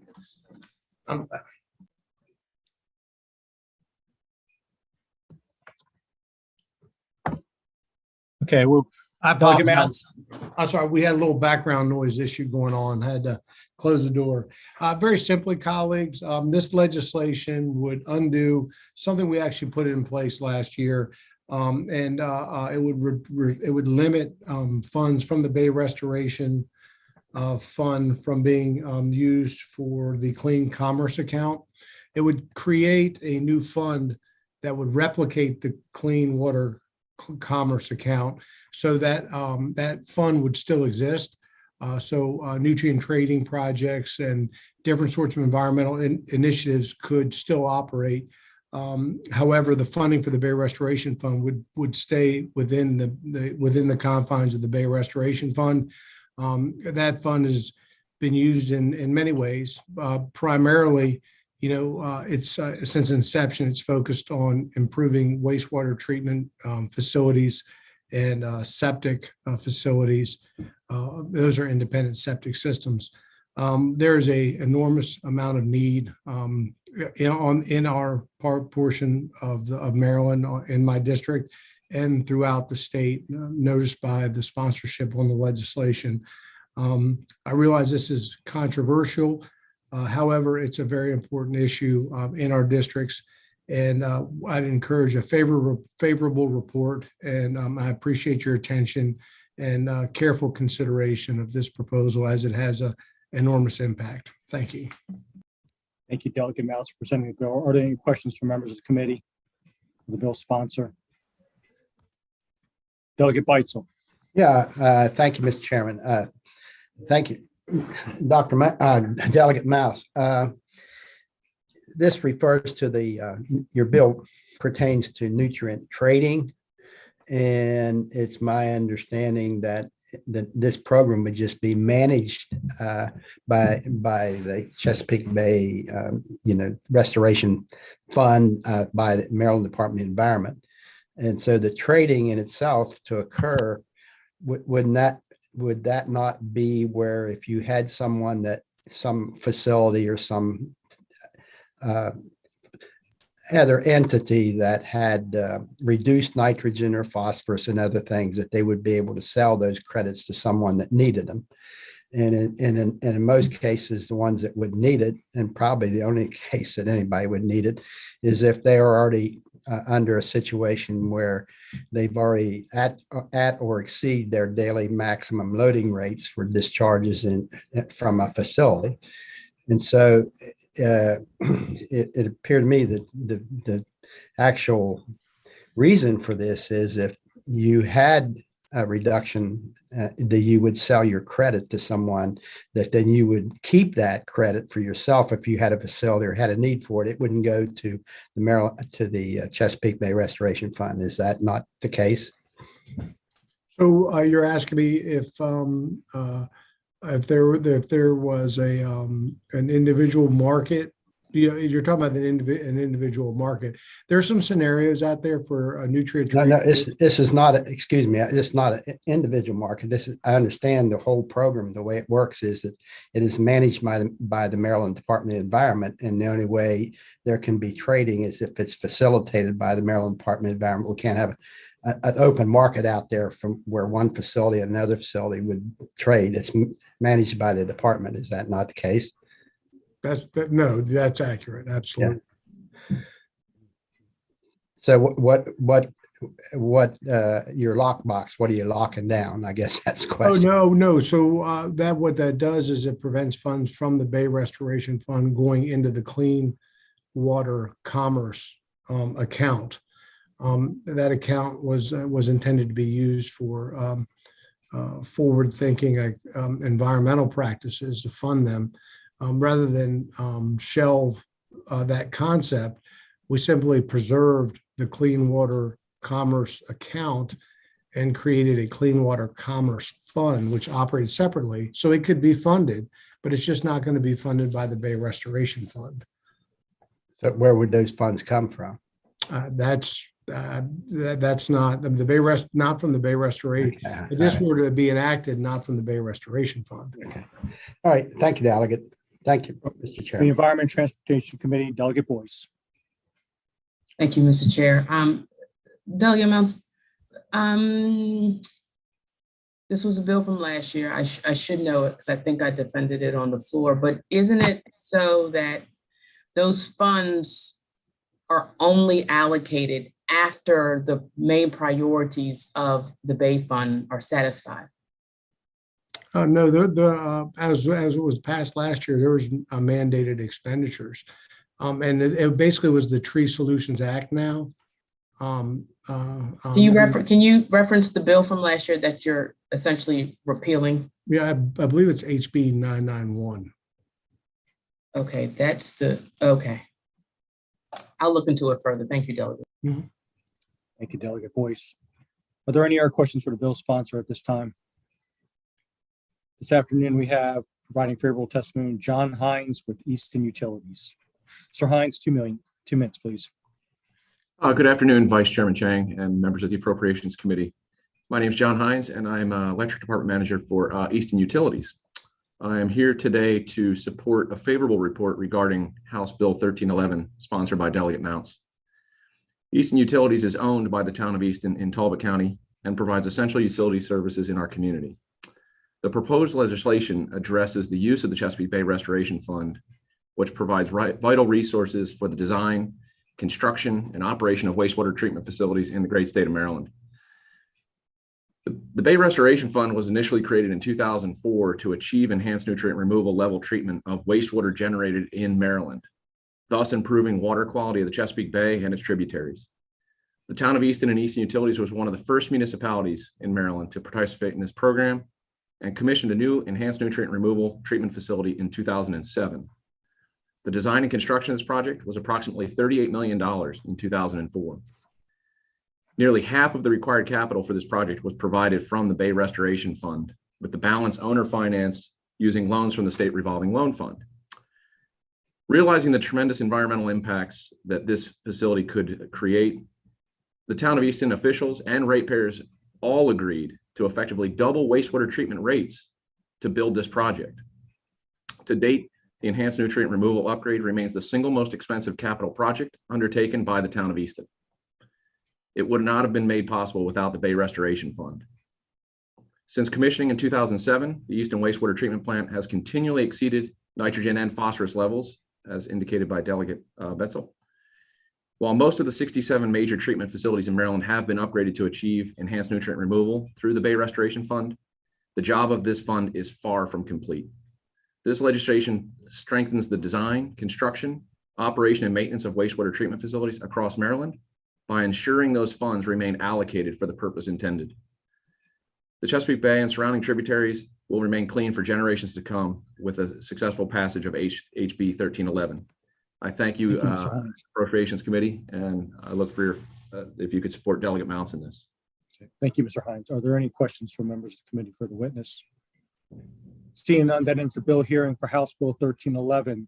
The committee will now move on to the last bill of today, House Bill 1336, sponsored by the Appropriations Committee member, Delegate Bridges, Greater Baltimore Transit Governance and Funding Commission.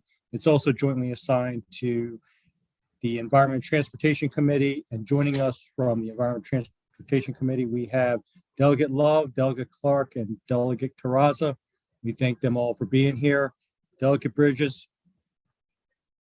Thank you, Mr. Vice Chair. And I'm assuming that we're following the tradition of the Appropriations Committee and saving the best for last. So I'll take it. I'll take that. So members, I won't keep you long. Again, Delegate Bridges, for the record, bring you House Bill 1336. This is the Greater Baltimore Transit Governance and Funding Commission. And this bill really establishes the commission to study and make recommendations about the governance, funding, and performance of the MTA for the greater Baltimore region based on an August 2021 report that was published by the Baltimore Regional Transit Board. If you know about the BRTB, it's our region's metropolitan planning organization that falls under the Baltimore Metropolitan Council. And we do have representatives here from the Baltimore Metropolitan Council, as well as members from the Baltimore Regional Transportation Board, which most of the members are your county executives and the mayor of the city of Baltimore, who are also part of this board. They actually had a consultant that completed a regional transportation governance and funding study, which really was a look or an analysis of peer agencies and systems to explore the governance and funding models and make recommendations for Maryland's system. So when they made those recommendations, they looked at 5 recommendations for Maryland. And so they didn't go into the details of which recommendation works best. And they also didn't get into the details of how it will work for the state of Maryland, especially for the greater Baltimore region. And so the goal of this commission is to really identify for the legislature an approach that more equitably distributes the governing and funding mechanisms or structure for improving performance, accountability, and increased ridership for the Baltimore transit system. So just for background purposes, MTA, as you all know, is one of the few transit administrations that is governed and operated by a state agency rather than a regional authority. Most other transit administrations have a regional authority or a local transportation department. MDOT is part of the executive, or MTA is part of the executive branch. And so the state, it reports to the state and to the governor, actually, with no local oversight. And so that means that the state controls the decisions about the service delivery and investment that is made by the MTA, and really leaves the government and stakeholders in the region with limited input into transit investments, including the operations or strategic investments. And so the structure really doesn't help with coordination among local jurisdictions. So by looking at the study that was completed by the BRTB, we're asking this commission to actually review potential alternatives to what a governance and funding structure could possibly be for the Baltimore metropolitan region, whether we're looking at a new entity that's created, provisions for the powers and the duties of that entity, representation of members on the appointments, potential state and regional funding sources, which I think would be really key to look at what local jurisdictions could also use or put into this for funding for Maryland Transit Administration, especially in that greater Baltimore metropolitan region, and really looking at steps to improve coordination among the local transportation service for the region. So reforming and funding the structure could really enhance accountability and drive shared investments to create a higher performing transit system for the Baltimore metropolitan region. So I hope this committee and the voting members are willing to provide a favorable report to support us in identifying potential approaches to an equitable distribution of governance and funding responsibilities for the MTA. I know there are a number of people who are here favorable with amendments, and I'm willing to consider some of those amendments as we look at what the structure of this commission should really look like. I know some local jurisdictions, such as Howard County, want to be part of the commission, as well as the local union should be part of the commission as well. But I do have Mike Kelly from the Baltimore Metropolitan Council, as well as representatives from Baltimore City, Baltimore County, and Anne Arundel County here, all in support, who can also answer questions about the original report that was done and ways that we're moving forward to make recommendations for the legislature on a new or possibly looking at a different governance and funding structure. And so with that, Mr. Chair, I'll end my responses here and willing to take any questions. Thank you, Delegate Bridges. Are there any questions from members of the committee for the bill sponsor? This afternoon, we have 9 witnesses who are joining us to provide testimony. First, we have John Hilgast with the Greater Washington Partnership. As a reminder, 2 minutes for all witnesses. Thank you. Thanks. Joe McAnder here with the Greater Washington Partnership, Vice President of Government Relations and Infrastructure. Thank you to the chair and the committee. Also, thank you to Delegate Bridges for his continued support for this important conversation. The Greater Washington Partnership is a civic alliance of some of the leading CEOs and employers stretching from Baltimore to Richmond, focused on trying to tackle some of our sticky issues that hold our region back. There is none bigger, I think, in the Baltimore metro area than solving and improving and enhancing the transit system. The current system is a good foundation, but it represents a liability for folks that live there today trying to get to jobs and opportunity, or folks that are trying to relocate their jobs, or employers that are trying to relocate there as well. We've been advocating for a look along the lines of what this study bill will do since 2018 when we released our blueprint for regional mobility. We were happy to see BMC's great report last summer. We also worked with the Central Maryland Transportation Alliance and the Eno Center for Transportation in 2020 to release a study as well. This is well studied. I think we need a venue to have a conversation and make key decisions to move forward. But the current system is suboptimal. We need shared buy-in between the local governments and the state, and we're happy with all of the county and city support here today. And I will stop because this has been a long hearing. So thank you all. Thank you very much for your testimony. Next, we have from the Baltimore Metropolitan Council, Mike Kelly. Thank you, Delegate. My name is Mike Kelly. I'm the Executive Director of the Metropolitan Council, and Delegate Bridges did a great job explaining who we are and what we did with our study in 2021. I think this commission represents the next logical step in whatever that decision-making process was going to be. During the study time, which is about 7 months long, which included a series of public hearings and really careful analysis of every aspect of the system, from its evolution to, as Delegate Bridges said, peer models. A lot of the research was essentially done, but the models that were put forth in the study were intentionally unweighted. And I think what needs to come next, as we consider the evolution of transit in our region, is a drilling down as to which of the recommendations make sense. And I think it's important to say that we would go into this study, without our foot on the gas pedal for any of these. The options range from keeping the status quo to creating a new entity with a number of options for enhancing an existing state commission in the middle.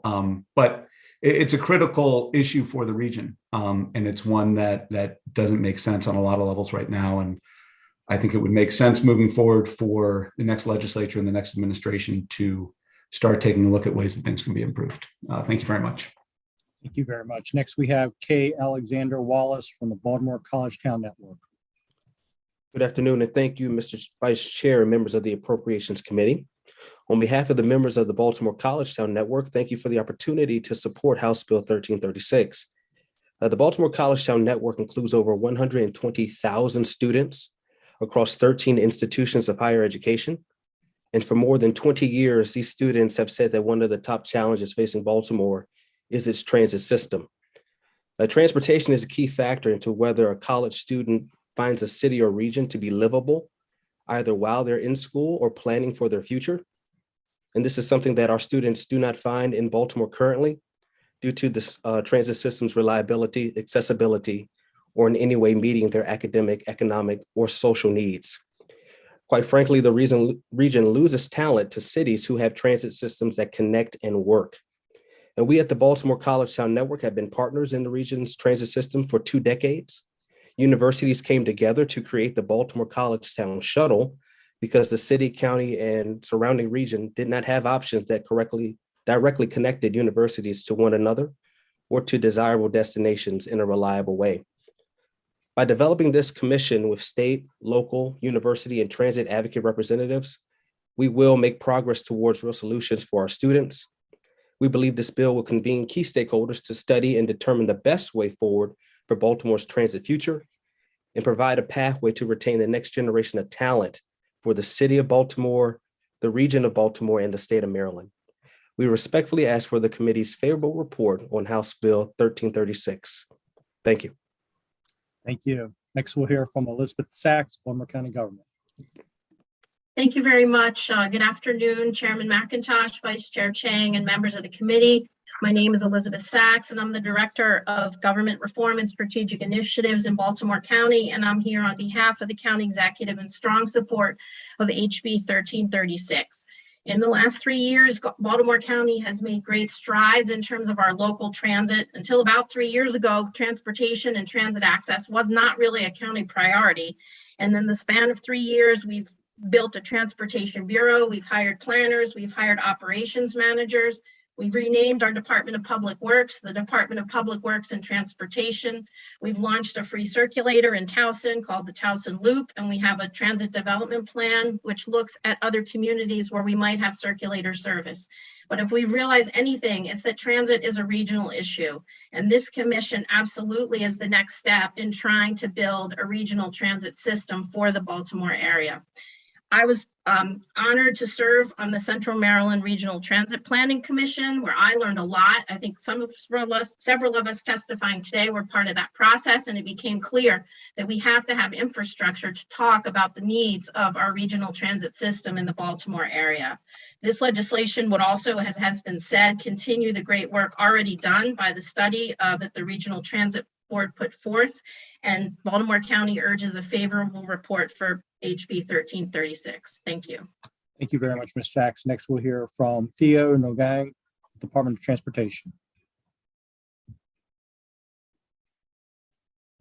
Good afternoon. Thank you, Mr. Vice Chair and members of the committee. My name is Theo Ngongong. I'm the Deputy Director here at Baltimore City Department of Transportation. I'm also the agency representative to the BRT, the Baltimore Regional Transportation Board, down at BMC. I'm also, just like Elizabeth stated earlier, a former commissioner for the Baltimore Regional Transit Plan.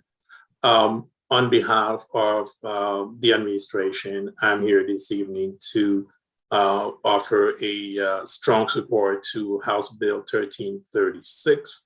Also want to just thank our delegate, Tony Bridges, here for introducing the piece of legislation here.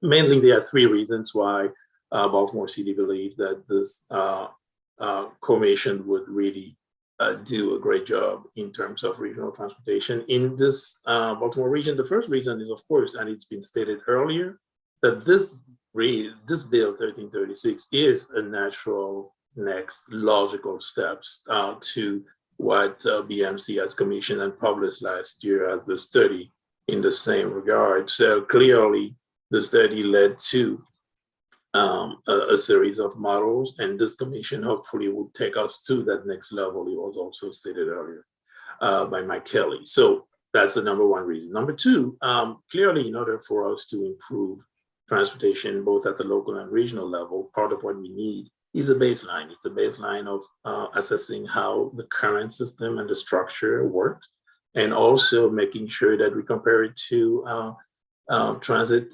system in the country and see exactly what works. We believe that this commission will be tasked with that as well. And the third element, of course, is looking for improvement. And as you know, in Baltimore City, we have 30% of the households that do not own cars. So clearly affecting the livelihood of the resident by focusing on public transit is key. So we would like to ask for support to Bill 1336. Thank you so much. Thank you, Mr. Gongang. Next, we have Mr. Brian O'Malley with the Central Maryland Transportation Alliance. Thank you, Mr. Vice Chair. I'm going to be brief because my understanding is you're going to hear from the Vice Chair of our board, Dr. Celeste Chavis. But we're excited to be on this panel, seeing representatives from the local governments in the region, business community, advocacy organizations, all agreeing that this is an important next step. As Mr. Kelly said, it's the logical next step in this process. And we, on behalf of riders of the transit system, believe that it's important to take a look at governance reform as an opportunity to improve the performance of the transit system. Thank you. Thank you, Mr. O'Malley. I do have a question for you. Which light rail stop are you at? Woodbury. Wonderful. Good seeing you. That was perfect timing. Light rail went right behind you. So next we have Dr. Celeste Chavez with Morgan State University. Thank you, Mr. Vice Chair. I'm Celeste Chavis and am an associate professor in the Department of Transportation at Morgan State and vice chair of the Central Maryland Transportation Alliance Executive Board. Among the 50 largest transit agencies in the US, MTA is the only one that answers to a governor with no board. Long-range strategic planning is greatly inhibited by the current centralized governance structure, thus making improving transit performance difficult. The last time MTA expanded service was 1997. In the 25 years since then, regions from across the US, such as Charlotte, Pittsburgh, San Diego, and several others, have invested boldly in building light rail, bus rapid transit, and other forms of high-capacity transit. As we all know, transit projects take a long time to develop and implement. For example, the Red Line, which was actually slated to be operational this year, would have taken approximately 20 years, or more importantly, 4 gubernatorial administrations from conception to operation. Not only are new capital projects impacted, but so is the operation of our existing systems. Maryland has underfunded MTA's maintenance needs for years, resulting in MTA having the most frequent breakdowns in the US for heavy rail and light rail. HB 1336 creates a governance and funding commission representative of key regional and state stakeholders to review recent studies and develop legislation for reforming transit governance. We believe that reforming the current system and creating that authority is a critical step for improving and expanding transit service, increasing oversight and accountability, and bringing additional local and federal funds for transit to the region. On behalf of both myself and the Transportation Alliance, I urge a favorable report for House Bill 1336. Thank you. Thank you. Thank you very much, Dr. Chavez, for being here. Next, we have Samuel Sneed from Anne Arundel County. Thank you, and thank the committee for listening to my testimony today. I am the empowered representative for Stuart Pittman, our county executive, and I want to reflect a favorable position for this bill. I have over 20 years of transit experience and transportation planning experience nationwide, spanning FTA, Los Angeles County, and Boston region as well. And when I came to our county here in Anne Arundel, it was from Baltimore County, where we built out 2 new transit lines there. I believe that the model we have deserves to be greater, to serve our region better. Across our region, residents feel the effects of inequitable access to mass transit and transportation options, which affects their ability to travel between their homes, schools, healthcare, employment. The inequity hits those on the lower rungs. And in 2019, Anne Arundel County adopted Move Anne Arundel, the county's transportational functional master plan. With the adopted vision, that Anne Arundel County will provide a safe, efficient, equitable, sustainable, and multimodal transportation system. This bill will definitely advance and support our goals. And we're also starting to endeavor on our TDP this year. And I believe that this type of board and further study would allow us to advance our transit in our region and in our county. And I fully support it. And I hope we get this committee support. It's really important. Thank you very much, Mr. Sneed. Lastly, we have Michael Mamillion with ATU. Good evening. Thank you, Mr. Chairman and committee members. For the record, my name is Michael McMillan. I'm the president and business agent of ATU, Amalgamated Transit Union Local 1300. At ATU Local 1300 in Baltimore, representing nearly 2,600 workers at the Maryland Transit Administration, takes no position at this time on the potential regionalization of transit in the Baltimore area, which could potentially result from the study required by House Bill 1336. However, we will note that such a reorganization is a complicated process involving funding, governance, and other matters that would have a direct impact on workforce issues, including bargaining units, pensions, and many other matters. We therefore call for the bill to be amended to add the presidents of ATU Local 1300 and ATU Local 689 in Forestville, which also represent workers in the Baltimore and Anne Arundel region, as members of the Greater Baltimore Transit Governance and Funding Commission established by this legislation. Furthermore, we would strongly recommend changing the effective date of the bill to February 1st, 2023, in order to provide enough time to properly carry out legislative intent in an orderly and strategic fashion. Thank you. Thank you very much, Mr. McMillan. Are there any questions from members of the Appropriations Committee or the members of the Environment and Transportation Committee who are joining us today for the bill sponsor or any witnesses? Seeing none, that ends the bill hearing for House Bill 1336. It also ends the bill hearing for today. Thank you to all the committee members for all the questions, all the feedback, and all the discussions that we've had today. Thank you to all the bill sponsors and witnesses who joined us for this extensive day. For the committee members, we do have scheduled at this time a voting session at 1 p.m. on Friday. And on behalf of the Appropriations Committee Chairwoman Maggie McIntosh and the entire Appropriations Committee, have a great evening. Thank you.